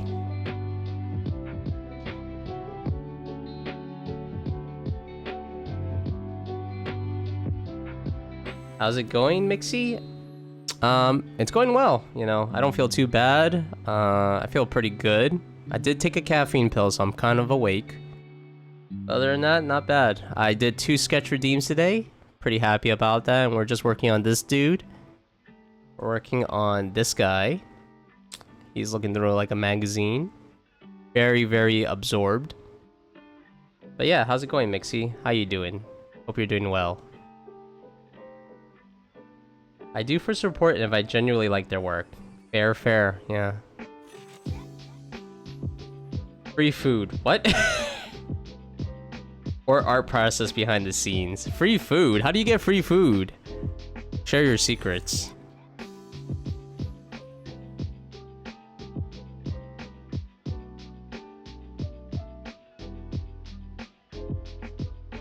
I would subscribe and get free food.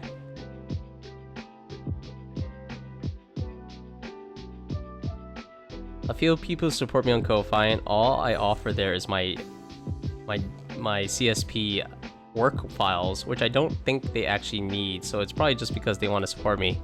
Hey, that's cool, nonetheless. Yeah, I was just looking for, like, ideas. Because I would like to start... I would like to work more on... Well, I like to start Patreon. I do have a Ko-Fi with a few things on it, but... I want to see if I can make it more enticing. Enticing, cool, whatever the words are.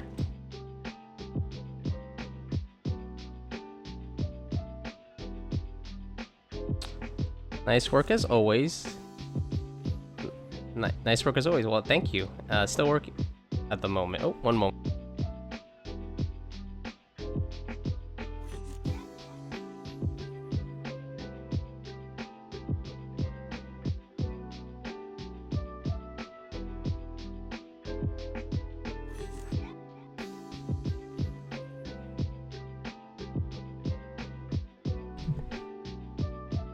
Oh, I got food.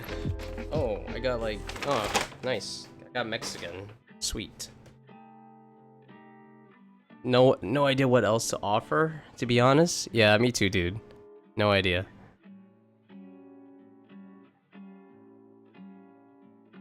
Like, I just try to get ideas. Reading a lot of books, reading a lot of articles, going to forums. Going to forums to like see what other people are doing, because you know there's no shame in taking other people's ideas. I do that. I do that all the time. Like my overlay is literally a culmination of other people's ideas.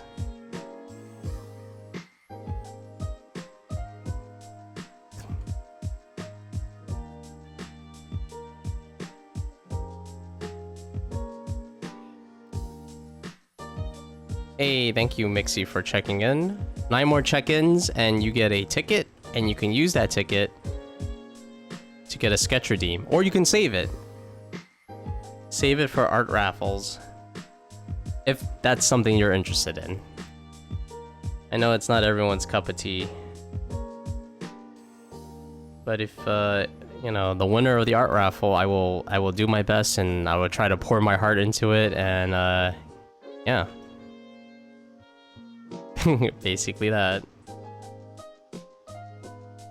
One time.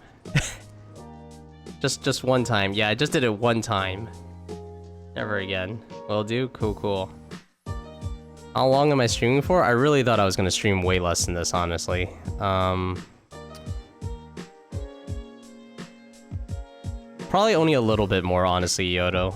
Like, maybe not even 3 o'clock this time. Maybe a little bit before. Because I want to, like I said, I want to work on those other stuff, and like yesterday I was so tired. After the stream, I ate lunch, and I got knocked out. I was so tired yesterday.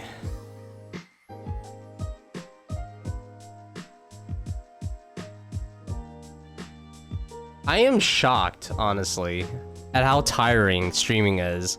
Cause like, you know, when I was watching other people's streams and I'm like sitting there, I'm like, ha ha ha, yeah, this is easy. Like, you know, and then like you're actually trying to stream and like you're trying to do work and you're trying to like talk and stuff. And it's like, and at the end of the day, I'm like, I'm tired. And I think to myself like, why am I tired? What is making you tired? That's a good question. I think it's a combination of things. Number one is like, right now in my room, it's hot. It's really hot in my room. Heat makes me tired. But yesterday I had the AC on because it got hot. So I was comfortable, but I was still tired.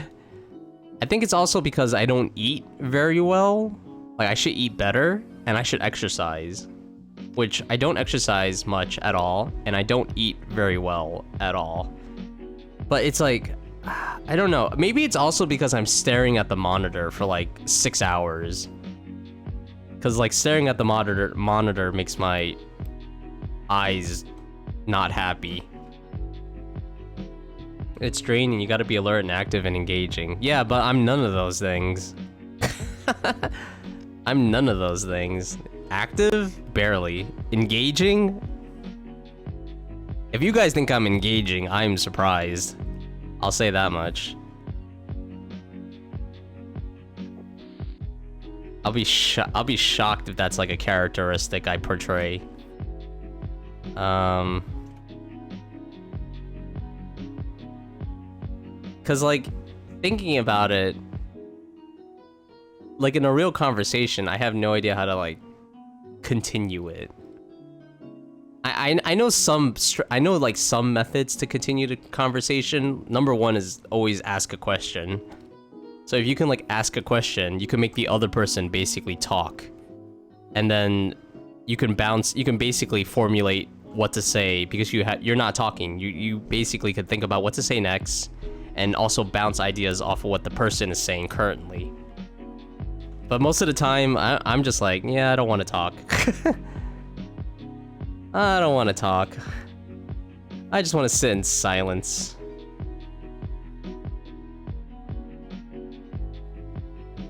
That's IRL though.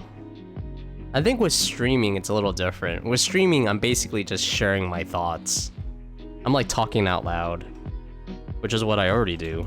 And it makes people, it makes me appear crazy, but.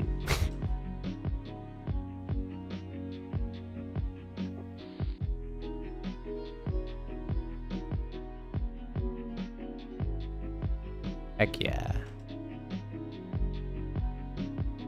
You do better than you think from an outsider's perspective. Yeah, that's always the case, isn't it? I don't know, I try to be honest with what kind of person I am, because that helps me like reflect. It helps me reflect like where I'm at and what I need to do to change. Nah, he's like a 6.7 out of 10. Hey, that's passing. Could do much better as a streamer. I said, what are you talking about? Ioto, there's literally streams out there when people never talk. They never talk. They talk in chat, like as if they're watching their own stream. And those people who do that, I am impressed. They usually back it up with something, like they draw really, really, really well.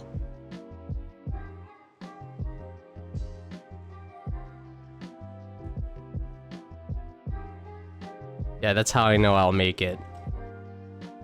I've made it when I can stay quiet and everyone's like, amazing. Amazing, the silence.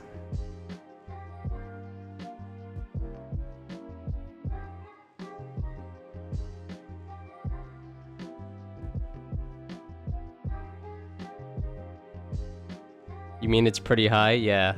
And they get like 4 out of 10 or 3 out of 10. What, the quiet streamers? Yeah. But they also get a lot more viewers. I don't know, it's interesting. It's very interesting. It's very interesting to think about. I wish, I'm sure one day someone's gonna release a book about like the psychology of it all. And I'll end up reading it because I'm like, I want to know.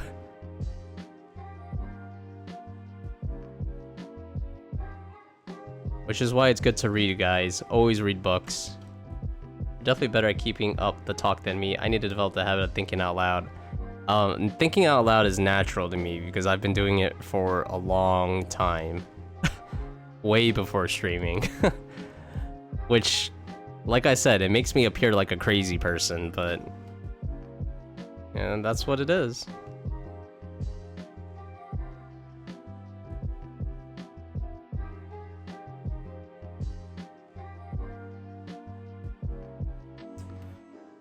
I hope I can learn how to animate in grease pencil in a Blender, like in a timely manner. Because if it ends up taking me like years to do it, I'm gonna be kind of sad. Because I don't want it to take years. Maybe a few months. But not years. Because I definitely have a ton of ideas that I think are cool.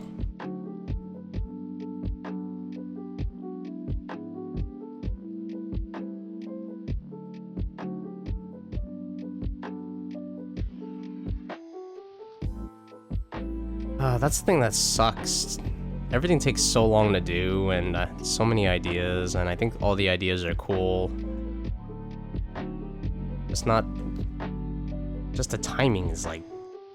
balls. Like, I wish in the current state of things, in terms of like work and personal life balance, I wish we had a 4-day work week. I wish I had a 4-day work week and each day was like maybe a max of 7 hours, because that would mean, you know, I would have energy. I would have energy in the day to do what I want. I wouldn't be like overwhelmed from work. Yeah, that's pretty much it. I'd have energy. That's pretty much it. It is what it is. That's not very positive thinking. What happens to the positive thought?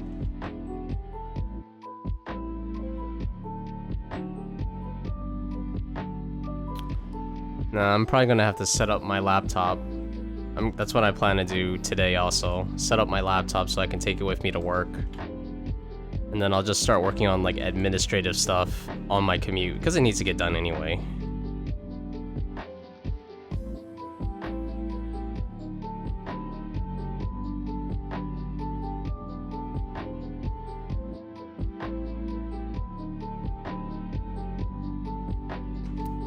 Try to like utilize my time the best I can.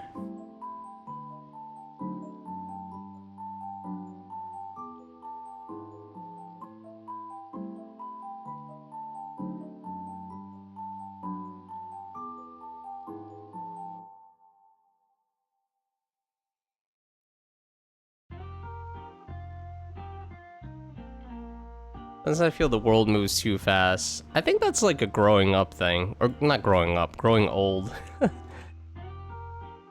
You know, not to say you're old, because I have no idea, but I can tell you from personal experience, as you get older, things move quicker.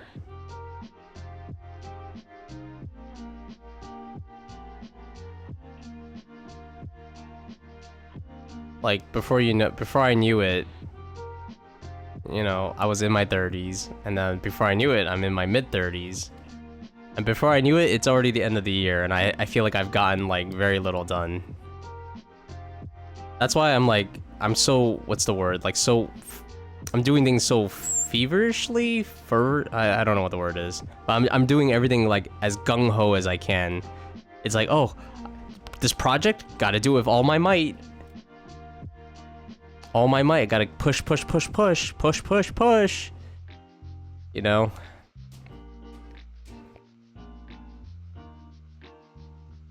Because and then it also helps that,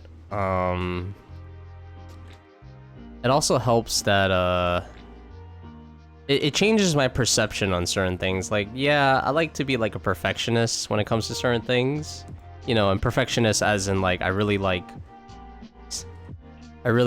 you know, spend too long on stuff, but, you know, knowing that I don't have infinite time helps with,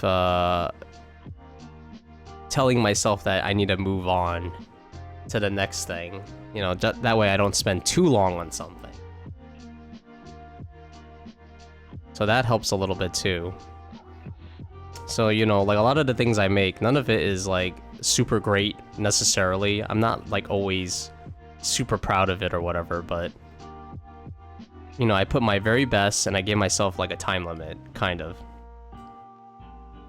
Time just flies so quickly. Very true. We need to be fine with good enough. Yeah, I mean, I agree. I mean, most of the stuff I've been doing is good enough.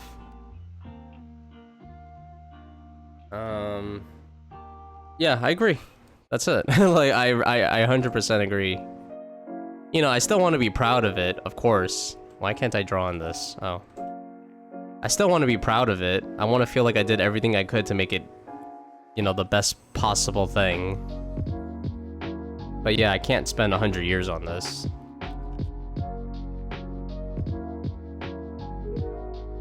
It's just not going to be very, it's not going to be worth it.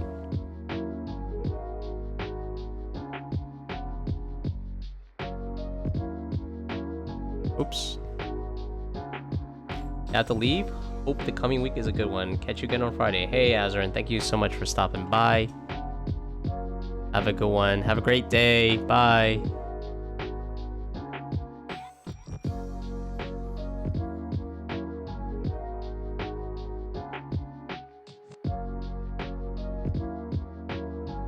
Alright, I'm gonna try to copy this the best I can. So we're kind of looking kind of above a little bit. I'm just looking at my overlay right now to see how this is looking. This looks okay. Post-it note is kind of right here, actually.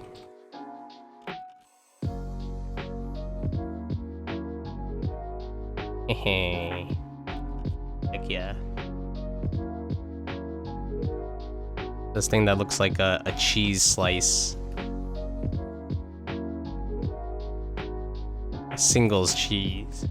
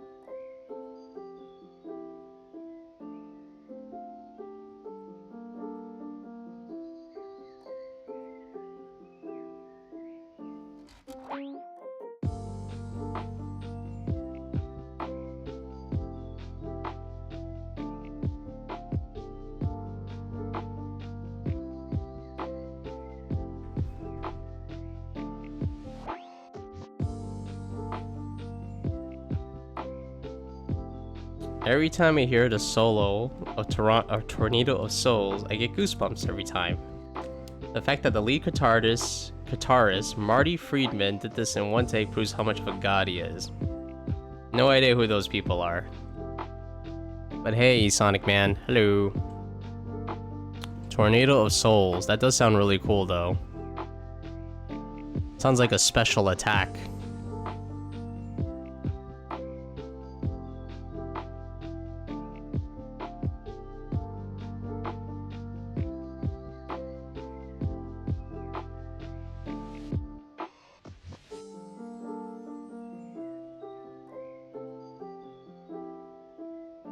Okay, I actually need a reference here. I do have a picture that I could slap in here.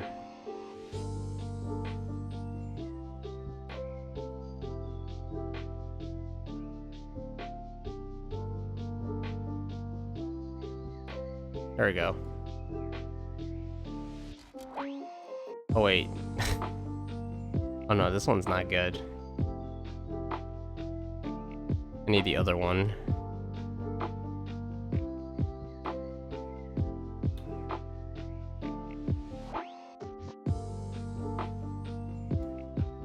Alright, here we go. This one's better, because I can actually see the cork board. And we're gonna bring it up here. Oh, okay. There's a lot of other stuff. Let's see, what else is there?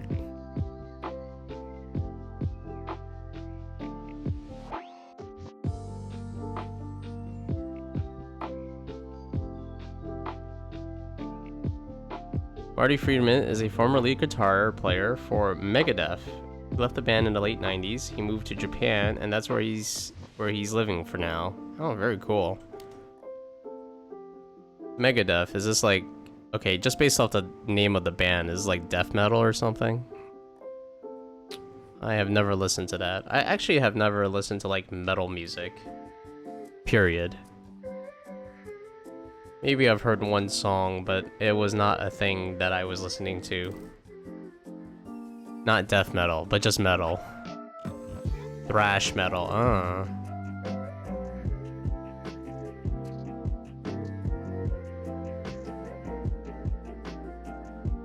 Very cool nonetheless.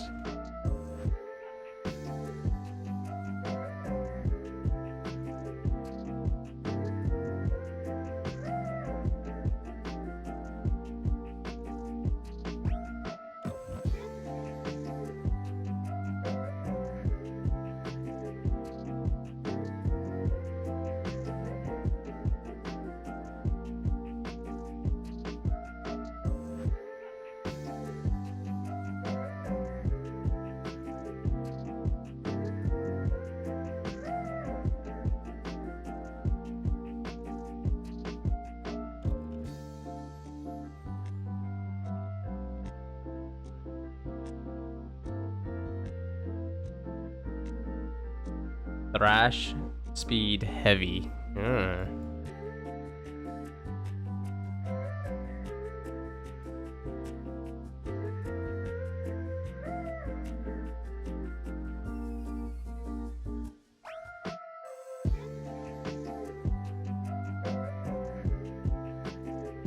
Something like so. Alright, not perfect, but whatever.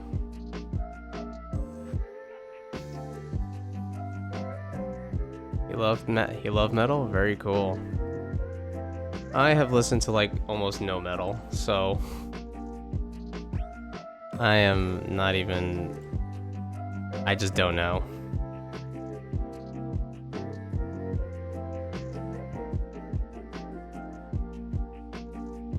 As redeemed stretch break. Oh, you hear that? You must obey. Alright, I'm gonna get up and stretch.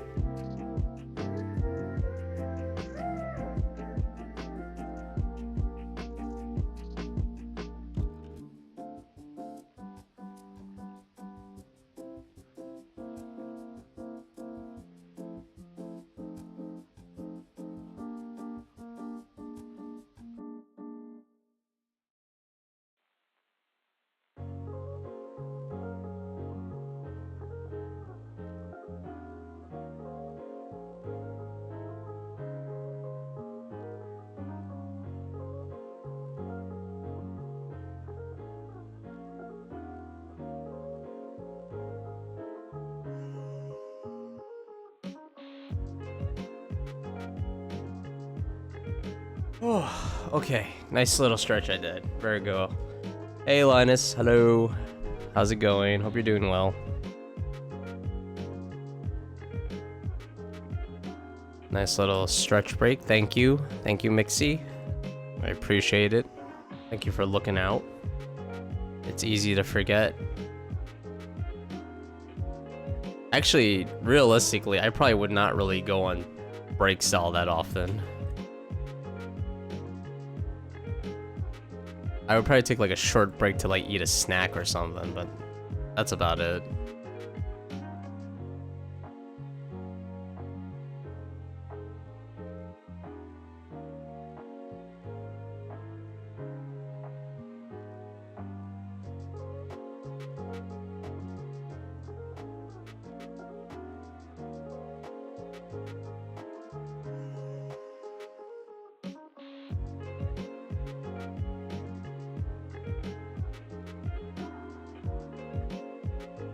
Oh, I know what I'm gonna do with... Wait. No. I was gonna add little, like, spiral things here, but now that I think about it, most calendars that you buy don't actually come like that. Not that I recall.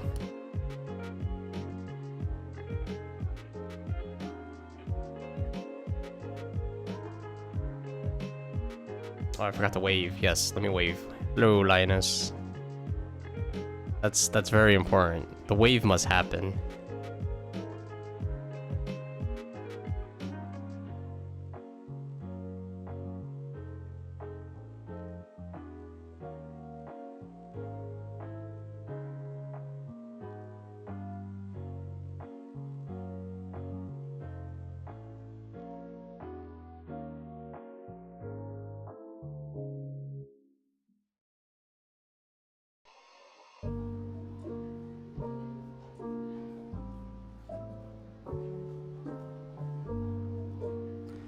Alright, this is coming along, you know?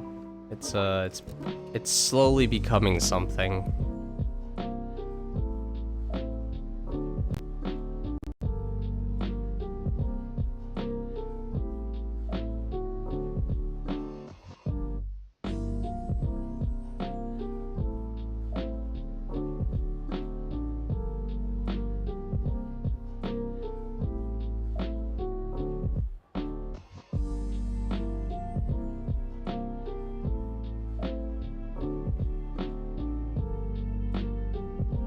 Oh, whoops.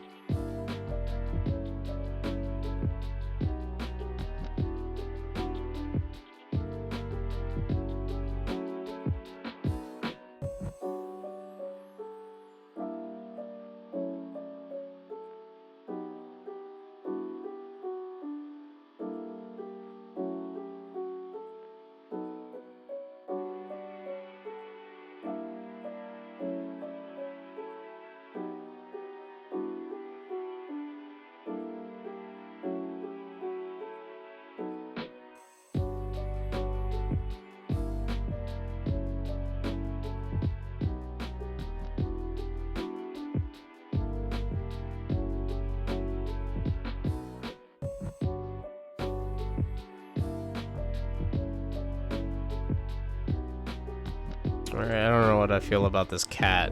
It's supposed to be a cat. Now that I look at it some more, it's not cat.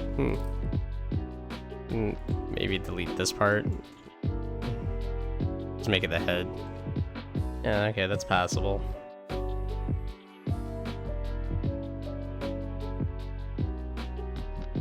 Where's the oh.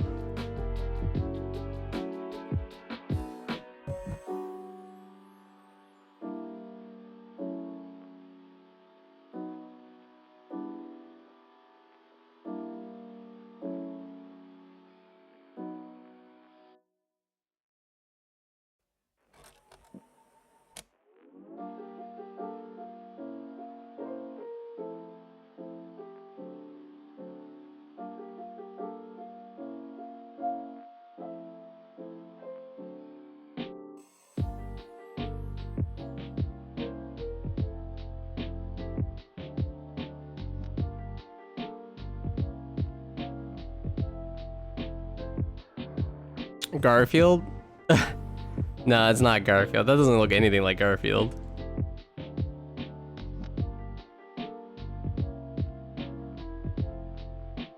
That would be pretty good though. Yeah, maybe I'll make it into Garfield, like kind of like what do you call it? Easter egg. Like you can tell it's kind of Garfield, but you can tell it's like there's not enough information to really say it's Garfield.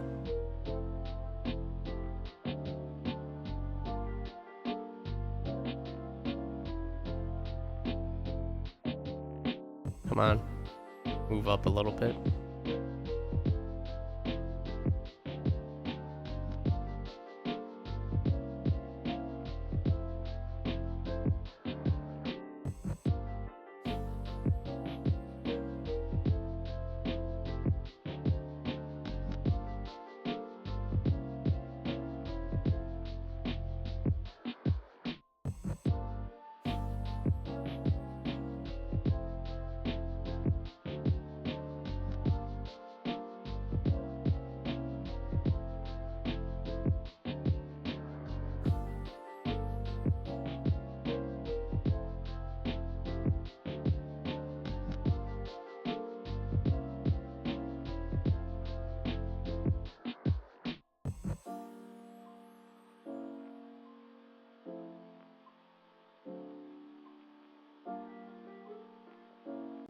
What am I drawing this for, by the way? Also for like Patreon and stuff.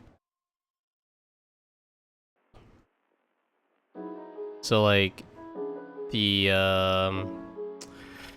size of the canvas, I think this image size right now is what Patreon suggests. So whatever the aspect ratio of this is should fit Patreon perfectly. It should fit the other websites pretty close as well. I want to like start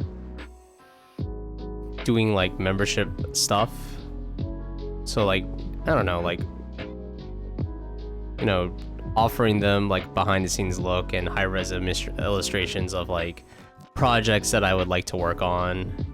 Probably offer other things as well. Like, based on what I read, you could offer like videos and stuff before you release it to the public, so people would have like first access to it. I've been thinking about like the standard things, like, oh, here's a commentary walkthrough of, you know, how I drew this thing, and then there's the like, you know, time-lapse video. People love time-lapse videos, right? And then there's the what's the other one, like maybe like doing a little podcast, maybe, you know, a once in a while podcast about like my art journey and stuff. I don't know, things that people may or may not be interested in. Like if I look within myself, I love hearing other people's stories. Like I just love that stuff. So, you know, if I listen to like a podcast about like how people have like, I don't know, struggled or worked on a project, I feel like that would make me feel I don't know, like closer to them, or like I would feel more, I would feel like oh yeah, like this guy seems genuine, I'd like to support them, that sort of thing. But that's just a thought. I don't know if I'm actually gonna do that.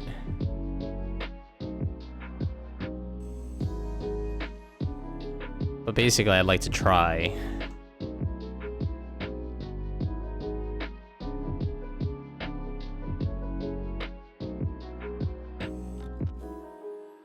So like when this is done, and I put it on Patreon, I wanted it to be animated because Patreon also accepts like GIF images. So like this little book he's holding, like in the panel, at least on Patreon, like the little paper here is gonna like flip down, so it's like he's like flipping through the magazine.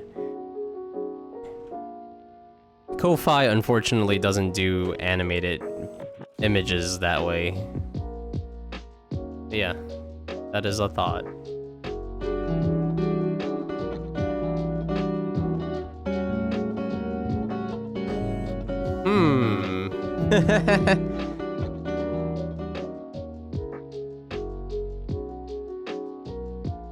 Yes, Bvale.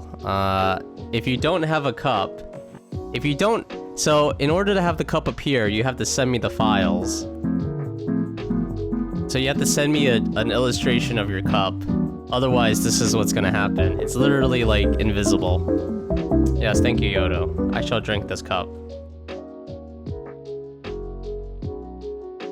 Wow, delicious. The glass is so clear, and the water is so clear. And that water is so refreshing. Oh, thank you. I mean, did you, I haven't checked the Discord or anything. But if you posted a cup in the cup design channel, I will look at it and I will, I'll update the overlay.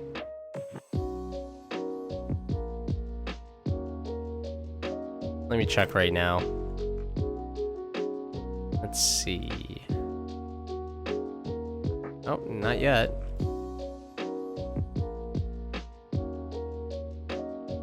Yeah. So, if you design your own cup, dude, Bvale, you could put it in the cup design channel, and I will take that design and I will upload it to the overlay. And once again, no rush. It's not a big deal.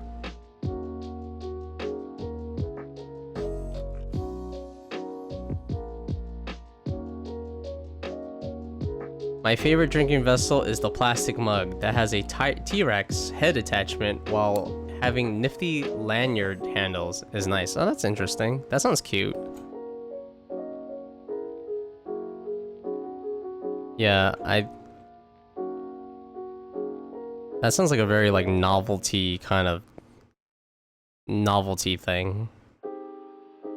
I think the novelty thing that I liked a lot that I saw on the internet was like a tea diffuser.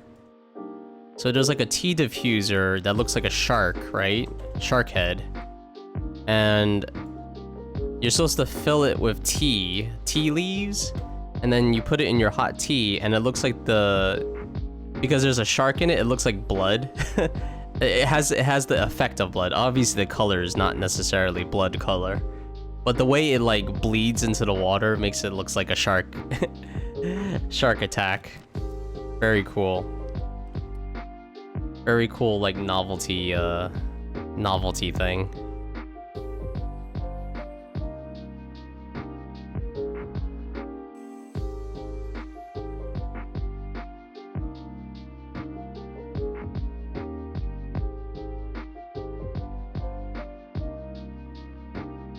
It's a cinema exclusive cup as it's promoting the Jurassic World movie. Ah. Very cool. Jurassic World, the first one, right? Or is that the sequel? I forgot. I thought Jurassic World was okay.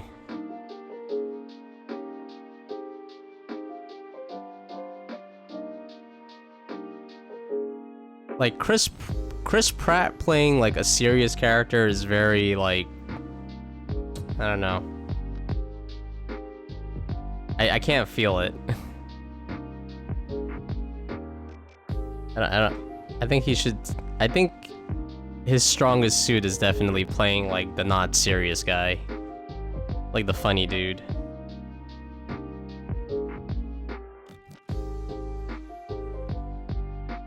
I haven't seen the sequels yet, especially the one where they got the original actors from the first Jurassic Park movie. Haven't seen that one yet. I do want to watch it. It looks like, if anything, it looks like a fun ride.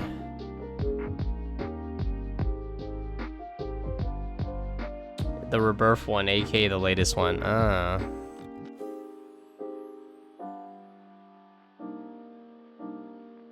Yeah, maybe one day.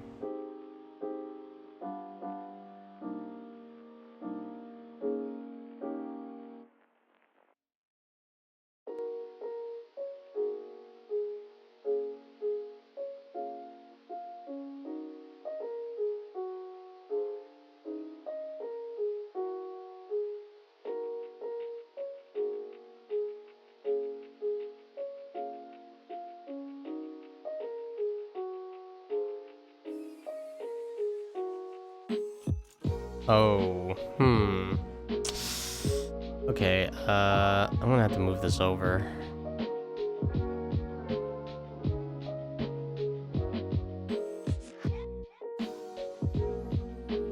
Doesn't quite look right.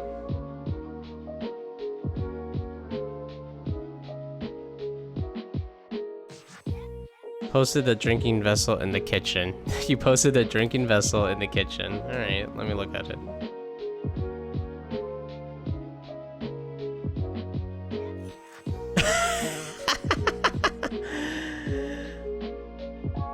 That's funny.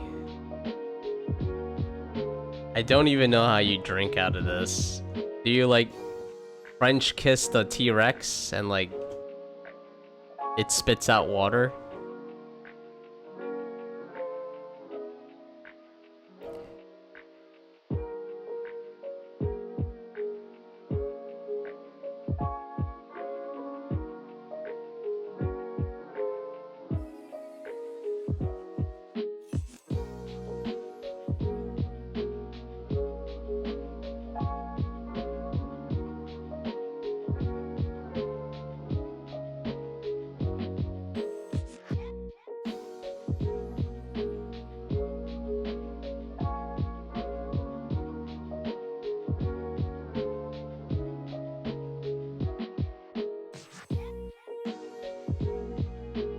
The back of its head has a straw, almost like I'm drinking their brains. Amazing. Approximately could fit a whole monster in it by liquid amount. Jesus Christ. I've never had Monster. I don't think I'm ever gonna have Monster.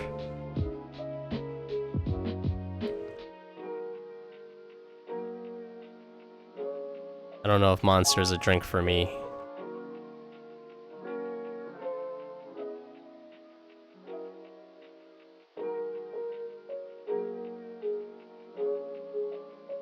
Yeah, but thanks for sharing. It looks cool, honestly. It looks super dope.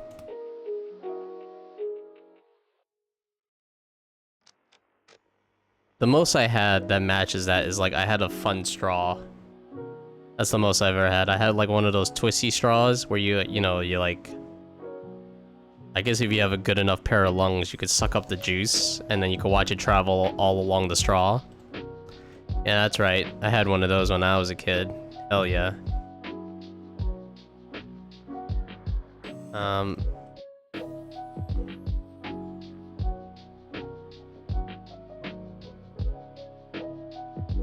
And then I would assume it's hard to clean it, so I obviously went to the garbage.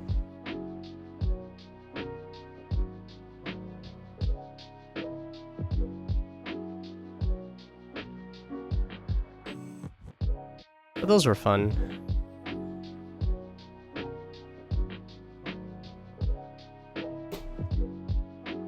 How's that look? Looks like something. Save. It's about 500 milliliters and can fit ice in it. Oh, very nice. You get a nice cold drink. It's tough to drink from its brains, so I'd rather drink drink it like a mug. Yeah. No. You reword it. It's tough to drink it from its brain, so I prefer to tear its head off and drink it and drink its blood from its throat. I think that's the better way to word it.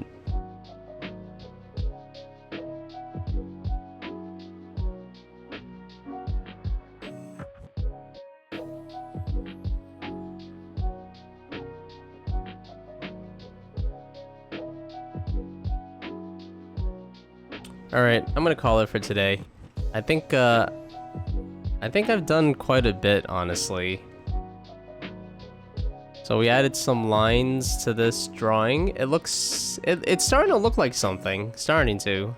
Hopefully it looks cool at the end.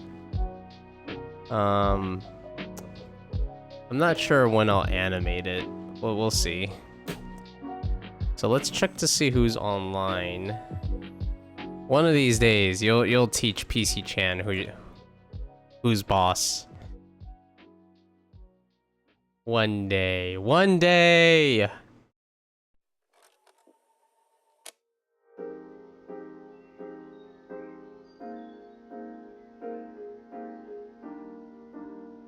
Alright, I think this person's gonna stop. One of these days, shakes fist into air. One of these days. Alright, let's see who's streaming. Let's see who's streaming that. Either they're new or... Oh, this person. Wait. Yes. This person. This is a new person. Oh, they're doing some Silk Song fan art. And, oh damn, it looks really good. I like the colors. Very cool. Anyway, let's rate this person. They're called Octagear. I know of Octagear from watching Cup of Joe's streams. They seem to be, like, their stuff is really awesome, so I hope you enjoyed their stream. Good job today. Thank you, Mixie. Thank you, thank you. So, I feel like I have a lot of things to do. I'm not guaranteeing it, but, you know, I might do, like, a random stream throughout the week. You know, if you want to and you want to, like, pop by on those random streams, by all means. But if not, you know, the next stream will be on Friday, same time, 6 p.m. Eastern, and then 9 a.m. on Saturday and Sunday. If you are a subscriber, don't forget you can submit a drawing. You can submit a cup design of your own design, or you can ask me to do it for you. All right, very cool. Anyway, guys, thank you so much. I hope you have a great rest of your day, and I hope you enjoy Octagear's stream. See you guys. Bye.